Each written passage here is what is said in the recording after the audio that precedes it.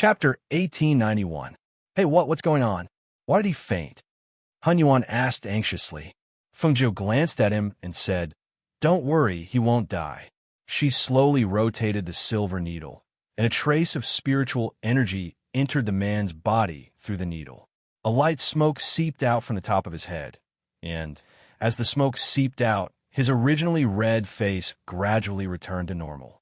Seeing this scene, Han Yuan exhaled lightly, and his eyes couldn't help but look at Feng Jiu. He thought to himself, this green-robed youth has some skills. Even the old man couldn't cure the poison, but he cured it in a few moves. At the same time, outside, the people from the other families were standing together and talking to each other. I didn't expect to meet Han Yuan of the Nebula Immortal sect here. If we can get his recommendation, our family's disciples can enter the Nebula Immortal sect. That would be a great fortune. How could it be that easy? The Nebula Immortal sect and the other 3 immortal sects are part of the 4 major sects, and their recruitment of disciples is extremely strict. 2 of my family's juniors have been there for 3 consecutive years, but they haven't been able to enter the 4 major sects. Today, we didn't help much, so Han Yuan doesn't have to give us any face. But who is that man? Could he be a descendant of Huan Yuan's family? Doesn't seem like it. And that young man. I don't know where he came from, but I think he caught Master Huan Yuan's eye. Another person said as he glanced at the tightly shut door and sighed. It was rare to meet Han Yuan of the Nebula Immortal sect. If he could give a recommendation letter or agree to bring 1 or 2 of their juniors into the sect, then their family status would rise. After about an incense stick's worth of time, everyone heard voices coming from the side room. Because the volume was a bit loud, they could hear it clearly from outside, so they looked at each other and listened. In the side room, Feng Jiu looked at the things on the table with a look of disdain. No way. Just these things? It doesn't look like it's worth anything. She picked up a magic tool and looked at it, saying, You didn't get this from someone else, did you? Look at them. None of them are decent. The things on the table were a little messy. There were daggers inlaid with jewels, some flying magic tools, some defensive magic tools, and some precious treasures. They were all very ordinary and couldn't catch her eye at all. You don't like these? The old man stared and raised his eyebrows, and picked up a magic tool. Look at this, I got this from a flying immortal cultivator. It can withstand several attacks from experts. And this is a flying magic tool, so there's no need to mention about its speed. This one's not bad. This is a flying magic tool. Feng Jiu glanced at it and said, I don't like it. These are all worthless. They don't look good, and they don't have much use. If I wanted these things, I could get more than you. Then tell me, what do you want? The old man sat down at the table and asked. Chapter 1892. Han Yuanzi snorted. What do you mean by old and young? Interesting? How rude of you to not know the rules. Although he said that, there was no displeasure on his face. After all, people like him who did not abide by the rules did not value rules very much. He stared at the young man in green in front of him for a while, and a glint flashed across his eyes. Actually, it's not that I don't have any good treasures, but this old man has to know who the other party is, right? As he spoke, he took out a teleportation scroll and placed it on the table. This treasure is rare, even in the 4 major sections. Feng Jiu glanced at it and said disapprovingly, Isn't it just a teleportation scroll? How rare can it be? Although he said that, his eyes were still fixed on the item in Han Yuanzi's hand.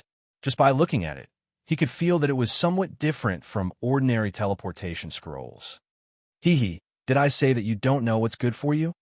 Han Yuanzi smiled proudly and waved the teleportation scroll in his hand in front of Feng Jiu.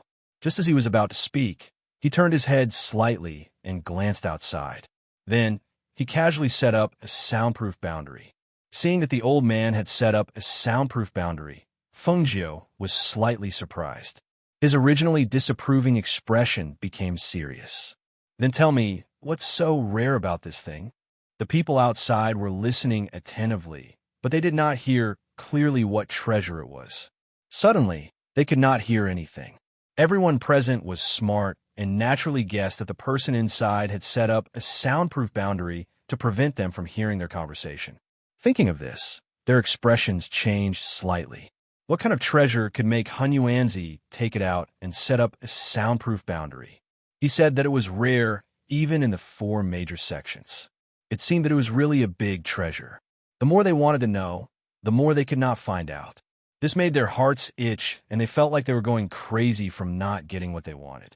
Inside the room, look, Hunyuanzi opened the teleportation scroll in his hand. When the teleportation scroll was opened, specks of light floated from the scroll. The scroll was not an ordinary teleportation scroll talisman, but something like a map. Moreover, the names on it faintly floated as if they were flying in front of them. Fengjiu looked at the teleportation scroll curiously. This was the first time he had seen such a thing. He couldn't help but reach out his hand. Let me see. Just as he was about to take it, the old man patted his hand. Go, go, go. The old man put it away like a treasure and stared at Fengjiu with a sneaky smile. What do you think? Not bad, right? Was it a treasure? Let me tell you, the special thing about this teleportation scroll is that as long as it's a place that's drawn on it, you'll be able to teleport through tens of thousands of kilometers of space with just a thought. Fengjiu's pupils constricted, and his face was full of surprise. So powerful? Of course. Otherwise, how could it be called a treasure? Hunyuan said proudly. Hearing this, Fengjiu looked at him strangely and said, Since it's such a precious thing, why are you willing to take it out?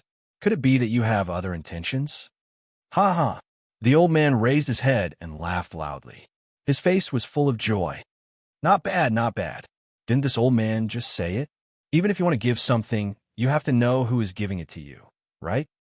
Chapter 1893. The old man squinted his eyes and laughed. He looked at the young man in front of him and found him more and more pleasing to the eye.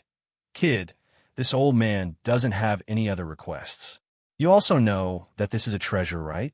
This was originally left for my disciple. You said that this is for you. His eyes darted around. Although he didn't say it clearly, his meaning was obvious.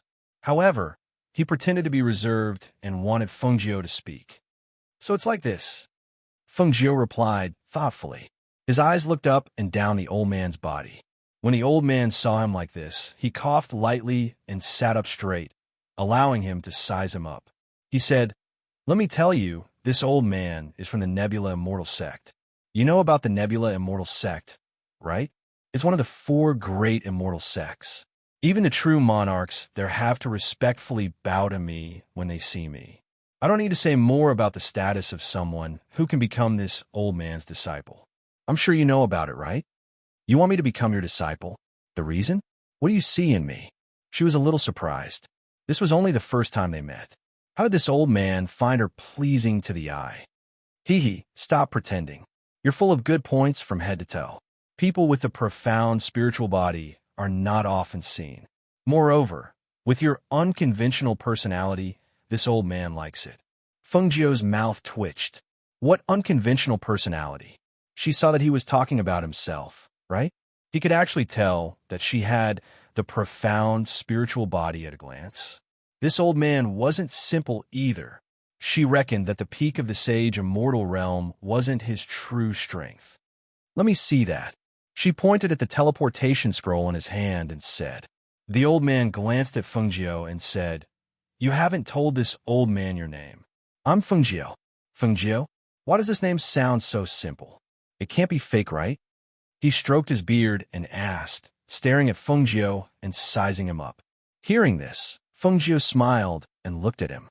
Is it simple? That's because I'm as simple as my name. As she spoke, she stretched out her hand. Come, let me see that treasure. A crafty look flashed through her eyes, but Hunyuanzi didn't notice it. Here, Hunyuanzi didn't think too much about it and handed the teleportation scroll to him. This is called the Aurora Teleportation Scroll. You just need to inject a trace of spirit power into it. Oh, this is called the Aurora Teleportation Scroll. This name sounds different. As Fengjiu spoke, he opened the scroll and looked at it. He saw the names of cities and mountain ranges floating in the air. The scroll was like a map, and every place was clearly marked. Her eyes swept across the list and landed on the name of a place. Her voice carried a trace of a smile as she said, Floating Clouds City. However, just as she finished speaking, a ray of light suddenly enveloped her.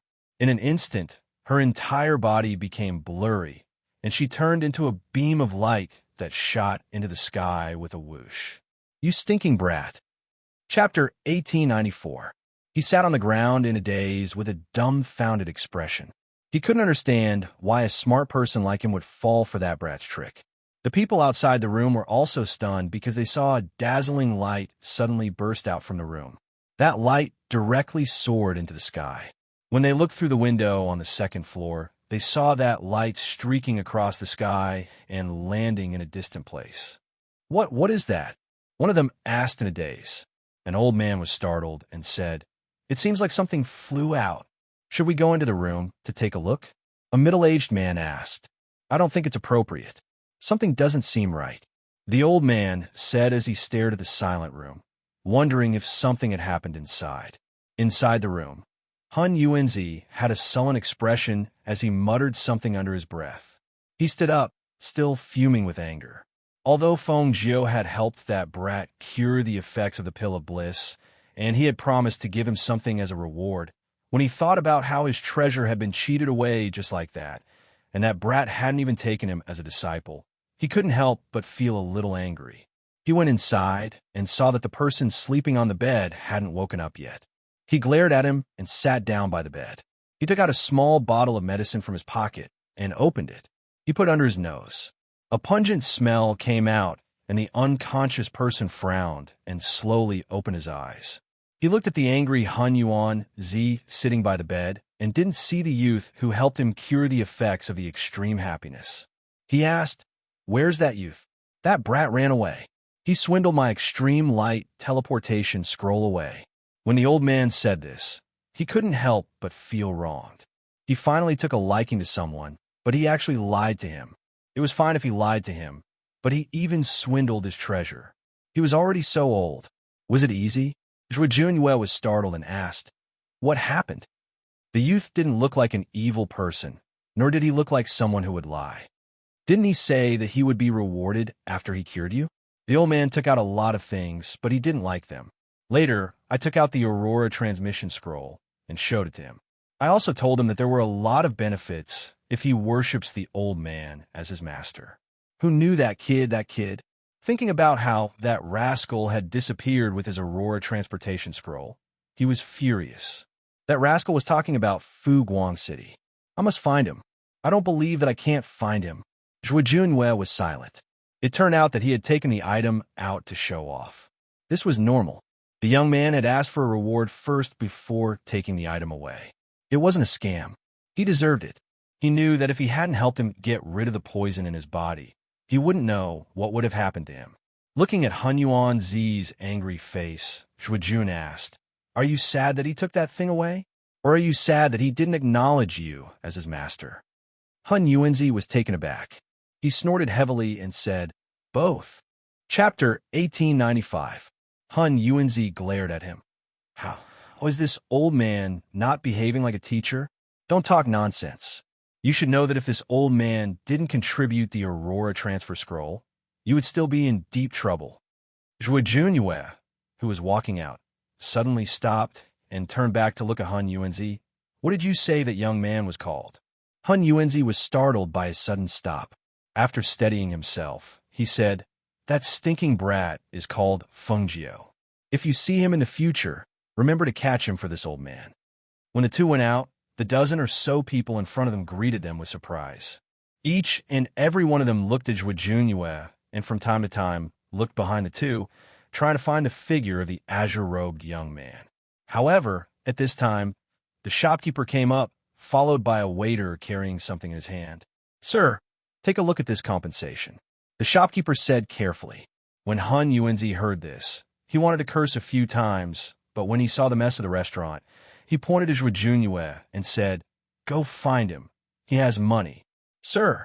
Before he could finish, Zhuo Junyue took out a small bag of gold coins and handed it to him.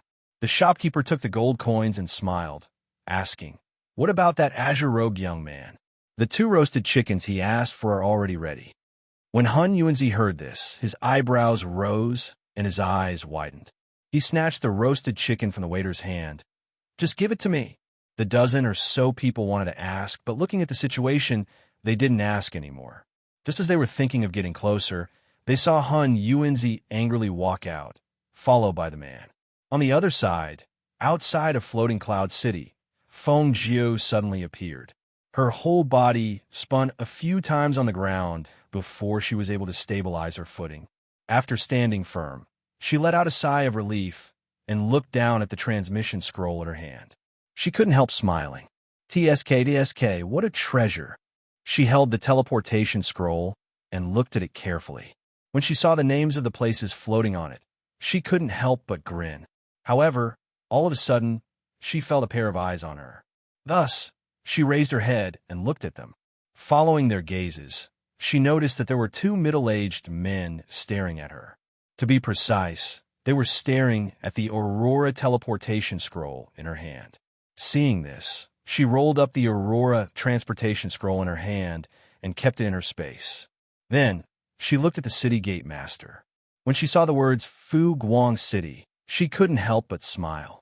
He didn't expect to arrive here so quickly. He just didn't know if the others would be able to reach the place they had agreed to meet in 3 days. She straightened her robes and walked towards the city gate with a natural expression. Even so, she still attracted the attention of some people. After all, she was outside the city gate, and her sudden appearance would naturally attract some attention. As a matter of fact, before he even reached the city gate, he was already stopped by someone. This little brother, a middle-aged man, called out, his gaze falling on Fengjiu.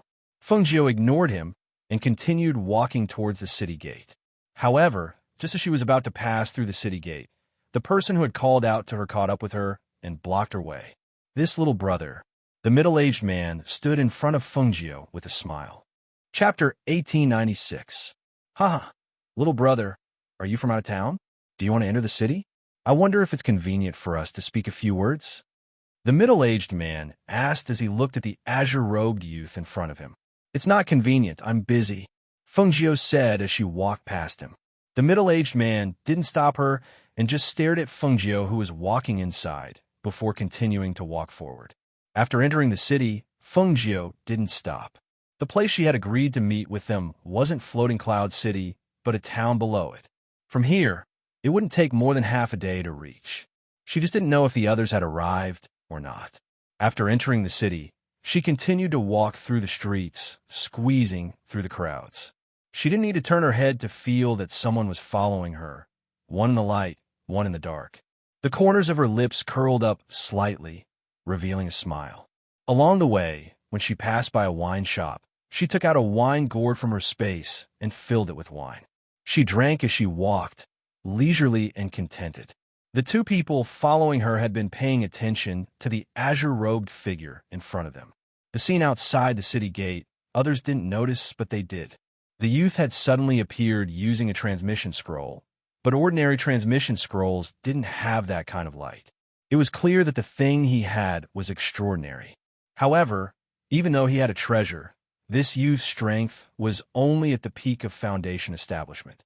Such a person didn't need to talk about stealing his treasure. Even if they wanted to take his life, it would be easy.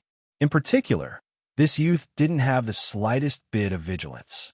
They had been following behind him all the way, but he didn't even turn his head to pay attention. It was clear that if he had such a treasure, even if they didn't steal it, it would have been taken away by someone else. On the mountain road, under a tree, Fengjiu was drinking wine and humming a tune. She leaned against the tree and rested with her eyes half closed, giving the people following her an opportunity. She held the wine in her arms and narrowed her eyes, looking as if she had fallen asleep. At this time, not far away, two people came out from behind. The two people looked at each other and saw the greed in each other's eyes. That thing is mine. I advise you to leave, a middle-aged man said as he stared at the other man. The two of them were equally matched in strength. If they really fought over it, it was hard to say who would get the item. The other person sneered, "You?" As soon as his voice fell, he suddenly rushed forward and attacked the green-clothed youth under the tree in front of him at an extremely fast speed. The item was with that young man. As long as he got it, he didn't believe that person would be able to catch up to him. When the other person saw this, he cursed and also rushed forward. His target was the young man under the tree, but who knew that just as the two of them were about to reach out to attack, the youth who had his eyes closed as if he was drunk suddenly opened his eyes. He even grinned at them, giving the two of them a fright. By the time they wanted to pull back, it was already too late. The young man suddenly reached out and grabbed their feet, pulling them down and lifting them up at the same time. He pulled out their belts and tied their feet together, hanging them upside down on the tree. Chapter 1897. What shocked the two of them the most was that the young man was smiling at them with his eyes narrowed. He was holding 2 silver needles in his hand. Looking at the cold light on the 2 silver needles, the two of them couldn't help but shiver. "Little brother, what are you trying to do?" One of the middle-aged men said as he looked at the young man with an evil smile. His scalp went numb. Fengjiu played with the 2 silver needles in his hand and smiled at the 2 men. "I see that you're tired from following me all the way here, so I'll let them rest on the tree." As he spoke, he pierced the 2 silver needles into their acupuncture points. The 2 men gasped and felt their bodies suddenly go limp. Following that, their spiritual energy disappeared without a trace.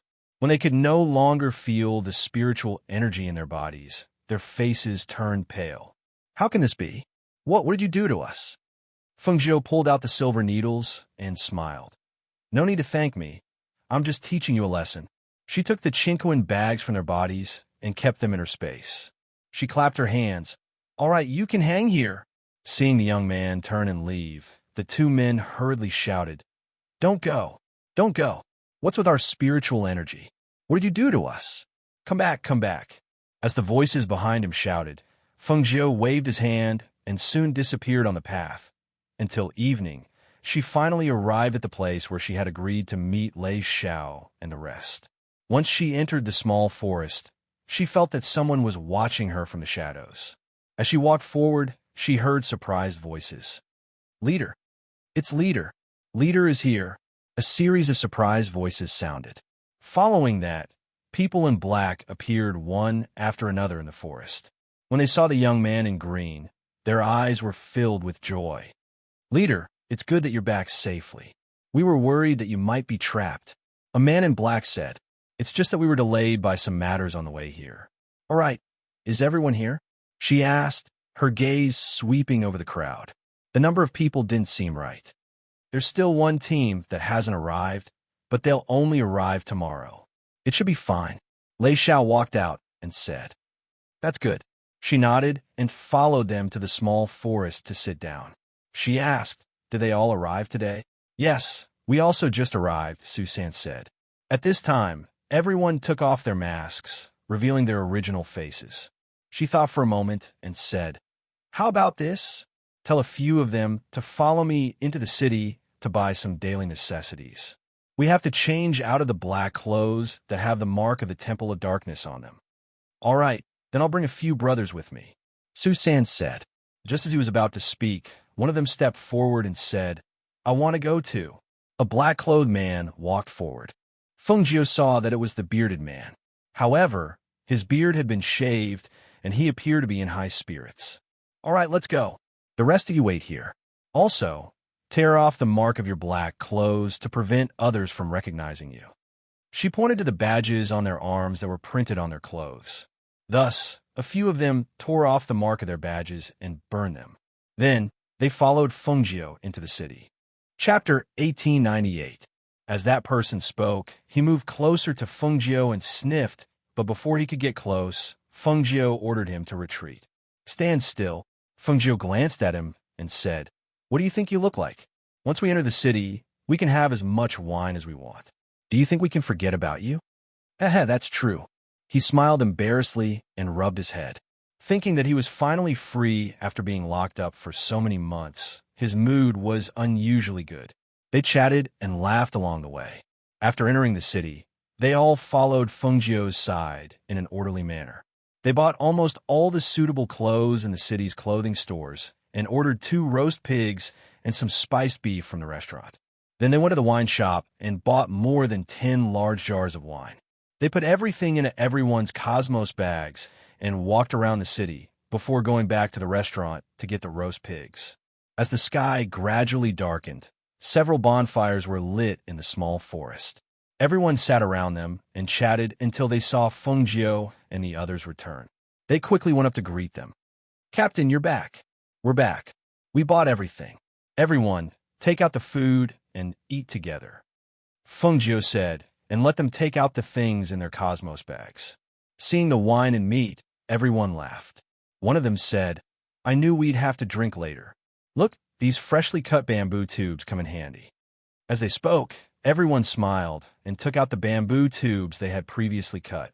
Some set up the roast pigs, some helped everyone get the wine, and some shared the spiced beef. "Captain, when everyone is here, what should we do next?" Someone asked. "When everyone is here, I don't know about anything else, but how about we take down the trove of treasures pavilion first?" Feng Jiu smiled and looked at everyone, saying, "That's where the Temple of Darkness amasses their wealth. There should be a lot of treasures there." And back then, she had been captured by the people there and sent to the training camp. No matter what, she had to go back and greet them. Otherwise, it would be too unkind. "All right, we'll listen to Captain," everyone said in a clear voice. As the night gradually darkened, Feng Jiu found a tree to rest in. The others sat around and chatted. Some walked around and paid attention to the surroundings. The night was relatively peaceful until the sky gradually darkened. When it was close to midnight, a few women's cries for help suddenly rang out in the night. "Ah, help! Help!" That voice didn't sound far, as if it was not far from the forest. Thus, Feng Jiu jumped down and led a dozen people and followed the voice. "What are you shouting for? Everyone here are our people. Even if you shout, no one will come." "That's right. Looking at you guys, you should know that female rogue cultivators have to rely on powerful male cultivators to survive. Otherwise, they could meet with misfortune at any time. However, it's different if you follow us. We're fairy realm cultivators, and we're much stronger than you guys." The two people who spoke were the two fairy realm cultivators under Feng Jiu.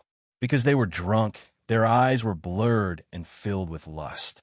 They hugged the two female loose cultivators and moved their hands up and down. At the same time, they moved forward to kiss the woman's red lips. Chapter 1899. Don't! The female cultivator cried out in alarm, her face pale with fright.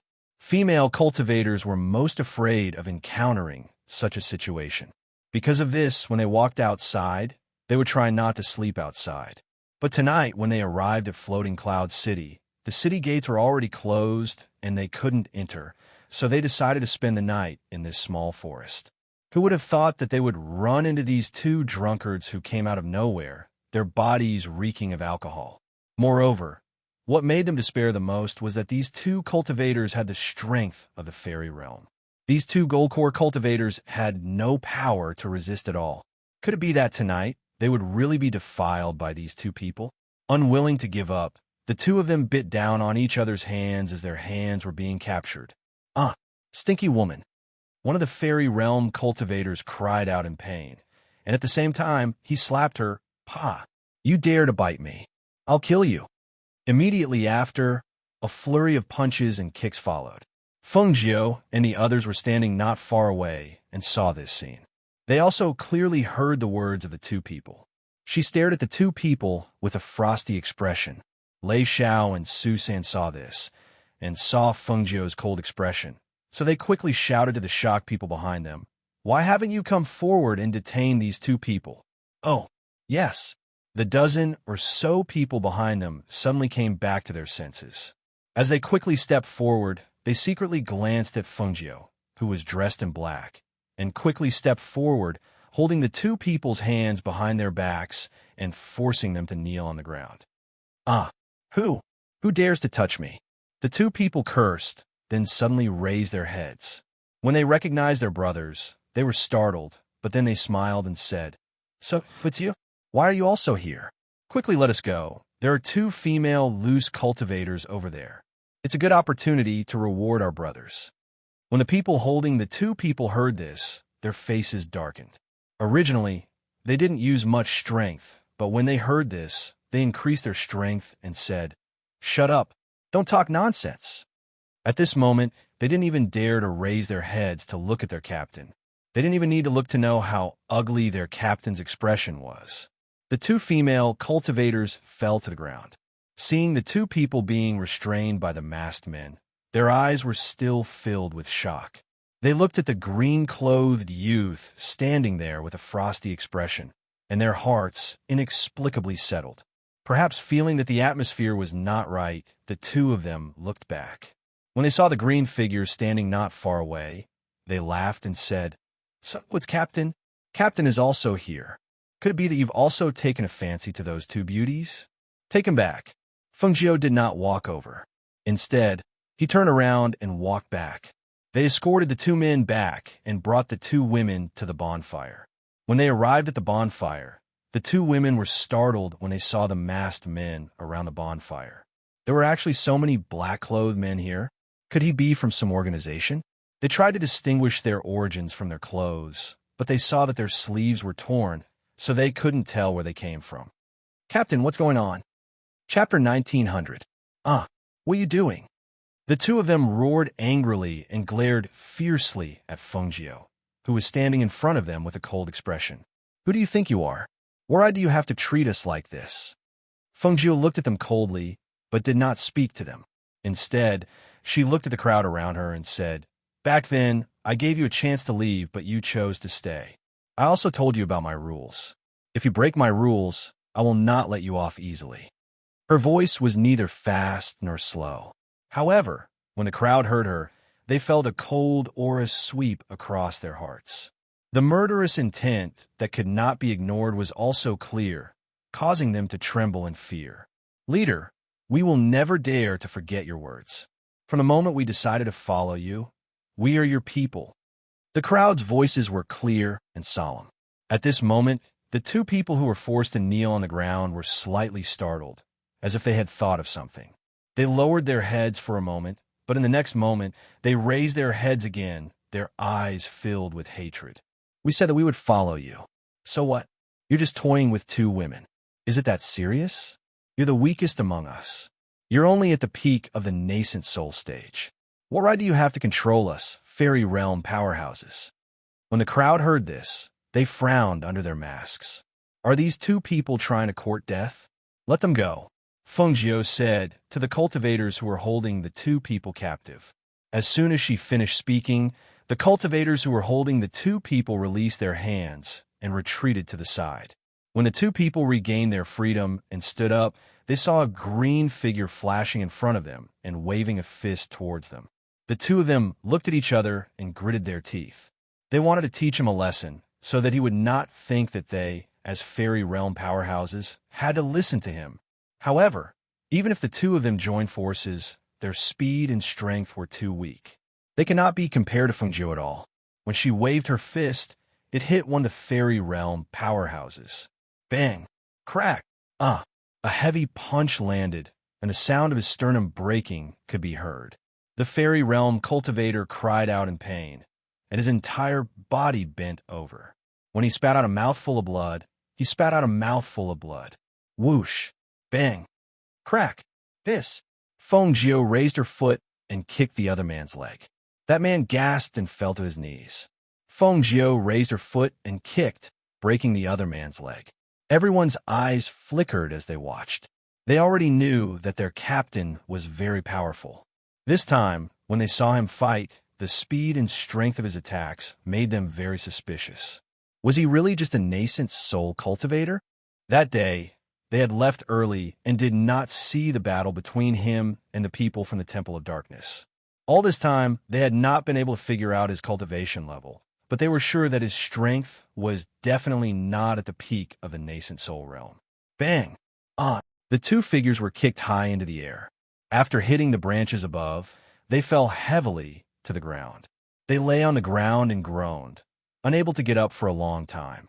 Chapter 1901. Are cultivators of the fairy realm considered powerful? Fengjiu looked at the two men lying on the ground and asked, "You're already so proud with your current strength? Are you allowed to do evil now? Are you allowed to be arrogant now?" She interrogated them again and again, causing the two men to be speechless. She did not know if they were speechless from shame or because they were beaten to the point that they could not speak. They only knew that they were lying on the ground with their heads lowered, their bodies twitching slightly. Feng Jiu stared at the two men, then looked away indifferently. His voice was cold as he said, "Lei Xiao, kill them." When he said this, the two men on the ground were finally shocked. They raised their heads abruptly, their eyes filled with panic. At this moment, they knew that their captain was serious. "Captain, no. Captain, don't kill us." That when Lei Xiao heard Feng Jiu's words, he did not hesitate at all. He strode forward to the two men and grabbed their throats with one hand and supported their heads with the other. In the next moment, he twisted his hand forcefully. Crack! With a crack, the man did not even have the chance to scream before he died. The other man was the same. He did not even have time to beg for mercy before he died in Lei Xiao's hands. When the surrounding people saw this scene, they were all silent. They felt that it was only natural. At the same time, they were alarmed. The fate of these two men would always remind them of the consequences of breaking the rules. Feng Jiu turned around and looked at the crowd. "I hope that all of you will remember what happened today and remember what you should not do. If you break my rules, you will be punished no matter how far away you are. Yes, Captain, don't worry. We will not let you down," the crowd said in unison. Feng Jiu nodded and looked at the two women beside him.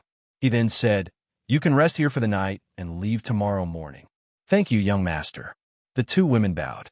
They did not dare to be disrespectful to this young man in green. Paisen led his men to bury the two men. That night, after such a thing happened, no one could sleep. When the sky brightened, the city gates opened. The two women expressed their thanks and left. Feng Jiu and the others were still waiting in the forest for the last group to return. However, when the sun rose, what they were waiting for was not the group of 20 people, but a heavily injured cultivator covered in blood. When the people outside the forest saw the man, they quickly helped him into the forest and asked, "Why are you the only one here? What about the others? Did something happen? Where's the captain? Quick, quick, take me to see the captain." The man panted as he spoke, one hand covering the wound on his abdomen that was still bleeding. Two men in black helped him in and came to Feng Jiu. "Captain, something happened. Look." Feng Jiu quickly walked in front of that person. Seeing that he was seriously injured, he couldn't help but frown and ask, "What happened? Who hurt you?"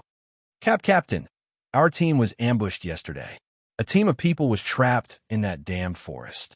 Furthermore, there were demonic cultivators inside. My brothers risked their lives so that I could escape and report the news. Captain, please, quickly go and save them." After saying this, he spat out a mouthful of blood and fainted. Chapter 1902. Ghost Forest. Feng Jiu softly muttered the name when he heard a voice from the side. "Captain, I know that place," Susan said, then looked at Feng Jiu and said, "The Ghost Forest isn't far from here. It's a forest north of Floating Cloud City. It's gloomy all year round and is said to be one of the nests of devil cultivators. Most importantly, there's a spirit array in that place. Even people who have a little understanding of spirit arrays will be trapped inside.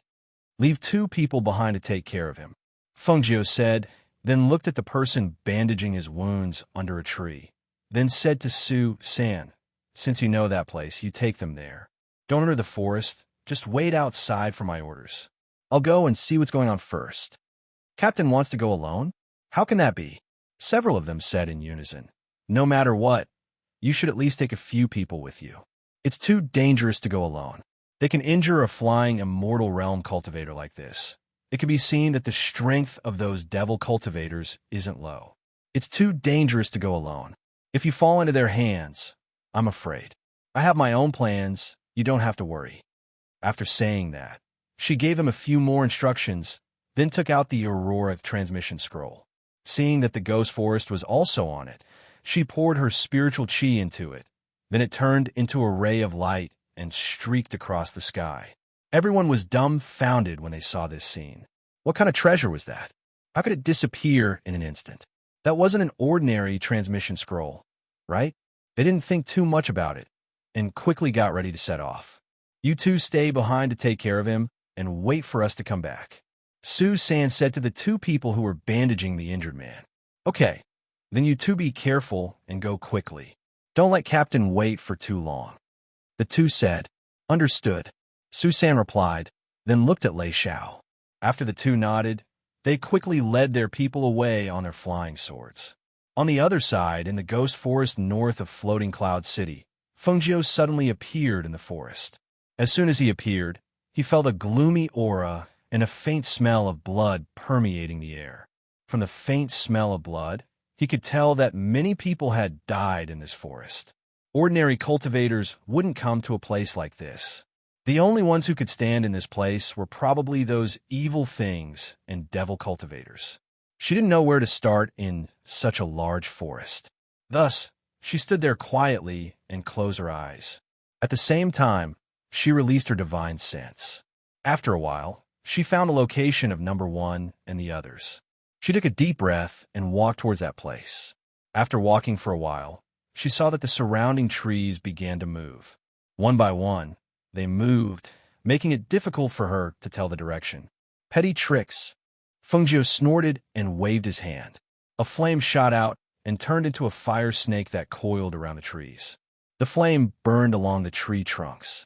Not long after, the moving things were burned to ashes. Chapter 1903. I'm afraid we can't get out. Those demonic cultivators are deliberately trying to exhaust us to death. They don't even need to do anything here. I'm afraid it'll be difficult for us to survive. A man in black said as he sat up and looked at the endless desert in front of him. He sighed softly. I didn't expect this illusion array to be so powerful. This is the first time I've encountered such an illusion array. I'm afraid that even the captain can't enter this place and save us. Hearing this, number 1 stood up and said to everyone, "We can't just sit here and wait for death. We've rested for a while. Everyone get up. We'll definitely find where the life gate is." But none of us are proficient in formations. Have you forgotten that we accidentally barged into a few death gates and got ourselves injured? We almost died here. Furthermore, the direction in here keeps changing. We originally had no way to find it. So what? It's better than waiting for death here, right? Hearing this, everyone fell silent for a moment. Then, one by one, they stood up. All right, let's search. Even if we die from an attack, it's better than waiting for death here. Thus, everyone once again searched for the life gate. They walked in this illusion array and groped around. Every step they took was very careful. The scenery in front of them also changed according to the changes in the illusion array. The wind and sand flew, and the sun shone brightly, making it difficult for them to move. Look, there's a rock over there. A man in black said as he pointed at a large rock not far away. In this illusion array, anything could be the key to breaking the illusion array. Let's go take a look. As everyone spoke, they quickly walked forward. When they arrived, they surrounded the rock and looked at it. Then they discussed, let's move it and take a look. If it's not the life gate, I'm afraid it'll be dangerous again. All right, let's move it. As everyone spoke, one of them went forward to move the rock. The moment the rock moved, a dark and eerie hole suddenly appeared under their feet. The people standing there were caught off guard and fell into it. When number 1 saw the sharp blades pointing upwards, he couldn't help but be shocked. He quickly took out a magic tool and threw it downwards. Just as the magic tool became bigger, the people above also fell down one after another. They all fell onto the magic tool. Everyone cried out in alarm and came back to their senses. A sense of lingering fear emerged in their hearts. We really made a trip to the gates of death. If it wasn't for number 1's magic tool, I'm afraid we would have all been turned into hedgehogs. However, at this moment, the sound of a metal object colliding was heard. Everyone raised their heads to look and saw that the cave entrance was covered by a black iron cover. At the same time, loud laughter was heard. Look, these bastards jumped into the hole one by one. Didn't I tell you? We don't even need to do anything to deal with them. Ah, that's right. However, these people have fallen into our hands. No matter what, we have to play with them. How do you want to play? More than 10 demonic cultivators surrounded them and stared at the people in the hole. They laughed sinisterly and proudly. Why don't we pour some oil on them and burn them to death? Or would it be better to pour some water down here and watch them drown? When number one heard this, he looked around and said, I'll go up on my flying magic tool. You guys try to cut open that black iron cover or push it away. Chapter 1904. Ha ha ha. You want to come up? Let's see if you have the ability. Laughter could be heard from above. Then some oil was poured into the cave. The oil splashed down and landed on their bodies. It was a little pungent. Then a few balls of fire flew in. Without needing to speak, the people inside worked together to extinguish the flames. However, no matter how fast they extinguished the flames, there were still tongues of fire that reached the oil. In an instant, the oil was set ablaze. One of them was on fire. The scorching heat made him cry out in surprise. The people beside him quickly shouted, Take off your clothes. Seeing the people below on fire, the devil cultivators above laughed loudly. Look at them. How interesting. Just as they finished laughing, a cold voice suddenly came from behind them. Is it very interesting? Why don't you go down and try? When the voice suddenly came out, the devil cultivators above were shocked. They quickly turned around and saw a green figure rushing up. Before they could even see his face clearly, one of them had a cut on his throat. Blood spurted out and he fell to the ground, twitching. Damn it, where did this brat come from? Kill him. Another person cursed angrily and attacked with his sword. However, before he could get close, he was sent flying with a kick. Feng Jiao took out her Qing Feng sword when she saw the iron barrier that covered the entrance of the cave. A sharp sword Qi shot out with a swish, and a green streak of light flew out. With a swish, the iron barrier was sliced into two. She walked forward and saw that the people below were looking up. When they saw that it was her, their faces were filled with surprise. Captain! At this moment, everyone's hearts were filled with excitement. They had never thought that their captain would come so quickly. Moreover, it was when their lives were hanging by a thread. Their hearts, which had originally given up all hope, could not help but be pleasantly surprised, excited, and shocked when they saw that handsome face. Come up quickly. As Feng Jiao spoke, she turned around and glanced at the devil cultivators holding long swords. She saw that they were also at the fairy realm. The only difference was that there were more devil cultivators who were at their peak. Furthermore, to be able to set up such an exquisite formation in this forest, it seemed that there were people who were extremely proficient in formations. The ancient divine sword, Qing Feng sword, the devil cultivators were also knowledgeable. At this moment, they saw that the black iron shield was easily cut open by the sword in the green-robed youth's hand. They also saw that the sword was emitting a green light. How could they not know that it was the ancient divine sword, Qing Feng sword? Kill him, take his life, and hand it over to the demon supremacy. We will definitely reward you. One of them shouted. His eyes were filled with greed. Such an ancient divine sword should fall into their hands. He believed that as long as they handed over this sword, they would definitely receive great benefits. You want my Qing Feng sword? That will depend on your abilities. Feng Jiao's lips curled into a cold smile. She turned the Qing Feng sword in her hand, and green sword flowers shot out towards the devil cultivators. The green sword flowers were like green bamboo leaves at this moment, sharp and terrifying. Every sword flower carried the power of a peak fairy sage and killing intent. They were as fast as the speed of light. Hiss! Damn it! He's actually a fairy sage expert. Chapter 1905. The demon cultivators who were trying to escape felt as if there was a huge mountain pressing down on their heads, causing them to be unable to breathe properly. Their blood and qi surged within their bodies.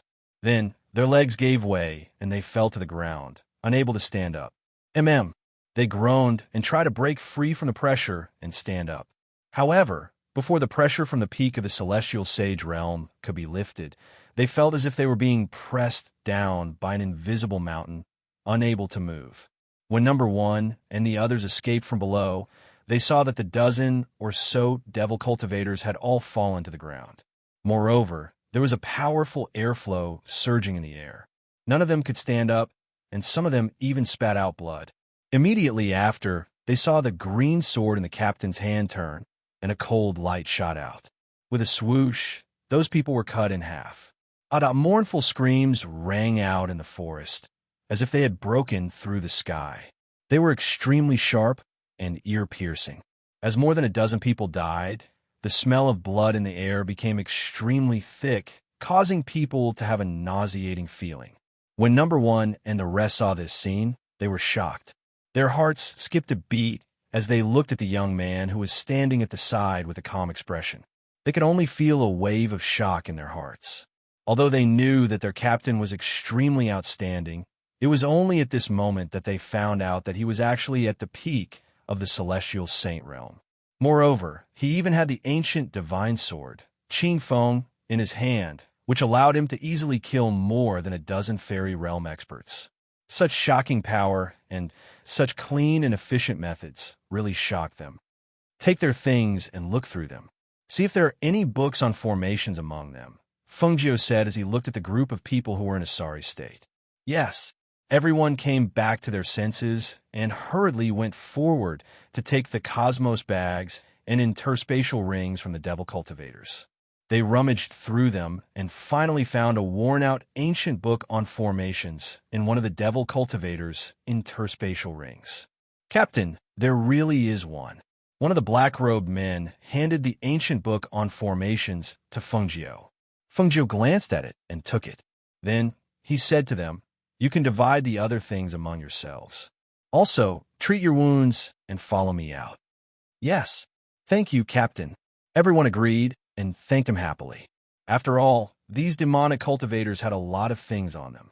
After their wounds were bandaged, Feng Jiu passed them some water and let them drink a few mouthfuls before leading them out of the forest. Following behind Feng Jiu, everyone's gazes were filled with curiosity. They watched as their captain casually walked through the formations like it was his own backyard.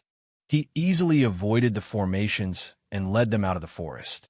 They couldn't help but feel curious. What was the origin of the captain? Did he sneak into the Temple of Darkness himself? With such strength and ability, it could be seen that his background was definitely not low. Lei Xiao, Su San, and the others hurriedly arrived outside the ghost forest. They kept looking around, wondering if they should go in and take a look.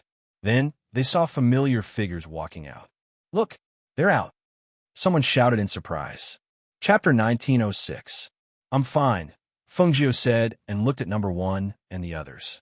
"Give them something to eat." "Okay." Lei Xiao and the others responded and handed them water and meat. "Eat some to replenish your strength." "How are your injuries? Do you need to bandage them again?" "No need, they're just minor injuries." They shook their heads and took the water and meat to eat. "Captain, is number 37 okay?" Number one asked. He was asking about the person who escaped to ask for help. "He's seriously injured and ran back to report. He fainted after saying that, but don't worry, 2 people stayed behind to take care of him," Feng Jiu said and sat down. He took out the ancient book on formations and flipped through it. He roughly looked at the formations in it and put it away. He was going to give his book to Du Fan and let him study it.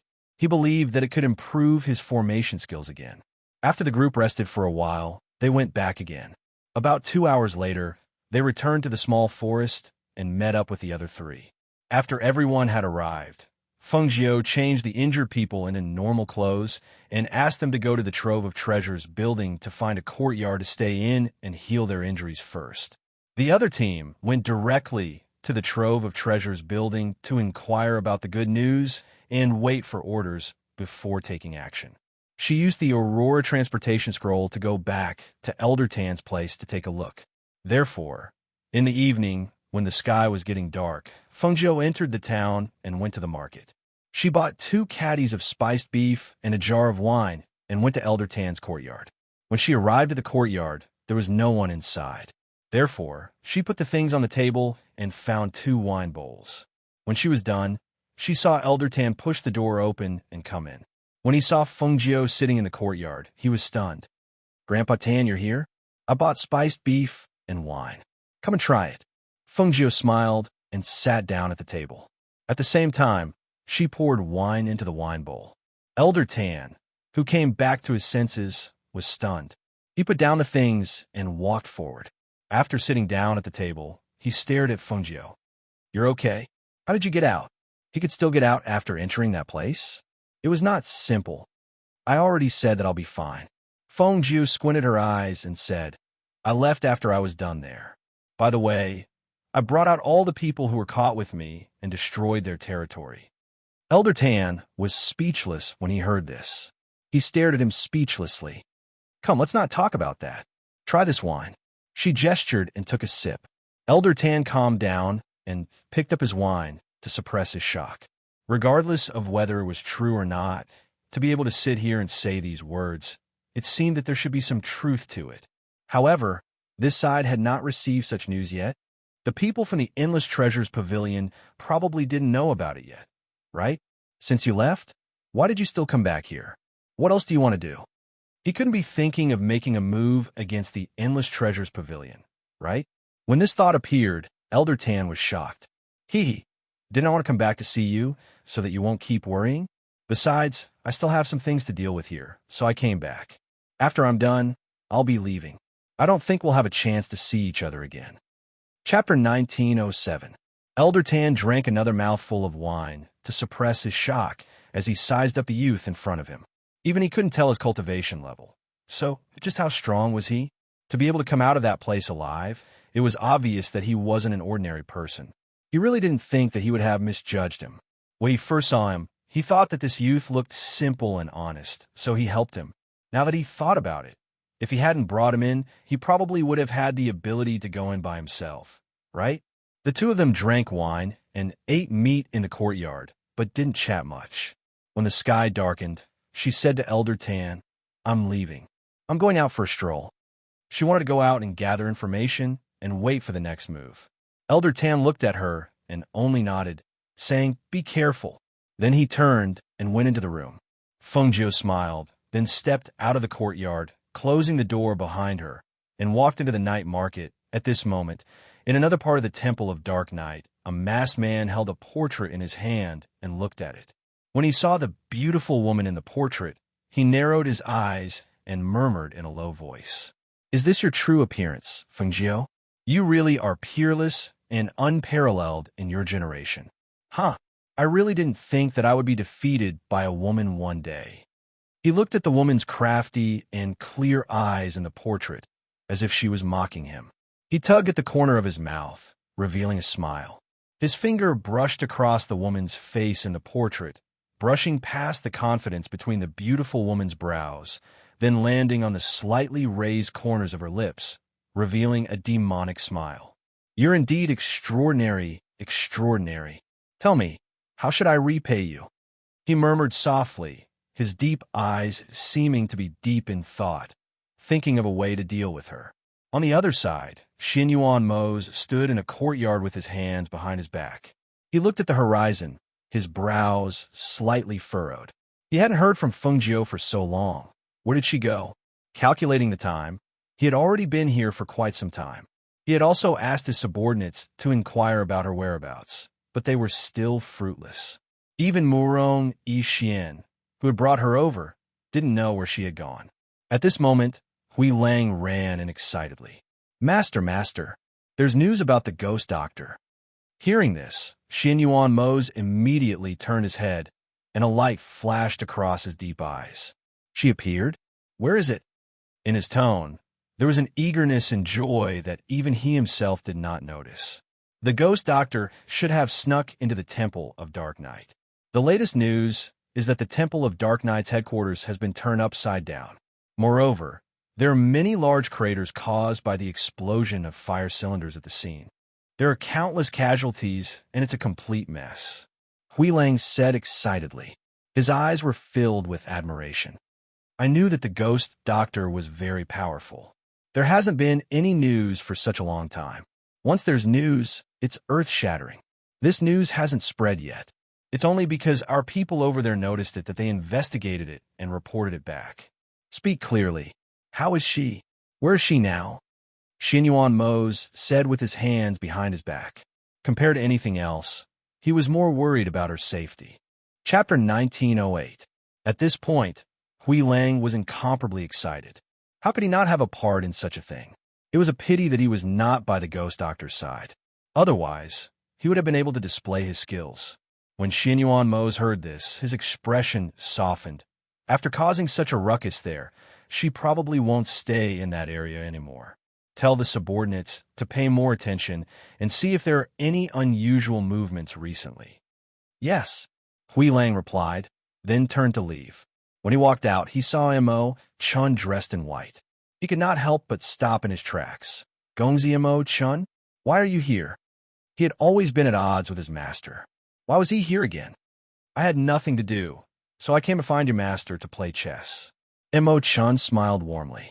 His footstep paused for a moment, then he looked inside. Your master is here, right? Yes. Why don't I go in and report? Hui Lang asked. No need. Since he's inside, he definitely knows that I'm here.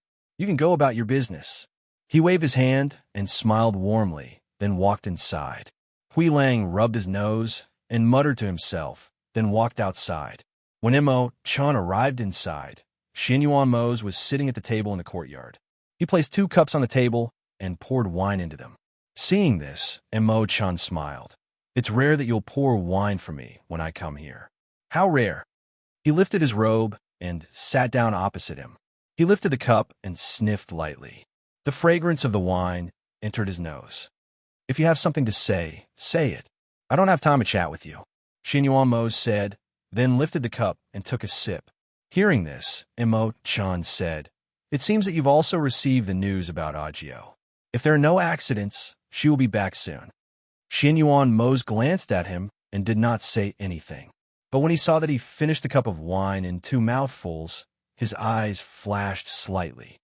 What kind of wine is this? It's very mellow and has a rich aftertaste, Mo Chun said. After downing a cup of wine, she felt like she hadn't had enough. Thus, she poured herself another cup. It's really good wine. A smile appeared on Mo Chun's face as she looked at Xinyuan Mose. How could you bear to bring out such good wine to greet me? She downed 1 cup, then drank another. Xinyuan Mose slowly tasted the wine. Before he could finish the glass in his hand, he saw that Mo Chun was already pouring the 4th glass. She saw that his face was slightly flushed and his gaze was slightly dazed. She couldn't help but smile. This is a mortal drunkenness, also known as 3 cups down.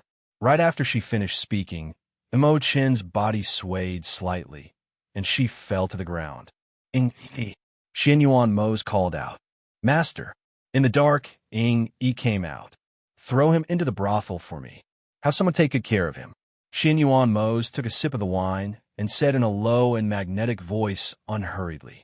Hearing this, the corner of Yi's mouth twitched. He was wondering why his master would take out a mortal drunken wine for young Master Mo Chun to drink. So it turned out this was his plan. He lowered his head slightly and replied, Yes. He quickly walked forward and picked Mo Chun up, bringing him to the brothel. On the other side, after Fengjiu and Lei Xiao gathered together, they began to discuss. Chapter 1909. In addition, divide everyone into 3 teams. 1 team will attack with me, 1 team will plunder the treasures, and 1 team will keep an eye on the entire Endless Treasures Pavilion. Don't let anyone escape. Once we're done, we'll meet at the courtyard in the western part of the city. Fengjiu said in a deep voice. Yes, everyone replied and divided the teams into 3 teams. After assigning their respective roles, they waited for tonight's orders. As the night deepened, the people on the streets gradually became sparse. In the darkness of the night, black figures flitted across the rooftops and headed towards the Endless Treasures Pavilion. Of the 100 people, a small team was left to guard the corners outside. Another team of 2 followed Fengjiu in as the main force, while the remaining team headed towards the treasury of the Endless Treasures Pavilion. The night was tranquil, and nearly 100 fairy realm cultivators had surrounded the Endless Treasures Pavilion without making a sound. However, the people inside hadn't noticed anything amiss. As the main force, after Fengjiu and the others sneaked into the Endless Treasures Pavilion, 2 or 3 of them stayed behind to deal with the people below, while the rest went upstairs. One of the guards of the Endless Treasures Pavilion had his throat slit and fell to the ground. At the same time, the other few people also took care of the guards on the first floor. After taking care of more than 20 guards in the front and back of the pavilion, the rest went up to the 2nd floor. Perhaps it was because of the faint smell of blood in the air, but the people on the second floor sensed that something was amiss. Two of the fairy realm cultivators came out to take a look, and they just happened to see a guard being killed and dragged to the front. They couldn't help but shout out, "Who is it?" As soon as the voice that contained a powerful pressure was heard, all the cultivators hidden in the Endless Treasures Pavilion rushed out. At this time, Fengjiu and the others also appeared one after another. When the old man in the Endless Treasures Pavilion saw the green-robed youth walk out from the darkness, he could not help but be startled and exclaim, "It's you? Why are you here? Wasn't this youth sent to the training camp at that time? Why was he here? How could anyone who entered that place ever come out?" Fengjiu's lips curled up slightly as he looked at the old man. His eyes narrowed into slits as he said, "I didn't expect you to still remember me. What an honor." She waved her hand and said to the people behind her, "Move quickly." "Yes." Everyone responded and quickly rushed forward to attack the people from the Endless Treasures Pavilion. When the old man saw that all of the black-robed men were at the fairy realm, his expression changed. Damn it, he didn't want to fight, but wanted to quickly escape from here. He turned around and wanted to escape from the back, but he didn't expect to see those men in black standing guard behind him. "Today, none of you will be able to escape." Fengjiu narrowed his eyes as he spoke. He didn't make a move. Instead, he leaned against the pillar and looked at the panicking people. "What's going on? What happened?" A few old men hurried down from the third floor. One of them was Elder Feng from before. "What happened? You have a nerve to ask?" The old man with a gloomy gaze stared at Elder Feng. He pointed at the green-robed youth and said angrily, "Didn't you say that this person wouldn't cause any trouble? Look. Chapter 1910. Elder Feng looked at the green-robed young man and was shocked. The green-robed young man, who was leaning against the pillar with his arms crossed, was he not the young man who was picking herbs? Back then, Elder Tan had said that the young man was his distant nephew. How could they not know that was just an excuse? At that time, he had taken a fancy to the young man's indescribable aura. He felt that if the young man was trained by the people inside, he would definitely be extraordinary. At that time, he might even be of help to them. Furthermore, it had been a few months since they had entered, and there had been no news of anything happening. Now that the young man had appeared in the treasure trove building with his people, how could he not be in big trouble? When he thought of the possible disaster that this could cause, his face turned pale and his body trembled slightly. When he looked around and saw that the black-robed men surrounding them were all cultivators at the fairy realm, he screamed in his heart, "It's over, it's over, it's over. Something has really happened." There were more than 20 cultivators of the fairy realm surrounding them, and they only had a few cultivators of the fairy realm on their side. When they saw that the situation was not right, their first thought was to escape. However, when they fled to the back, they saw that there were also many cultivators of the fairy realm guarding them. There was nowhere for them to run. What do you want?" Elder Feng and the others shouted angrily, glaring fiercely at the green-robed young man who was walking slowly towards them. "Of course, I want to return the favor. You've given me such a big gift. How can I not return the favor?" Fengjiu chuckled and looked at them, saying, "Oh, right, you must not know. The headquarters of the Temple of the Dark Knight has been destroyed by us. It looks like you haven't received the news yet. Well, if you had received the news, why would you still be here and not leave without taking any precautions?" When the old men heard this, they widened their eyes in disbelief. What did you say? What do you mean by that? You destroyed the headquarters of the Temple of the Dark Knight? How is that possible?" "That was simply impossible. There were so many strong cultivators guarding the headquarters. How could it be destroyed so easily? Furthermore, they had not received any news at all. This cannot be true." However, although they thought this, another thought surfaced in their minds. If it wasn't true, how could the green-robed young man escape? If it wasn't true, why would they dare to attack the treasure trove building like this? Hiss! Just as they were in shock, one of the cultivators of the fairy realm was surrounded by them. His arm was cut and fresh blood. And they. Chapter 1911. Just as Fengjiu finished speaking, Lei Xiao and the rest instantly attacked. More than 10 people surrounded those people and began to fight. The pressure of the fairy realm experts and the airflow flowed in the endless treasures building, faintly forming an air pressure that could be seen with the naked eye. Bang! Whoosh! Ah! The sound of battle rang out. The sound of collision, the sound of fierce airflow, and miserable shrieks spread out in the night sky, alarming the people in the city. After some of the people from the influential families in the city were startled awake, they sent people to investigate. When they received news that the Endless Treasures building had been surrounded by a group of experts, and that outsiders could not get close, they could not help but be shocked. Who dared to attack the Endless Treasures building? The power behind them was, while feeling shocked, they paid close attention, but did not dare to get too close. They listened to the sounds of battle from a distance, and the more they heard, the more shocked they became. What kind of power dared to compete with the Endless Treasures building? Were they planning to destroy the Endless Treasures building in one night? They watched in bewilderment until they saw that the Endless Treasures building had been set ablaze after midnight. Only then did they suddenly come to their senses. However, when they looked at the Endless Treasures building's main door, they did not see anyone coming out from inside. However, they could hear that the commotion had gradually died down after the fire had started. This fire burned for an entire night, burning the entire Endless Treasures building to ashes before it was extinguished. In the small courtyard in the northern part of the city lay, Xiao and the rest had already changed out of their black robes and into ordinary clothes. Although at first glance, they did not look as ferocious as before, the fierce and unyielding aura on their bodies could not be missing. The group stood side by side, respectfully standing in front of Fengjiu, looking at the young man in green robes in front of them. Their hearts were filled with an indescribable pride. This person was their leader. He was so powerful, so unfathomable. In their hearts, he was so omnipotent. His image was so lofty that no one could compare to him. After living for so long, this was the first person that they admired and submitted to from the bottom of their hearts. Fengjiu looked at the people who were ready and stood up straight. He couldn't help but reveal a smile. Although we have only been together for a few months, we can also be said to be brothers who have experienced life and death together. Since you are all following me, then I will tell you about my identity. Hearing this, everyone was stunned. Then they rejoiced, and anticipation filled their eyes. One of them could not help but ask curiously, "Captain, are you a disciple of a hidden clan?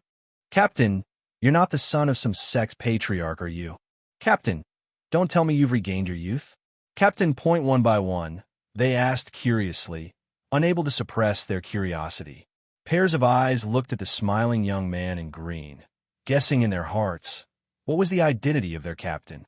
Fengjiu listened to their words and could not help but chuckle. "All right, don't make wild guesses." He waved his hand and touched his face. "Wait for me." Then he turned around and entered the room. Seeing their captain enter the room and close the door, the group could not help but discuss. "Who do you think our captain is? Why does he look so mysterious?" Chapter 19:12. Lei Xiao glanced at the crowd, and they all grinned. One of them replied, "That's true. No matter what, he's still our leader. But to be honest, we're really curious about our leader's identity. Aren't you curious?" That person asked and glanced at Lei Xiao with a smile. Lei Xiao coughed and said with a straight face, "What's there to be curious about? Didn't our leader ask us to wait? We'll find out soon. What's there to be curious about?" Hearing this, a smile appeared on number one's cold face. Just as he was about to say something, someone beside him exclaimed, "Look, our leader is out." How'd he change? Our leader looks even more handsome than before. I know, our leader has been in disguise all this time. But what kind of disguise is this? Those people can't even tell? Even if our leader didn't say so, we still couldn't tell that he was in disguise. But you don't say. Our leader's face is really handsome. I reckon he'll definitely charm a bunch of young girls. Ha ha ha. You can just say that if our leader is a woman, he'll definitely be a devastatingly beautiful woman. That's enough. How can you say that? Comparing our leader to a woman? Are you itching for a beating? Be careful. Our leader will scold you. Hee hee. I'm just saying it casually. Besides, how can our leader be a woman? What kind of woman is so perverted and powerful? Don't you think so? That's right, that's right. Everyone saw that their leader was already in front of them and quickly expressed their opinions. The bearded man even grinned and said loudly, "How can our leader be a woman? Tell me, which woman in this world is as powerful as our leader? Look at our leader. He doesn't look like a woman at all. He's just a handsome young man with a graceful demeanor. Don't you think so?" That's right, that's right. Everyone quickly agreed. However, when they saw their leader raising his eyebrows and crossing his arms over his chest and looking at them with a faint smile, they couldn't help but have goosebumps. Why was their leader's smile so dangerous? Seeing this, their hearts were in a mess. Could it be that they had said something wrong? Although the bearded man was thick-skinned, he still felt his hair stand on end when he saw the smile on his captain's lips. He couldn't help but rub his head and smile sheepishly as he said, "Captain, don't be angry. We're just joking. Really, you're just a little better looking and more handsome. You really don't look like a woman at all. Really? Oh, is that so? Don't I look like a woman?"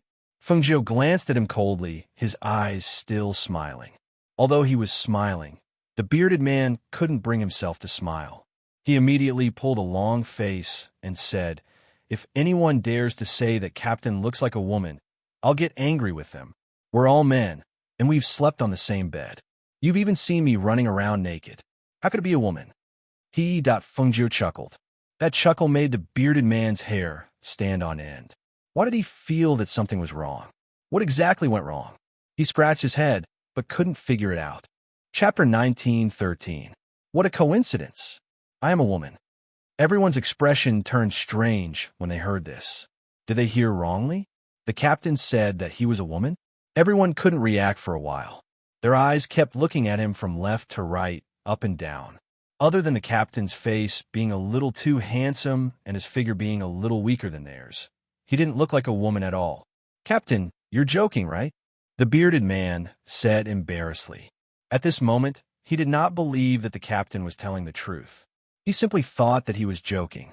This was clearly a young man. How do he look like a woman? "Do I look like I'm joking?"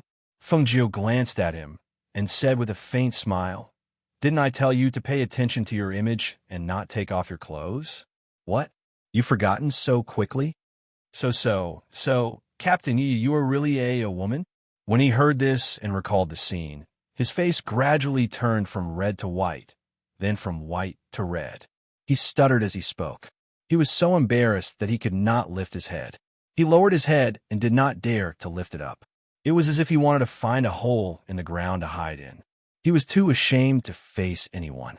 When the others saw this, they all widened their eyes in astonishment. They looked at the young man in green with dumbfounded expressions. He was really a woman? This young man with a noble aura from head to toe. They had thought that he was a young master from some aristocratic family. But now he said that he was a woman? She really didn't have the slightest bit of a woman's demeanor and appearance. Which woman would have such an unbridled and confident expression between her brows? What kind of woman would have a noble aura and also a faint demonic aura? "Captain, you're really a woman?" One of them could not help but ask. He felt that his mind was in a mess.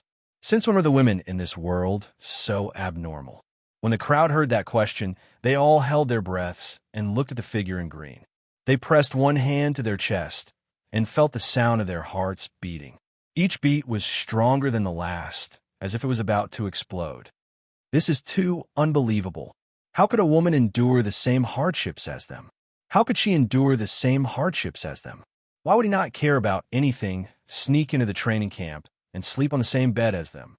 Thoughts and questions surfaced in their minds. Even though they heard the captain say it himself, they still did not dare to believe that it was true. As for the bearded man, his face had already turned red. He lowered his head and shrank to the back. Feng Jiu looked at the crowd and smiled. "That's right. I am a woman. All right, let's put this matter to rest. Let's talk business." She looked at the crowd as she spoke. Her gaze swept past each and every one of them. Only then did her cold voice come out her mouth. "I have a force under me called the Heavenly Yuan Palace. Here, I have 8 Phoenix Guards who will follow me through life and death. From this moment onwards, all of you will belong to the heavenly Yuan Palace. However, I do not plan on letting you show yourselves. Instead, I hope that all of you will hide yourselves and return to cultivate. In the future, when I have orders for you or when I ask you to show yourselves, you can show yourselves. Chapter 19:14. Hearing this, everyone looked at each other as if they had something to ask. After a slight pause, Lei Xiao asked, Captain, from today onwards, are we also members of the Phoenix Guard? Feng Zhou glanced at them and took out Phoenix Guard tokens from a space and handed them over. At the same time, she said, when I don't need you, you can go back to your previous lives. You can also find a place to cultivate. You can also become mercenaries. You can also help the Tianyuan Palace recruit more cultivators. However, there is one last thing you have to remember. Tianyuan Palace isn't a place that anyone can enter, and not just anyone can become my subordinate. Treacherous people, ruthless people without a bottom line, evil people, rapists are not accepted. She spoke word by word, and her voice slowly entered everyone's ears. At the same time, when you go out, you have to always remember my rules. You can't bully the weak with your own strength, and you can't use Tianyuan Palace's name to cause trouble outside. If you encounter something you can't solve, you can ask for help from the forces under Tianyuan Palace. I will tell you the markings later. When everyone heard this, they held the Phoenix Guards in their hands and solemnly and powerfully replied, Yes, Captain, rest assured. Next, Feng Zhou told them some of the markings of Tianyuan Palace. At the same time, she also told them to pass on messages and some things that they needed to do in the future. Finally, she let everyone leave. What are you still standing here for? Feng Zhou glanced at the man with a bitter face. Although he originally had a beard, he was much more handsome after shaving. Captain, you saw me naked. Tell me, how am I going to get a wife in the future? He stood there with a red face. Everyone else had left, but he was still standing there. Hearing this, Feng Zhou smiled. Is that so? Then do I need to take responsibility? As she spoke, she took out 3 silver needles. As long as I prick you a few times, you won't need to get a wife in the future. At that time, I will naturally take responsibility for you until the end. Prick me a few times? Captain will take responsibility for me until the end? He was stunned and asked with a puzzled expression, Why did the captain put me in charge after a few stabs? Feng Zhou smiled maliciously. He played with the silver needles in his hand and said slowly, You can't get it up, so you can't get a wife. Since you can't get a wife, I will take responsibility for you until the end. Hearing this, he shuddered. His whole body tensed up, and he quickly took a few steps back. No, I was just kidding. Captain, I'll go first. As soon as he finished speaking, he tensed up his body and quickly left. Looking at his sorry figure, it felt like he was fleeing. Feng Zhou snorted as he looked at the figure that flew out of the room. He put away the silver needles and flicked his robe. It had been a while since they left. Thinking about it, Du Fan and the others should have established a firm foothold here. The only question was how their forces were developing. Now that the matter was settled, it was a good time to go back and take a look. Calculating the time, perhaps Zhe should also be here. Chapter 19:15. Outside the town where the Nayland family was located, nearly 100 people from both families were quarreling. Didn't you say that you were going to pick up the bride today? Look at what's happening now. Where's the groom? The groom ran away, and you sent this person to pick up the bride. Does your Yang family really think that just anyone can marry into our Wan family? If you don't give us an explanation today, I won't let this matter rest. A middle-aged man, who was the leader, said angrily. A good marriage was ruined just like that. And they even dared to send someone who wasn't presentable to fool them. They were too hateful. Brother Yang, don't be angry. Let's talk about this properly. The patriarch of the Ruan clan wiped his sweat, his face full of shame. I really didn't know that my unfilial son actually ran away from the marriage and even called a branch relative of the clan to come and fetch the bride. This matter is my fault. My fault. I apologize to you here. The Ruan family head said apologetically and bowed to the person in front of him. Brother Yang, you see, this matter can't be discussed here. There are a lot of people coming and going outside the city. It's not good for the second young lady's reputation. Don't you think so? Let's go back to the house and talk about it. Oomph. Now you want to talk about it? Your Juan family is too much of a bully. Just as they were talking, they suddenly heard a scream. When they heard that the scream came from above, everyone instinctively looked up. Ah! Feng Jiu exclaimed. She lost her balance and fell from the sky. Before she could stabilize her body, she fell into the sedan chair. Bang! After the heavy crash, two muffled groans could be heard. Everyone looked at the sedan chair that was directly smashed and was stunned. It took a while for them to recover. Waiter! Father Yang suddenly came back to his senses and cried out in alarm. He quickly squeezed through the crowd and ran towards the sedan. When he lifted the lid of the sedan and saw the scene inside, he was completely stunned. Not to mention the people outside. Even Feng Jiu, who fell from above and directly fell onto the girl, was stunned. She looked at the girl in front of her, who was wearing a wedding dress. Yes, although she was wearing a wedding dress, she could only be called a girl and not a woman. The girl was wearing a bright red wedding dress. Her chubby round face had a pair of big round eyes. Under her small nose was a bright red mouth. However, her mouth was slightly open and she was eating a mouthful of pastries. Even when she suddenly fell down, the girl didn't show any fear on her face. There was only curiosity and a kind of surprise that she couldn't figure out.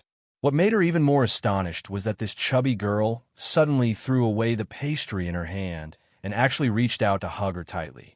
She even shouted words that made her extremely speechless. Father, Father, I want him. I want this little brother. I don't want that pretty boy from the Juan family anymore. I want him, I want him. The girl's crisp words came out of her mouth. Perhaps it was because she was plump and strong, but with this hug, Feng Jiu's entire body was pressed against the girl's plump and soft breasts, causing her face to flush red. Chapter 1916. Little brother, you're so good-looking. Be my groom. The fat girl's round eyes narrowed into crescent moons as her rosy round face was filled with joy. No way. Feng Jiu directly rejected. All right, that'll do. The fat girl acted coquettishly as she hugged Feng Jiu tightly with both hands. Her smiling eyes looked at the person in front of her. Phew! Feng Jiu gasped for breath and shouted, Quickly let go. You're about to strangle me to death. She stretched out both hands and grabbed the girl's hands to pull them apart. Ah! The fat girl blinked her round eyes as she looked at Feng Jiu in surprise and joy. Little brother, you're so awesome. You can actually pull my hands apart. She was very strong, and those who were hugged by her would usually not be able to leave. She didn't expect him to be so strong that he was able to pull her hands apart with just a pull. The corner of Feng Jiu's mouth twitched as she shot a glance at the fat girl and thought to herself, this girl's strength is not ordinary. Her strength is even stronger than those who cultivate profound energy. If it wasn't for her cultivation, how would she be able to pull her hands apart? Just as she was about to turn around and leave the sedan, her thigh was suddenly hugged. She couldn't help but stiffen as she turned around to glare at the fat girl in anger. Let go. Little brother, where are you going? Bring me along. The fat girl smiled fawningly as she hugged Feng Jiu's thigh and refused to let go. Feng Jiu's forehead was filled with black lines as she didn't speak to the girl anymore. Instead, she turned around to look at the middle-aged man standing outside the sedan. This is your daughter? Yes, yes. Family head Yang met the youth's serene gaze and couldn't help but nod. Since she's your daughter, why aren't you pulling her away? It wasn't that she didn't have a way to leave, but if she forcefully shook her off, she would probably hurt this fat girl. Family head Yang looked at Feng Jiu and didn't know why he was somewhat fearful of this youth. He hurriedly shouted to his daughter, Shower, quickly let go of this gentleman. You can't hug him like this. Quickly let go. Waiter? Feng Jiu's mouth twitched. He glanced at the chubby girl. What unique nickname. Little brother, where is your home? What's your name? How old are you? The chubby girl let go of Feng Jiu's thigh and hugged her hand instead. Who knew that she would be flung away before she could hold her hand properly? Little brother? She stared blankly for a moment, blinking her eyes at the young man who had run out of the palanquin. She watched as the young man squeezed into the crowd outside and was about to disappear from her sight. She could not help but flatten her lips, and her eyes filled with tears. Soon after, large teardrops the size of beads fell from her eyes. Sob. Daddy, little big brother ran away. He ran away. Quickly catch him for me. I want little big brother. I want him. The chubby girl cried as she rubbed her eyes that were dripping with tears, ruining the bridal makeup on her face. At a glance, she looked like a big dirty cat. Especially when the chubby girl crawled out of the palanquin, her plump figure that was one size larger than a normal girl's made everyone in the Rouen family take a few steps back. Seeing the second young lady's figure and appearance, family head Rouen's expression changed slightly. At this moment, he finally understood why his son wanted to run away from the marriage. If it was any normal man, he probably wouldn't fancy such an oversized girl. Chapter 1917. He looked at his daughter with heartache. Seeing her crying face, he hurriedly comforted her. Don't cry. Father will help you catch him. If you like, we can take him in as a son-in-law. As he spoke, he didn't forget to shout to the Yang family. Quickly catch that young master. As he finished speaking, he pulled his daughter and chased after him. The Rouen family was dumbfounded. The Rouen family head suddenly came back to his senses and hurriedly shouted, Brother Yang, the marriage between our two families. Catch that young master for me. The marriage between our two families will be canceled. I won't pursue the matter of the groom running away from today's wedding. The Yang family head's words came from afar. The Rouen family head's face lit up when he heard it. He immediately shouted excitedly to the Rouen family, Quickly catch him. What are you all standing there for? Catch that young man and send him to the Yang family. Yes. Everyone came back to their senses and responded. They quickly chased after him. Don't run. Stop. Don't run. Catch him. Don't run. In an instant, the people from the two families chased after the young man in green at the front. In an instant, the commotion caused by them alarmed the people from the other powers in the city. As for Fengjiu, seeing the large group of people chasing after him, he couldn't help but curse in a low voice. He quickly dashed into the alley and entered the space. Who? Why are the people here so bold? They can even directly snatch someone they like? Fengjiu lightly exhaled and shook his head. He muttered, It's fine if that girl doesn't know her limits. But how can the people from the two families be so reckless? They're really reckless. In the space, a few contracted bees saw that she was chased into the space and happily surrounded her. Master, especially the little white tiger. In just a few months, it had grown into a tiger's head and was chubby. All right. Move aside. I'll change my appearance and then go out. She waved her hand and said. She sat in the space and thought for a while. Then, she took out a lot of things and prepared to change her appearance. Outside, because the two families were searching everywhere in the city, many people were alarmed. Some of the families sent people out to inquire. But when they heard that it was the Yang family patriarch who spoiled his fat daughter to the point of being out of control, all the patriarchs could only shake their heads and sigh. In the Nayland family head listened to his youngest son talk about what happened in the city. He shook his head and smiled. The Yang family and the Rouen family originally had an engagement, but the Rouen family's son ran away from the marriage. Now, the Yang family's second daughter took a fancy to a young man on the way. They actually caused such a big commotion. As he said this, the Nayland family's head seemed to have thought of something. He looked at his youngest son, frowned, and asked, Your eldest brother didn't go out these 2 days? The man wearing embroidered clothes next to him shook his head. No. Since the day he came back, he's been in the courtyard. He also ordered that no one is to disturb him. Yesterday, little sister wanted to go in and take a look, but she accidentally triggered a mechanism. Fortunately, big brother sent her out, so she's fine. Hearing this, the Nayland family head slightly frowned. I saw that he didn't look very good when he came back that day. I asked him what happened, but he didn't say. I don't know what happened. Hearing this, the man in embroidered clothes' eyes flashed. Father, son heard a piece of news, but I don't know if it's true or false. Chapter 1918. The brocade-clothed man, Nayland Zian, paused for a moment. He glanced at his father and said, I heard that a few days ago, Big Brother was seen coming out of a brothel. As soon as his voice fell, He hurriedly said, maybe that person saw wrongly. After all, how could a person like Big Brother go to a brothel? Hearing this, Nayland family head was startled. Brothel? How is that possible? Emo-chan would never go to a brothel. Nayland family head waved his hand and said, even if he went to a brothel, he probably had something to deal with. Putting aside our Nayland family, just based on his identity as Tianji Elder's disciple, there are many people who want to marry their daughters to our family. Yes, that's why I sent people to investigate. I heard that it was someone who sent him there. At that time, Big Brother was so drunk that he was unconscious. Speaking up to here, his voice gradually became softer. When he thought that his big brother might have been drunk and sent to a brothel, he was full of admiration for that person. His big brother, a banished immortal who didn't touch the mortal world, actually had a day when he fell for someone else's trick. It was really inconceivable. The Nayland clan's master was stunned for a long time. Then, he instinctively asked with a bit of curiosity, who has such great ability? How did he get him drunk? And to send him to a brothel? Then he wasn't. Cough. He clenched his fist and coughed lightly. He didn't say anything else. Nayland Zian smiled brightly. I heard that he was only touched up and down. Because that person specifically told me not to. Big Brother woke up when he was halfway through taking off his clothes. Cough, cough. The Nayland family's patriarch couldn't help but reveal a smile.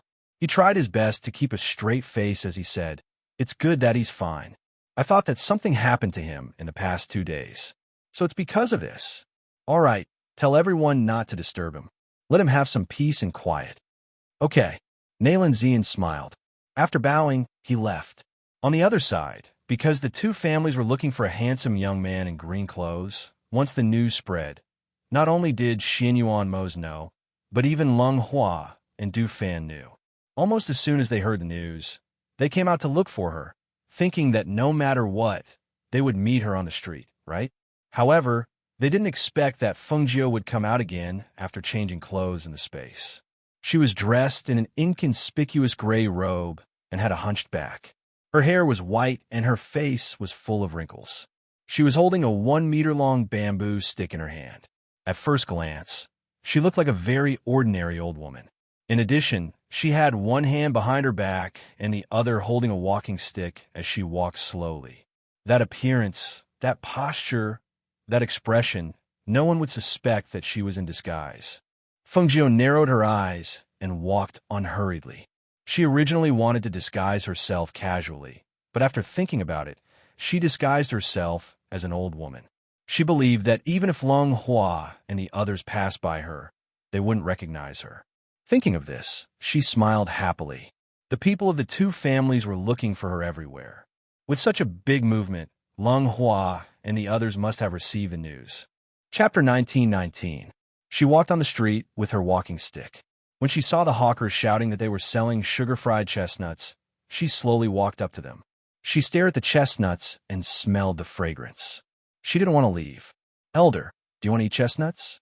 They're fresh out of the oven, still piping hot, fragrant, and sweet. The hawker shook the chestnuts in the wok while greeting her with a smile. Give me a portion of sugar-fried chestnuts. While speaking, Fengjiu took out a piece of silver from her sleeve and handed it to the hawker. When the peddler heard the clear voice of a young man and looked at the old woman whose face was full of wrinkles, he couldn't help but be stunned.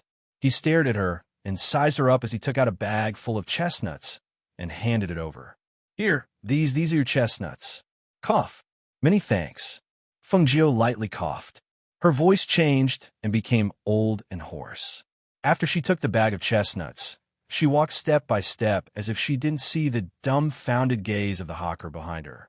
She peeled the chestnuts and ate them as she walked. She put the peeled husks back into the bag and looked at some people walking quickly on the street, looking around and asking questions. She couldn't help but narrow her eyes and reveal a smile. This feeling of watching them looking for someone but not being able to find her, why was it so fun? After walking around the street, she was a bit thirsty because of the chestnuts, so she walked to a tea stall at the corner of the street and sat down. Tea stall owner, give me a cup of tea to drink. She smiled with her eyes, squinted, and used her old and hoarse voice to wave and shout. Okay, "Elder, please sit for a moment. I'll immediately come over and pour some for you." The busy middle-aged man smiled and responded. After helping the customers at the other tables with tea, he came in front of Fengjiu. "Elder, what kind of tea would you like to drink? We have chrysanthemum tea here that can clear heat and detoxify. We also have new tea from the Tea Mountain family, fried tea, and some flower tea.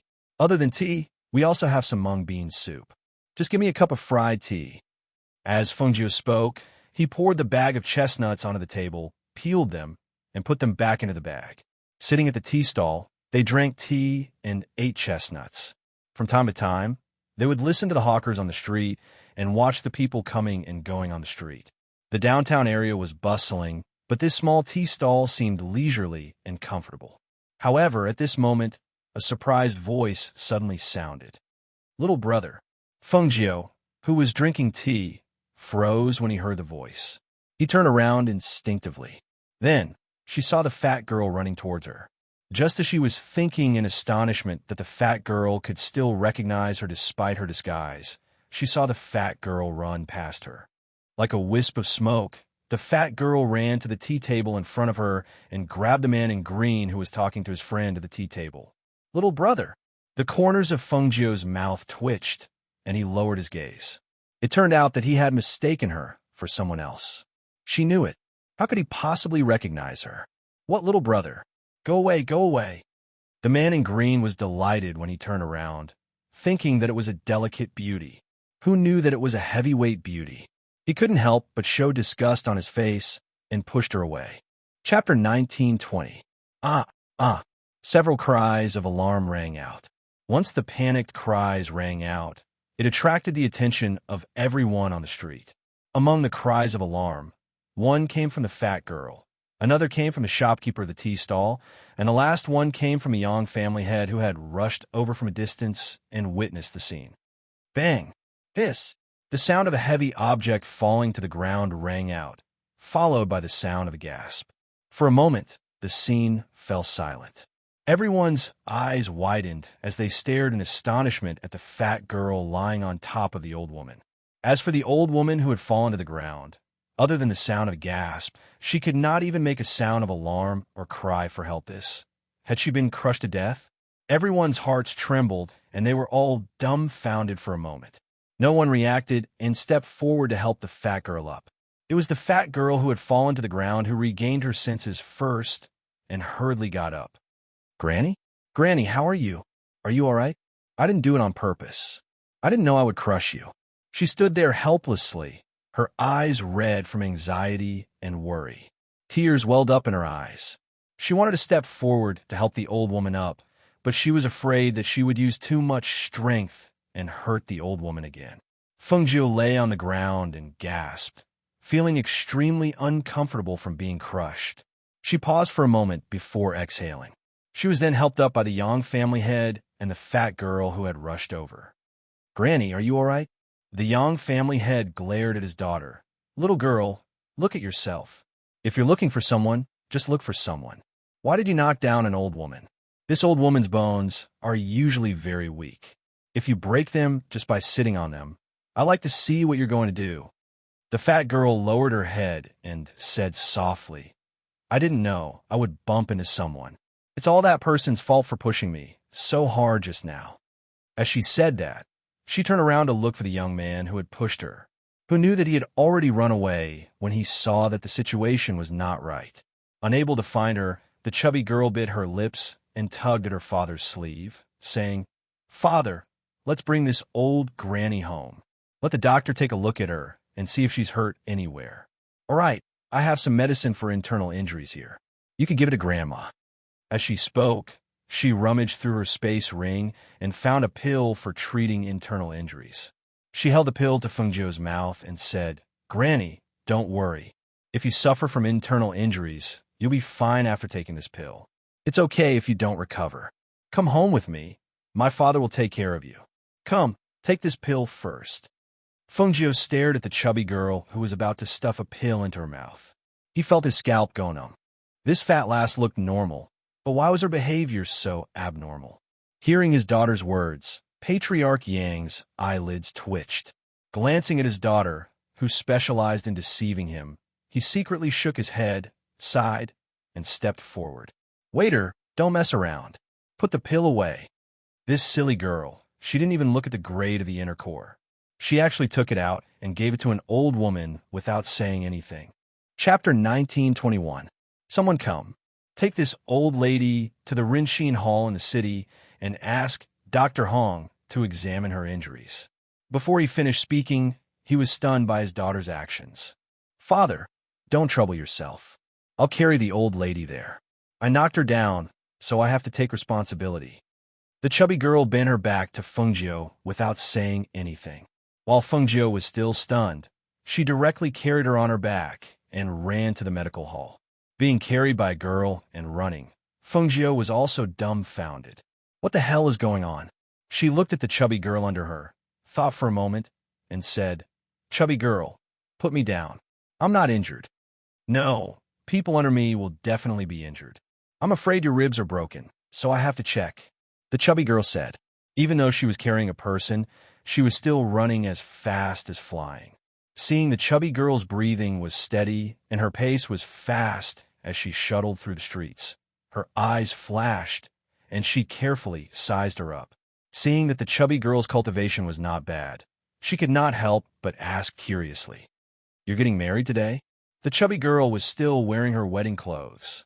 "That was the marriage arranged by my grandfather. I saw that the boy from the Ruan family was quite good-looking, so I wanted to marry him. Who knew that he would run away? But it doesn't matter. I met an even better-looking little brother earlier, and I'm looking for him. Old lady, have you seen him?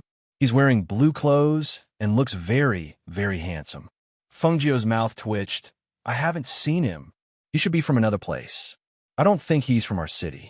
If he was from the city, it's impossible that I don't know." As she spoke, she turned into an alley. However, suddenly, her body stiffened and she fell down. Fengjiu jumped down from her back and patted the fat girl who was lying on the ground with her eyes wide open in astonishment. She smiled and said, "Little girl, we'll meet again. Your acupoints will be unlocked soon." As soon as she finished speaking, she turned around and walked out while humming a tune. However, not long after she walked out of the alley and was still looking at some small things on the street, she caught a glimpse of a few rogue cultivators walking toward the alley with their arms around each other's shoulders and laughing. She couldn't help but stop in her tracks and frown slightly. The chubby girl's acupoints should not have been unsealed yet. Those people did not seem like good people. If they entered the alley and saw the chubby girl lying on the ground. Thinking of this, she walked towards the alley. If her unintentional actions had harmed that fat girl, her conscience would not be at ease. At this moment, just as Fengjiu had guessed, the few men who had entered the alley with their arms around each other couldn't help but laugh out loud when they saw the fat girl lying on the ground. "Look, there's actually a woman here, and she's even wearing a wedding dress. Do you want us brothers to be the bridegroom again? Ha ha ha. This woman is like the full moon on the 15th of August. Her entire body is round. What's there to see? But the things on her should be worth a lot of money. Just the jade pendant on her waist should be enough for us brothers to eat and drink for a few months." Chapter 1922. TSK. So what? Let's take her belongings first, then kill her and throw her into a corner. Who would know that we did it? One of the men said viciously as he stared at the fat girl's belongings. "Look at the items on her body. They are all treasures. The Yang family head dotes on his daughter the most.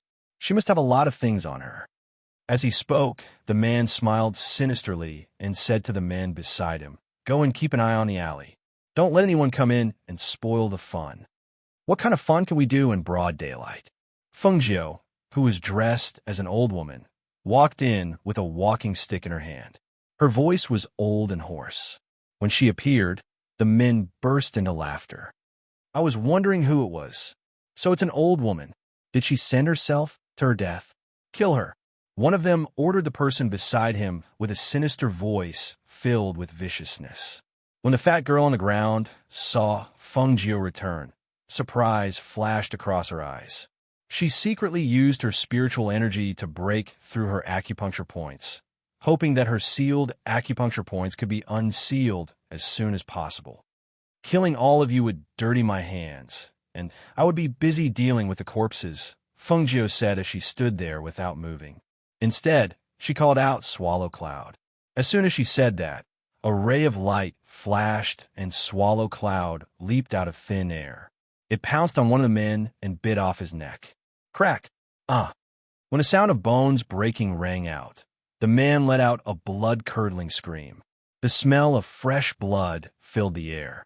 The bloody scene, coupled with Swallow Cloud's ferocious aura and coercion, scared the men so much that they fell to the ground and wet their pants. Super divine beast. They couldn't run at all. Their faces had turned ghastly pale, and they didn't even have the strength to flee under the powerful pressure. Just as they were about to collapse, Tun Yun pounced forward and bit off their necks. It wasn't long before the entire alley was filled with the dense smell of blood. After the time it takes for a stick of incense to burn, Fengjiu walked a few steps on the busy street and turned back to look.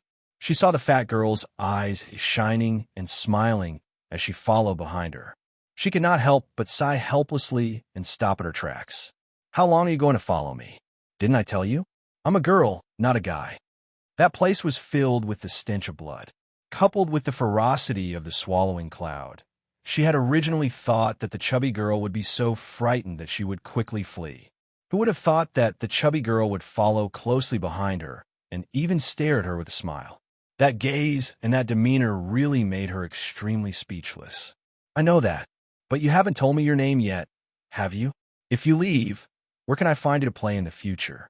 Yang Xiao quickly stepped forward and asked. Fengjiu looked at her and asked, where is the Nayland family? The Nayland family? Yang Xiao's eyes darted around. She looked at her and asked, you're from the Nayland family?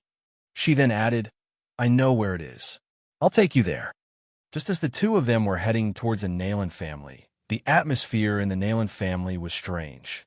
In the main hall of the Nayland family. Chapter 1923. The Nayland family's head and his youngest son looked at each other, feeling puzzled. He paused for a moment before asking, young master, who are you waiting for? If it's someone from my residence, I can send someone to call him over. No need. The person I'm waiting for will be here soon. Xinyuan Mose sipped his tea and said. Hearing this, the Nayland family's head and Nayland Zian were startled. The person they were waiting for will be here soon? Even though this black-robed man didn't speak much, and his pressure and aura were restrained, they could still see that this person wasn't ordinary. He sat there leisurely sipping his tea, which made them, as the host, seem somewhat restrained and cautious. They couldn't be blamed, but this black-robed man faintly emitted a noble aura. That kind of aura of a superior. Even if they saw it, they wouldn't dare to be presumptuous in front of him.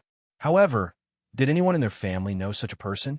If there was, it was probably only the father and son looked at each other, and the same person appeared in their minds. This black-robed man couldn't have come for his eldest son, right?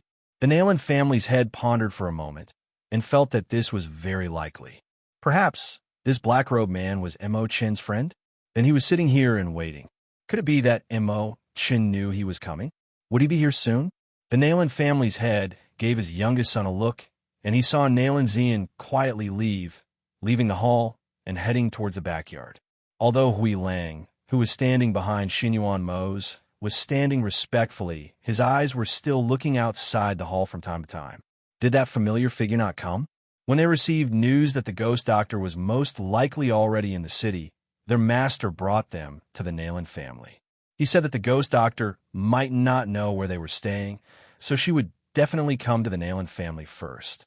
Rather than going outside to look for her, it was better to wait for her to come to the Nayland family. However, they had been sitting here for a while, but they didn't see young Master Mo Chun. Could it be that he was traumatized by being thrown into the brothel by their master that day? So he didn't dare to come out to meet her? That shouldn't be possible, right? Mo Chun wasn't that kind of person. At this time, Fengjiu and the fat girl were standing in front of Nayland Manor's door. Looking at the words Nayland Manor, Fengjiu gestured, "Go, knock on the door." "All right." The chubby girl nodded and quickly stepped forward and knocked on the door. Not long after, an old man came to open the door. When he saw the two people outside, he was startled and asked, "Who are you looking for?" The fat girl was also stunned for a moment. After a while, She turned to look at Fengjiu and asked, "Who are we looking for?" Fengjiu narrowed his eyes and said with a smile in an old voice, "I'm looking for Nalen Mo Chun. You two are." The old man hesitantly looked at the two people in front of him. He was puzzled. Why were there so many guests today? His friend, Fengjiu, said, "How about this? Please come in and take a seat. The clan head and the others are in the main hall." Once they were inside, the clan head would make a decision. Thus, the old man invited the two people in and had someone quickly report to the clan head. At this time, the Nalen clan head, who was sitting in the main hall and drinking tea and feeling the strange atmosphere, glanced at the black-robed man from time to time. He wondered how long this person was going to sit there. Then, he heard someone quickly come in and report. Chapter 1924. Hearing this, the Nalen family head's first reaction was, "Why is there someone else here? It can't be another freak, right?" Just as he was about to speak, he saw from the corner of his eye that the black-robed man sitting to the side finally put down the teacup in his hand and looked up. Seeing his gaze, he couldn't help but chuckle. "My eldest son hasn't returned for a long time. Maybe some of his friends have come to pay a visit." As he spoke, he ordered the people outside the hall. "Quickly invite them in." Xinyuan Mose listened and didn't say anything, but his gaze had already moved outside. Hui Lang, who was standing behind him, also looked outside with some joy in his eyes. Sure enough, as master guest, the ghost doctor will definitely come here. Not long after, when they saw two figures leisurely walk in from outside, Hui Lang was a little dumbfounded. He stared at the two figures left and right, guessing, could it be that one of them is the ghost doctor? When an Nalen family head saw that it was the Yang family head's most beloved second daughter who came in, and an old woman with a walking stick in her hand, he was also a little stunned. He had seen the Yang family's second daughter before, but what was up with that old woman? Moreover, didn't they say that the Yang family's eldest daughter was searching the streets for a green-robed youth? Why did she come to his house? At this moment, Xinyuan Mose, who was sitting, looked at the two people who came in, then stood up and walked over, step by step, to the old woman. When Fengjiu saw him here, other than being surprised, she was also pleasantly surprised. Just as she was wondering if he would be able to recognize her in her current state, she saw that he had already walked in front of her with large strides. Thus, she raised her head slightly, revealing a smile. Her eyes narrowed as she smiled, and said in an old and hoarse voice, "Young man, you're really handsome." Hearing this, Xinyuan Mose's deep black eyes flashed with a smile, and a touch of gentleness appeared on his stern face. He looked at the person in front of him and said in a low and magnetic voice, "Then did he catch your eye? If he caught my eye, can I bring him home?" She asked with a smile. Hearing this, and seeing the two looking at each other, the fat girl and the Nalen family head were a little dumbfounded. What the hell was this?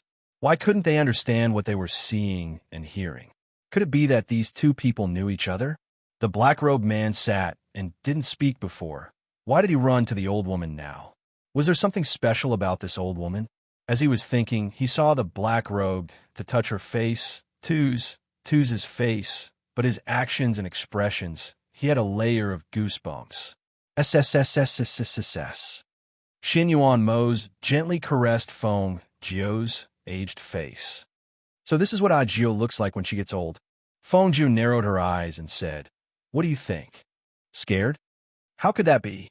As he spoke, he reached out to hold her hand and said, "I've been waiting for you here for a long time. Since you're back, let's go back." Feng Jiu smiled and narrowed his eyes. "All right. Do you know where Lung Hua and the others are?" "I know." "Well, then you have to tell Mo Chun, lest he keeps worrying. Just leave a message." Xinyuan Mose said. His voice paused, and a smile flashed through his eyes. "Also, I don't think he wants to see anyone recently." Chapter 1925. Let's talk as we walk. He held her hand and said. Feng Jiu smiled slightly. "Okay, I'll tell Nalen family head." Thus, Xinyuan Mose held her hand and walked forward, arriving in front of Nalen family head, who had a complicated gaze. "Nalen family head, I'm Feng Jiu. I wonder if Mo Chen has mentioned me to you?" Hearing this, Nalen family head was stunned for a moment, then quickly reacted. His clear voice didn't sound old at all. So this old woman was Feng Jiu, the ghost doctor in disguise? Thinking of this, he looked up and down again and couldn't help but sigh. This disguise technique was so exquisite. Even if he didn't say anything, he wouldn't have been able to tell that it was a disguise. So you're the ghost doctor. Sorry for the disrespect. He hurriedly cupped his hands in greeting and said, My eldest son has instructed me to treat you as a guest of honor if you come.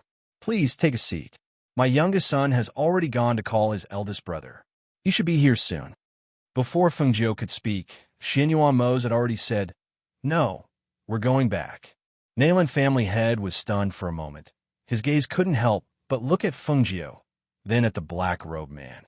So, this person was waiting for Feng Jiu here? Could it be that after asking for so long, he didn't say who he was waiting for? Feng Jiu glanced at Xianyuan Mose, his eyes smiling, and said to Nayland family head, Then I'll have to trouble Nayland family head to tell Mo-chan that I've arrived. I'll invite him for tea another day. So it's like that. That's fine. I'll let him know later. Saying this, Nayland family head looked at Yang Xiao and asked, How did this Yang family's second miss? Oh, that's because I met her on the road. I didn't know where the Nayland family was, so she said she would bring me here. Later, I'll have to trouble the Nayland family head to send someone to send her home. Feng Jiu looked at the chubby girl and then glanced at the excited Hui Lang. So that's how it is. No problem. I'll get someone to send her back later. The Nayland family's head nodded and said. Yang Xiao shouted, I'm not going back. She ran to Feng Jiu's side and grabbed Feng Jiu's clothes tightly with her chubby claws. She looked up at him angrily and said, I don't want to go home. I want to follow you. Besides, you said on the way that you have a lot of good-looking people there. I can go and have a look. Xianyuan Mose saw that Feng Jiu didn't dislike the chubby girl, so he didn't push her away. Instead, he let her go to Feng Jiu's side and waited for her to deal with the matter herself. After Hui Lang heard the chubby girl's words, his expression couldn't help but become strange. He looked at the chubby girl, then looked at Feng Jiu, and then lowered his head to look at himself. It's over. This ghost doctor wants to matchmake this chubby girl? Although he wasn't as handsome as his master, he wasn't bad either. If this chubby girl took a fancy to him, would he be forcefully sent to her by the ghost doctor? Thinking of this, he moved his feet and quietly retreated outside. Regardless of anything else, it was better for him to hide first. Otherwise, if she really took a fancy to him, he would cry but have no tears. When an Allen family head heard this, he was also startled. Then he shook his head and smiled. This young family's second miss really dared to say anything. Chapter 1926. Really? That's great. The fat girl excitedly hugged Feng Jiu's arm and cheered. Xianyuan Mose's eyebrows jumped, and he glanced at her with a dark expression. Let go. Feng Jiu didn't say anything, but he couldn't help but shout. When the fat girl heard this voice, she instinctively let go of Feng Jiu's arm and stood to the side. She couldn't help it. That person's face was dark, and his aura was very scary. She was scared just by looking at him. Let's go, Xianyuan Mose said to Feng Jiu and let her out. Wait. She smiled slightly and looked at Nayland family head. Nayland family head, can I borrow a room? Let me change my clothes? She went out with this appearance. Even if she didn't care, she couldn't ignore Mose's face. Of course. Nayland family head smiled and called the people outside to take Feng Jiu to the guest room. Xianyuan Mose wanted to stop her, but seeing her look, he didn't say anything and let her go. When Feng Jiu appeared in front of everyone in a simple but dazzling red dress, Xianyuan Mose and Hui Lang, who were used to her appearance, quietly admired her. Nayland family head's eyes flashed with amazement and surprise. He didn't expect that in less than half an incense stick's time, she seemed to have changed into a different person. Moreover, she was such a beautiful woman. Seeing Feng Jiu at this moment, he finally knew why the information he had collected at that time described this woman as a peerless beauty. Her appearance and temperament were indeed unmatched and stunning. The plump lass was overjoyed when she saw this and couldn't help but pinch her round waist. What she saw was her slender waist after changing into women's clothing. Her waist was so thin that it would take two of them together to fit her round waist. She didn't think that she was fat before, and she never envied the waists of her sisters at home. But now, Looking at her fleshy waist, she suddenly felt inferior. "Let's go," Fengjiu said to them. After bidding farewell to the Nalan family head, he held Xianyuan Mo's hand and left. He couldn't help but sigh as he watched the man and woman leave.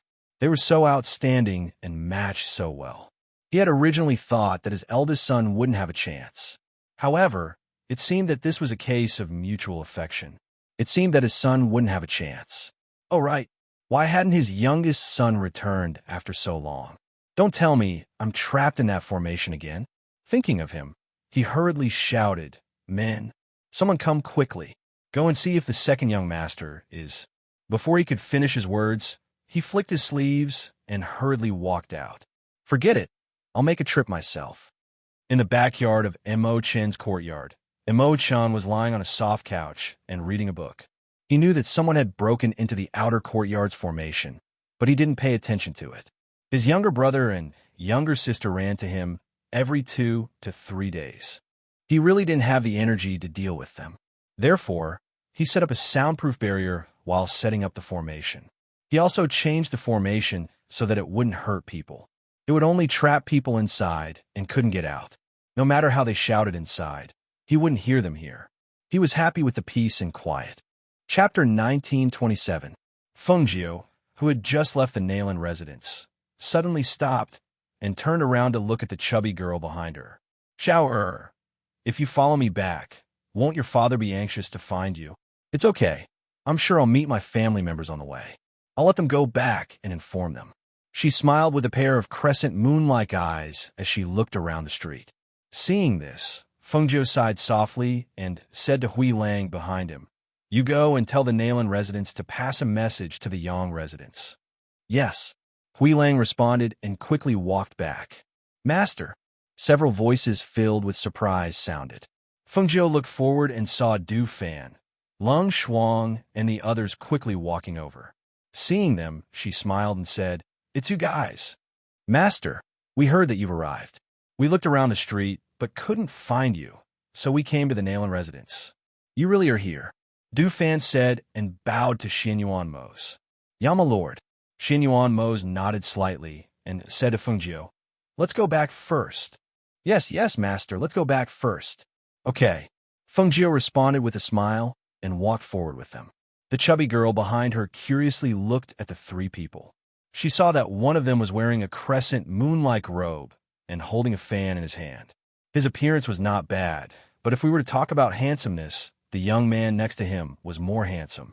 The young man was wearing a simple white robe with a jade pendant tied to his waist. His whole body was simple, but he gave off a very gentle and comfortable feeling. Moreover, he was very good-looking. She smiled and stared at the good-looking and gentle young man. The young man seemed to be aware that she was looking at him and turned around to look at her, revealing a smile to her. Suddenly, she felt her heart beat wildly and her cheeks became hot. She lowered her head in embarrassment, but couldn't help but sneak a glance from the corner of her eyes. Lung Shuang, who was wearing a black robe, glanced at the chubby girl behind him, and his eyes moved slightly. Wasn't this the second young miss of the Yang residence? "Master, we bought a large residence in the western part of the city. The courtyard inside is quite big. Now that everyone is settled down there, we haven't been idle during this period of time. Other than cultivating, we have also been spreading our influence." Du Fan said to Fengjiu while pointing in front of them, "We're almost there. After walking through the main street, we'll be there. That area isn't the center of the city, and it's quite quiet. It's also a more expensive area, so there aren't many idle people walking around." "Did you choose this place yourselves? Or did Mo Chen help you choose it?" She looked at them and asked. "Yes, we chose it ourselves." Lung Hua said gently, "Our Nalan residence has been here for a few days, so we've been walking around and asking around. In the end, we saw that this residence was not bad and bought it." Fengjiu nodded and looked at Xianyuan Mo's. "What about you? Are you also here?" Xianyuan Mo's glanced at her, then slowly spoke in a deep and magnetic voice. "I bought the house next to yours and got them to open the door." "Oh? You bought it with money?" She raised her eyebrows. She didn't think that there would be 2 empty residences in this area. Chapter 1928. Hearing this, Feng Jiu finally understood. So she had used pills to exchange for it. That was normal. After all, in this kind of place, money might not be able to buy what one wanted. However, pills were different. Let's go. Let's go home. She smiled slightly and held his hand as they walked forward. Not long after, they saw two neighboring residences. The two residences were connected together and took up a large area. One of the residences had the two words Feng Residence written on it, while the other had the words Ling Residence written on it. Ling Residence? Feng Jiu was slightly surprised and looked at Xian Yuan Mo's beside him. He never thought that he would use the name Ling Mohan to set up a residence here. It's just a name. Let's go. He led her towards the Feng residence. Du Fan and the others opened the door first. Once they entered, Feng Jiu saw that there were arrays set up in the residence. Furthermore, it was Du Fan's work. Looking at the arrays, she nodded to herself. After not seeing them for a long time, it seemed that Du Fan's arrays had improved. Yang Xiao, who was following behind them, did not see it. She only followed them and occasionally looked at the gentle youth. The more she looked, the more she felt that this youth was good-looking. This subordinate greets master. The sudden sound caused Yang Xiao to come back to her senses.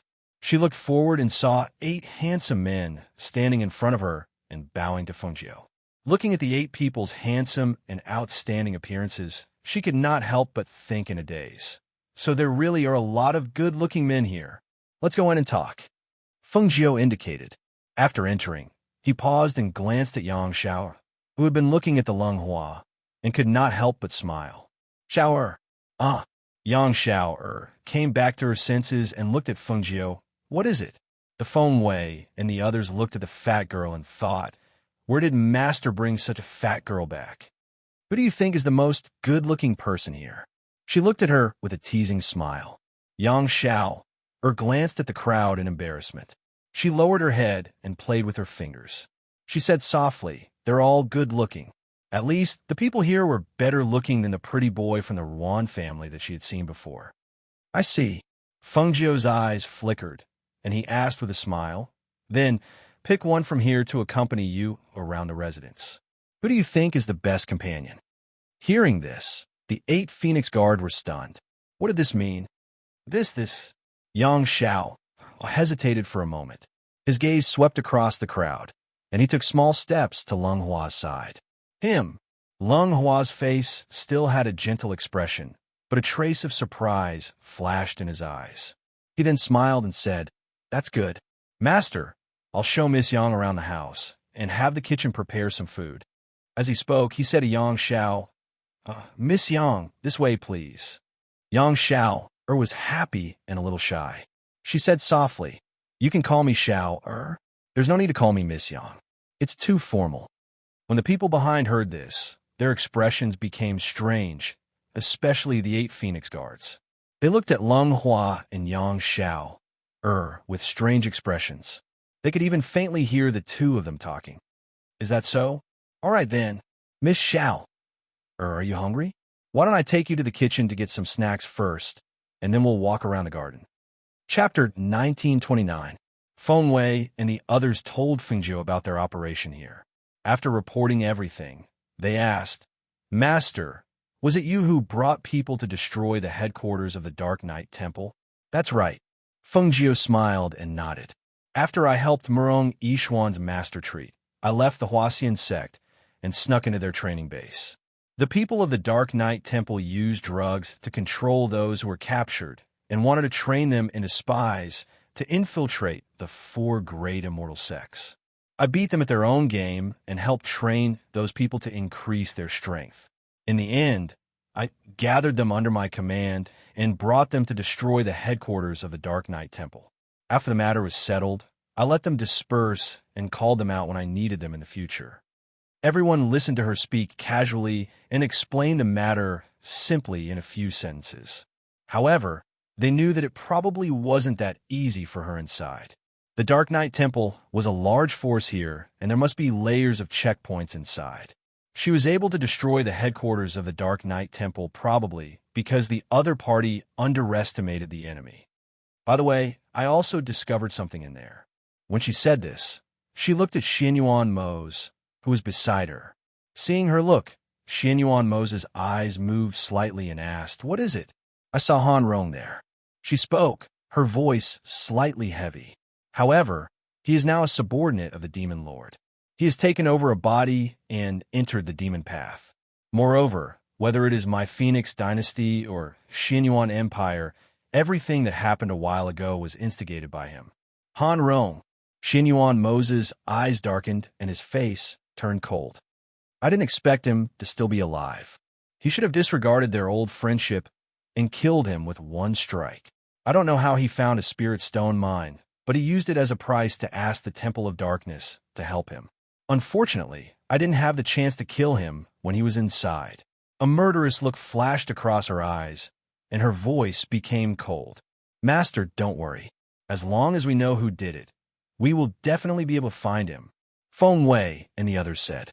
Feng Jiu nodded and said, "I'll draw his current appearance later. When the time comes, tell your subordinates to pay more attention." The 8 Phoenix guards looked at each other and said, "Master, there's one more thing we need to tell you." Feng Jiu looked at them and waited for them to continue. "Half a month ago, we received news from the family head. They have already left the valley with the Phoenix guards and returned to the Phoenix dynasty. They said that although the imperial palace is gone, their home is still there. Their ancestors have lived there for generations. They plan to rebuild the Feng Manor and take root there." Speaking to this point, Luo Yu paused for a moment, then said, "The family head and master said that even if they want to avoid the world, they cannot avoid it forever. If those people dare to offend them again, they will fight it out with them. This time, they must protect the Feng Manor well and will not allow anyone to destroy it." Hearing this, Feng Jiu was slightly taken aback. He had an indescribable feeling in his heart. That's right. Their ancestors had lived there for generations. How could they just abandon it like that? No matter how strong the enemy was, no matter how afraid they were of being injured, could they just keep avoiding it? They couldn't. Not only would she not avoid it, but they also wouldn't. Chapter 1930. With their current abilities and the destruction of dynasty, it was believed that they would become even more powerful. It was important for a person to be strong, but the strength of their heart was also an important factor.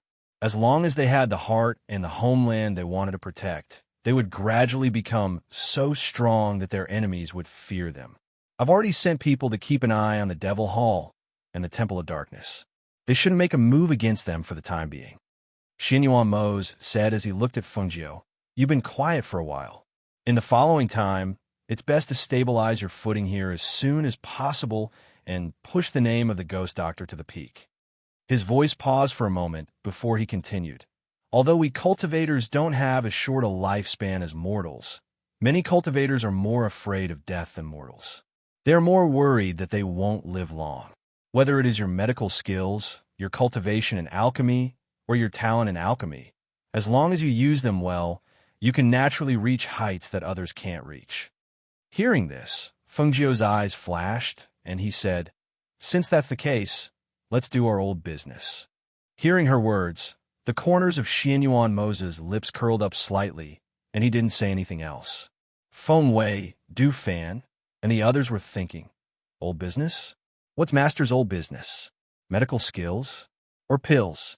Or medicine? Let's stop here for today. We'll talk about the rest in 2 days. Feng Jiu said as he held Xianyuan Mose's hand. "Let's take a walk in the backyard and see if the dishes are ready in the kitchen." When the others saw this, they grinned and didn't follow. However, just as Xianyuan Mose followed Feng Jiu with a smile in his eyes, she suddenly stopped in her tracks. "Du Fan." Feng Jiu turned around and called out, "Master." Du Fan stepped forward and smiled. "There's no need to count us in on the drinking. You and the Yama Lord can have a good gathering." Hearing this, Feng Jiu chuckled. "Of course. I know that even without you saying it." As he spoke, he took out the ancient formation book from the space and handed it to him. "This is an ancient formation book I obtained outside. Study it well." Du Fan took the ancient book on array formations and flipped it open with some surprise. He happily expressed his thanks. "Thank you, Master." "Master, if Du Fan has a gift, then do we have one?" Luo Yu grinned as he stepped forward and asked. The other Phoenix guards stood at the side and watched with smiles on their faces. Of course I do. Feng Jiu smiled and said, These are all treasures that I obtained outside. I'll bring them to you tomorrow. Thank you, master. Everyone thanked him happily. Feng Jiu shook his head and walked out with Xianyuan Mose. In a large house, all they could see was exquisite scenery. The two of them walked slowly with their fingers interlocked. After walking for a while, the two of them didn't say anything. They just quietly enjoyed this moment of peace. Do you like it here? Xianyuan Mose asked as he stopped in the middle of a flower bush. Yes, it's very good here. I can see that they spent a lot of effort decorating it. She leaned on his shoulder and hugged him with one hand around his waist. Say, when we get married in the future, let's decorate and design our own home. Chapter 1931. Feng Jiu's eyes flickered. Definitely not now. I haven't gained a firm foothold here, and my father and the others have just returned to the Phoenix dynasty. How about this? Once they've restarted everything and built their home, we'll talk about marriage. That works too. As the two of them spoke, they could vaguely hear voices coming their way. They exchanged glances, then looked in the direction of the voices. They saw the chubby girl walking towards them with Leng Hua. Big brother Leng Hua. Then can I still come and find you in the future? No. Can I come and find big sister Feng? Since master brought you here, he naturally allowed it. You can come over if you have time in the future. Leng Hua said gently. He looked ahead and said, But sometimes we're a little busy here. I'm afraid there will be places where we won't be able to greet you. It's fine. I'll treat this place as my own home. You don't have to greet me. If you're busy, I can even help. Yang Xiao hurriedly said. Leng Hua smiled when he heard this. He looked ahead and said, Master and the others are in front. Yang Xiao. But looked ahead and saw two people standing not too far away, looking at her. She immediately ran over, but as she ran, the ground began to emit heavy thumping sounds. Big sister Feng. She walked around with Leng Hua. Not only did she familiarize herself with the house, she also found out that his name was Feng Jiu. How was it? Did you have fun here? Feng Jiu asked with a smile. Her gaze landed on Yang Xiao's rosy, round face. Yes. She nodded heavily and said happily, Big brother Leng Hua treats me very well. He brought me to the kitchen to get some pastries and some things I haven't eaten before. He even brought me around. Big sister Feng, can I really come back to play in the future? I really like it here. Of course. This is my house. You live in this city too. If you want to play in the future, you can come over. Feng Jiu said with a smile. Although I sent someone to inform your father, you still have to go home today. You can't stay here for too long, otherwise your family will be worried. Okay, she answered straightforwardly. Then I'll go back now and come back tomorrow morning. Hearing this, Feng Jiu's mouth twitched. In the end, he could only smile helplessly and look at Leng Hua. Let her stay for dinner tonight. After dinner, send her back. Yes, Leng Hua replied warmly, then said to Yang Xiao, Miss Xiao, let's go to the front. I'll introduce you to the others. Introduce me to other people? Okay. She nodded happily and said to Feng Jiu, Sister Feng, we'll go to the front. See you at dinner tonight. Leng Hua nodded at Feng Jiu and Xianyuan Mose, then led her to the front. Seeing the two of them leave, Feng Jiu smiled. This little girl is interesting, isn't she? I don't think so, Xianyuan Mose said indifferently, not even looking in her direction. In his eyes, no one could attract his attention more than she, who was by his side. On the other side, in the Yang residence, the Yang family head, who had lost his daughter because he was looking for her, anxiously paced back and forth in the hall after returning home, looking outside from time to time. He had been back for a while, but his daughter hadn't returned. Where had she run off to? Chapter 1932. Patriarch Yang, who was walking in the hall, was stunned for a moment. Someone from the Nalen family came. Let him in. He shouted outside. Not long after, he saw a servant quickly walk in from outside. Greetings, Patriarch Yang. You are from the Nalen family? Patriarch Yang looked up and down. His family and the Nalen family usually didn't have any friendship. Why did someone from the Nalen family come to their door? The servant took off the token from his waist and handed it forward. Patriarch Yang, I'm the servant of the front yard. I was ordered to come here to pass on a few words. Patriarch Yang confirmed that the token was correct and handed it back. He asked doubtfully, "What words?" "It's like this. The second miss of your house left with a guest of our house. She should return home later, so you don't have to worry." The servant quickly said, "A guest of your house?" Patriarch Yang was startled when he heard this. "Why would my servant leave with a guest of your house? Who is your guest? Is it a man or a woman? Will my servant be in any danger? Where do they go?" Listening to him ask several questions in a row, the servant's eyelids twitched. He said, "This little one doesn't know. I just came to pass on a message to tell Patriarch Yang not to worry. Patriarch Yang trusts people, so there shouldn't be any problems. This little one has already passed on the message and will return first." Patriarch Yang frowned as he watched the servant leave. He returned to the main seat and sat down to ponder. Why did his daughter leave with someone? She couldn't have left with a man, right? This girl was really too worrisome. She was deliberately making him worry at home. Thus, ever since the manservant left, he had been wandering around the house, waiting. Even when the sun had set, his daughter still hadn't returned. Seeing that the sky was getting darker, he thought about how his daughter had gone out with someone and hadn't returned, even though it was already so late. He couldn't sit still at home. "No, I have to go to the Nailan family and ask." He asked someone to prepare a sedan. When he was about to go out, he suddenly heard a familiar voice. "Father." He turned around abruptly. "Waiter?" He quickly walked there and looked at his daughter from head to toe. "Child, where did you go? Why are you back so late? Don't you know that Daddy will be worried at home?" As he spoke, he sniffed and frowned. "You even drank?" Hee. "Father, your nose is so sharp. But I didn't drink too much. I only drank 2 cups. Yang Xiao said happily, "Today, I went to Sister Feng's house to play. Her house is really beautiful. Daddy, I want to go there again tomorrow." "What big sister phone? Where did Sister Phone come from?" The Yang family head frowned as he asked. His gaze swept across the crowd and landed on the white-robed young man. "And who are you?" Lung Hua stepped forward and bowed, smiling warmly. "Yang family head, this one's surname is Lung. I was ordered by my master to bring your daughter back." "Daddy, he is Lung Hua's older brother." Yang Xiao held her father's hand as she spoke.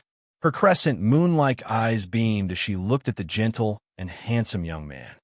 "Who is your master?" He frowned. Who was this person? Who was his master? Was there anyone in this city that he didn't know? Chapter 1933. Seeing the young man leave, Master Yang took his daughter home and asked carefully. On the other side, in Nailan's house, Nailan and Mo Chun sat in the courtyard drinking tea, thinking about the news he heard before.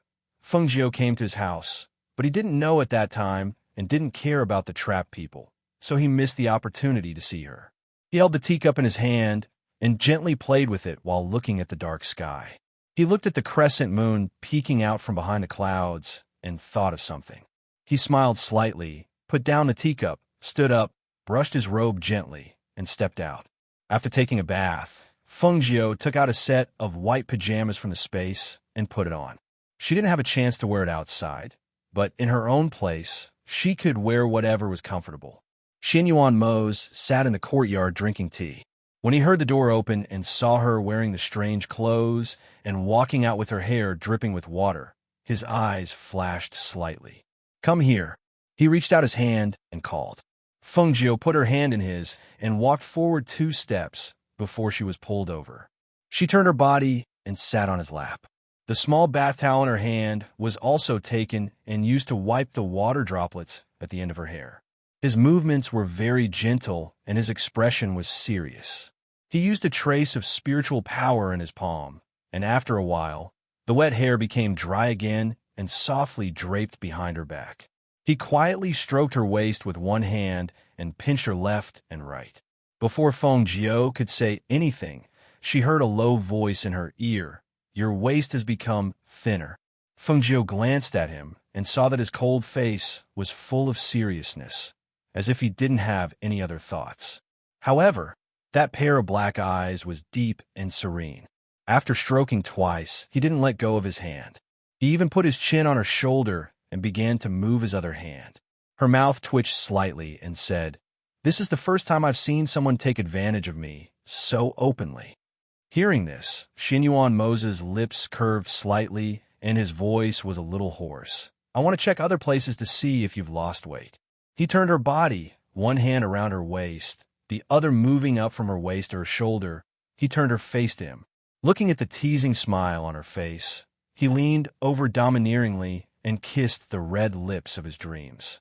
Their lips touched, sometimes gentle and careful like a treasure, sometimes domineering and aggressive, as if to swallow her up. Their lips and tongues played, saliva mixed together, extremely lingering. His hand, which was originally on her shoulder, had slipped into her clothes and was rubbing and caressing her gently. It was as if he wanted to melt her into his body. And Fengjiu let out a soft groan. She wrapped her arms around his neck and passionately responded to his plundering in the large courtyard. There was no one else except the two of them. It was quiet all around, and only the sound of their breathing and soft groans could be heard. After being separated for a long time and not seeing each other for a long time, once the passion was ignited, it was uncontrollable.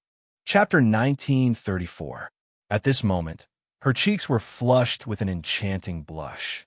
Her beautiful eyes were blurred due to her arousal, and her delicate lips were slightly red and swollen from the passionate kiss. Her red lips were slightly parted, and her breath smelled like orchids. Her posture, her expression, it was as if she was inviting him to have a taste. Looking at her, he couldn't help but lean down again and kiss those slightly parted red lips, sitting on Xinyuan Moses' lap. Fengjiu felt a familiar heat when she moved her body slightly. Sitting on his lap, she shifted her body uncomfortably. Who knew that when she moved, she would hear a muffled groan from him? Xinyuan Moses' body stiffened. With a muffled groan, he held her waist with both hands. His originally low and magnetic voice sounded even more hoarse at this moment. Don't move. Hearing his words, Fengjiu also stiffened. She glared at him unhappily. I'm not sitting comfortably. It was clearly a glare, but in that moment, in Xinyuan Moses' eyes, her glare was coquettish with a hint of annoyance. The kind of coquettish annoyance made his breathing uncontrollably become a little rough. Let's go back to the room. He hugged her, and just as he was about to carry her back to the room to continue, he heard an untimely cough. Cough, cough. When they heard the cough, the two people sitting at the table stiffened at the same time. They were startled for a moment and looked in the direction of the cough at the same time. Unknowingly, a white figure was already sitting on top of the wall of their courtyard. That white figure was at the corner of the wall, which happened to be covered by a tree. It was unknown how long that white figure had been there silently watching for. As for that white figure, it was none other than Nalamachan. Sorry, I'm not disturbing you, am I? Emo-chan sat on the wall and didn't go down. He just asked gently. His immortal-like handsome face carried a gentle and refined smile. His deep, bottomless eyes were looking at the two people at the table. Xinyuan Moses' expression darkened, and his face instantly darkened. He was certain that he had done it on purpose. Seeing that it was him, Fengjiu's face showed a trace of embarrassment. He didn't expect to be caught red-handed when he finally got intimate. How long had he been sitting there? And for how long? The two of them didn't even notice that he had come. They were really too careless. Thinking about how he had seen the passionate scene between the two of them just now, her already flushed cheeks became even redder, and there was a trace of embarrassment on her face. It wasn't a big deal to be caught being intimate with someone, but it wouldn't be good if the extent of their intimacy was too big and was seen by others. Emo-chun, who was dressed in white and looked like a banished immortal, sat on top of the wall. He looked at the two people sitting at the table and took in their expressions. His gaze swept past Xinyuan Moses' darkened face and landed on Fengjiu, who was in his arms. Her cheeks were flushed, and her entire body was emitting a charming and shy aura. His eyes flashed slightly. He had never seen her like this before. She was even more charming and enchanting than usual. Even he, whose heart was as still as water, couldn't take his eyes off her. Chapter 1935. She reached out and hugged Fengjiu tightly in her arms. She lifted her sleeves to cover her face, which was different from her usual charming and enchanting appearance. At the same time, she asked coldly, "What are you doing here?" "I heard that a Geo is back, so I can take a look and catch up." Mo Chen's voice was gentle. He smiled as he looked at Xianyuan Mose, who was sitting at the table. It seemed that he had no intention of leaving. Feng Jiu pushed Xianyuan Mose's sleeves aside and looked at Mo Chen, who was sitting on the wall. "I didn't see you when I went to your house today. I wanted to ask you out for a drink in 2 days. I think tonight's night is pretty good," Mo Chen said as his smiling gaze fell on Xianyuan Mose. Hearing this, and thinking about what they had just done, Feng Jiu coughed uncomfortably and said, "Let's forget about tonight. I'll treat you to a drink in 2 days." "Drink?"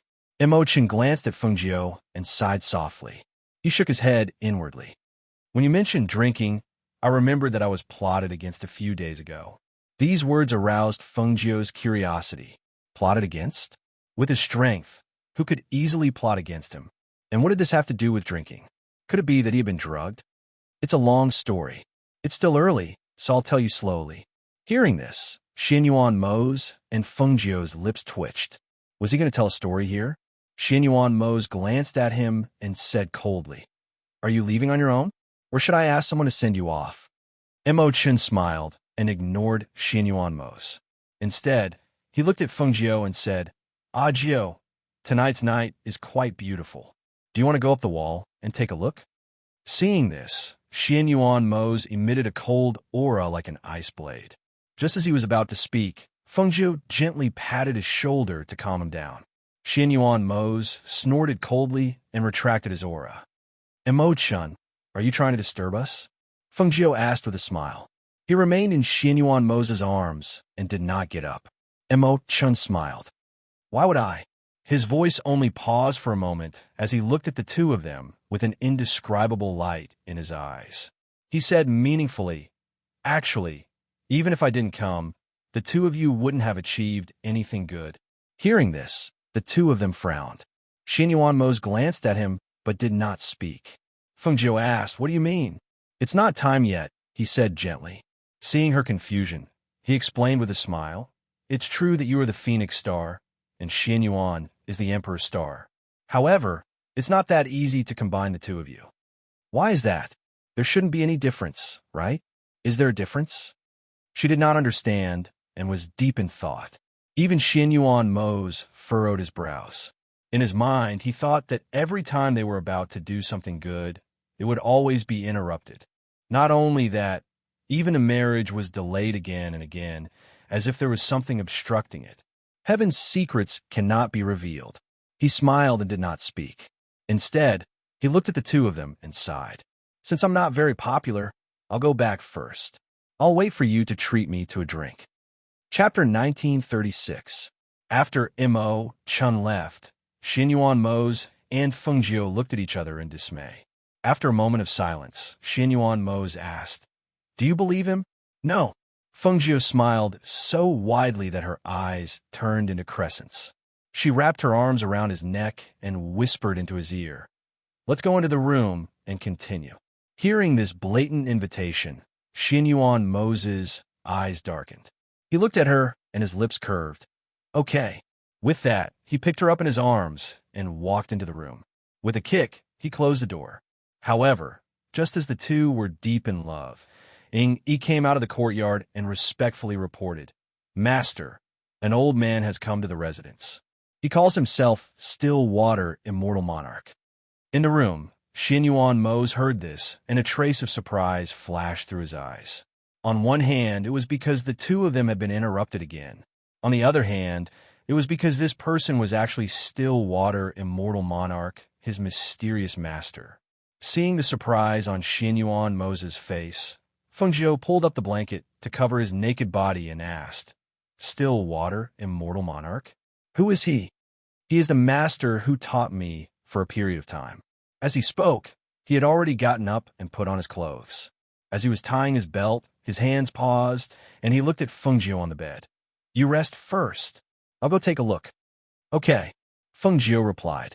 Seeing him put on his clothes and walk out, she turned over and propped her head on one hand as she thought, Could it be that they still have to experience something?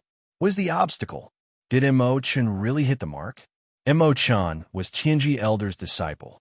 Could it be that he was also a swindler? Or a swindler with some skill? At the same time, in the Ling residence, an old man in gray robes was sitting in a hall, drinking tea. His hair was silver, but there were no wrinkles on his face. His complexion was ruddy, and his complexion was very good.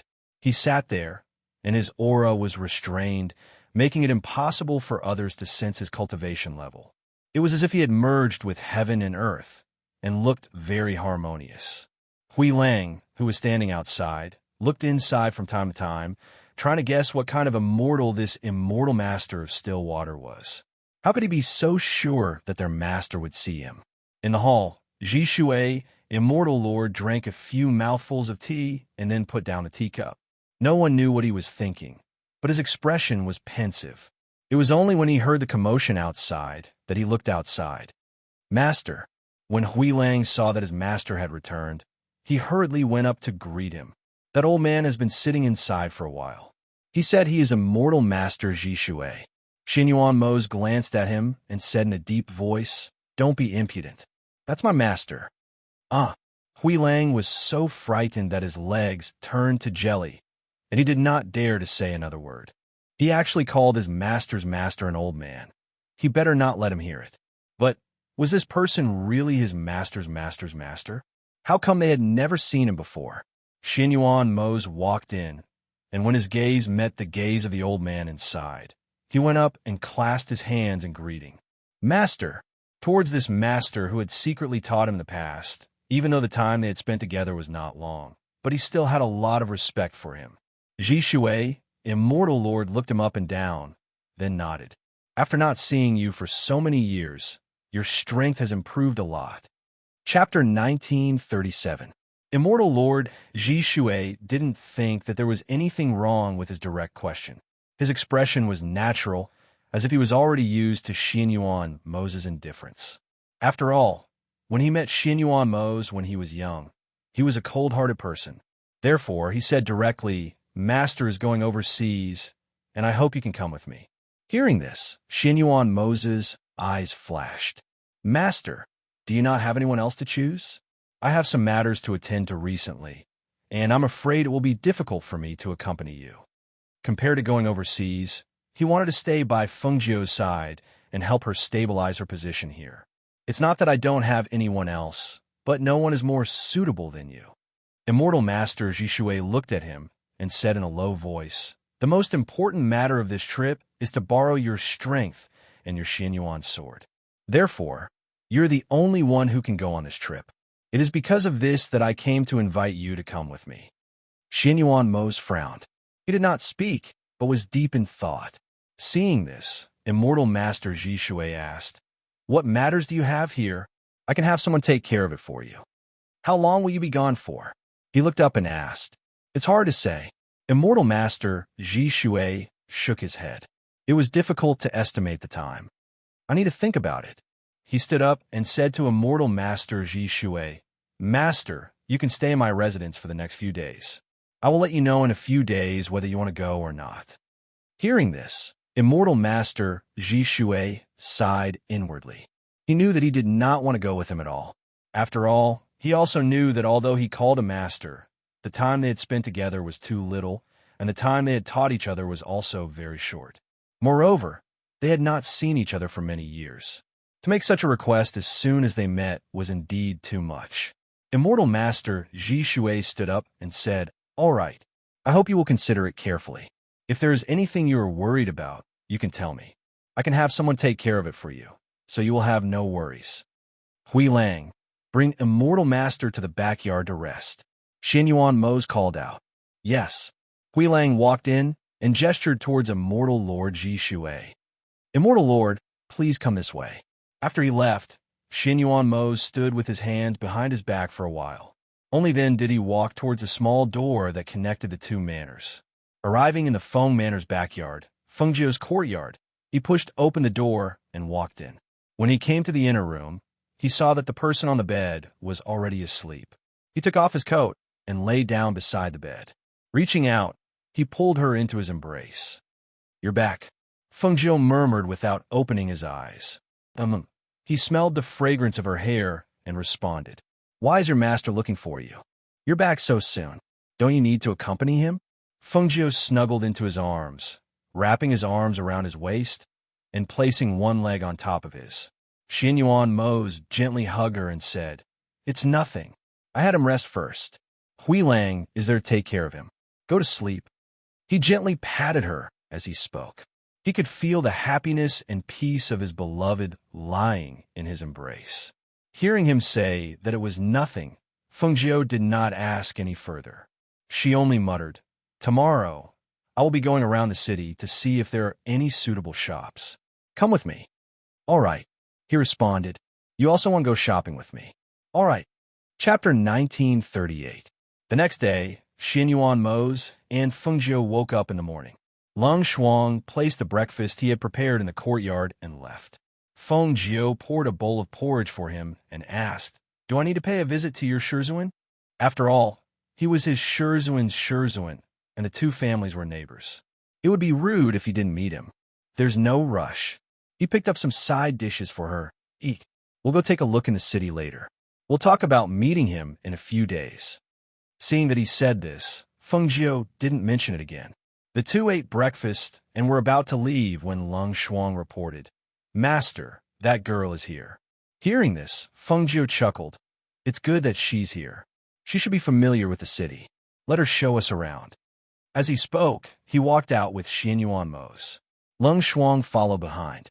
In the outer courtyard, Yang Xiao who was wearing a dark green dress, happily ran forward when she saw Feng Jiu. Feng Jiejie, I'm here again. Feng Jiu smiled. We're planning on going out to look for a shop today. You came just in time. Come with us. Okay, I'm familiar with the city. What kind of shop are you looking for? Tell me, and I'll show you. She smiled as her eyes narrowed. We'll talk as we walk.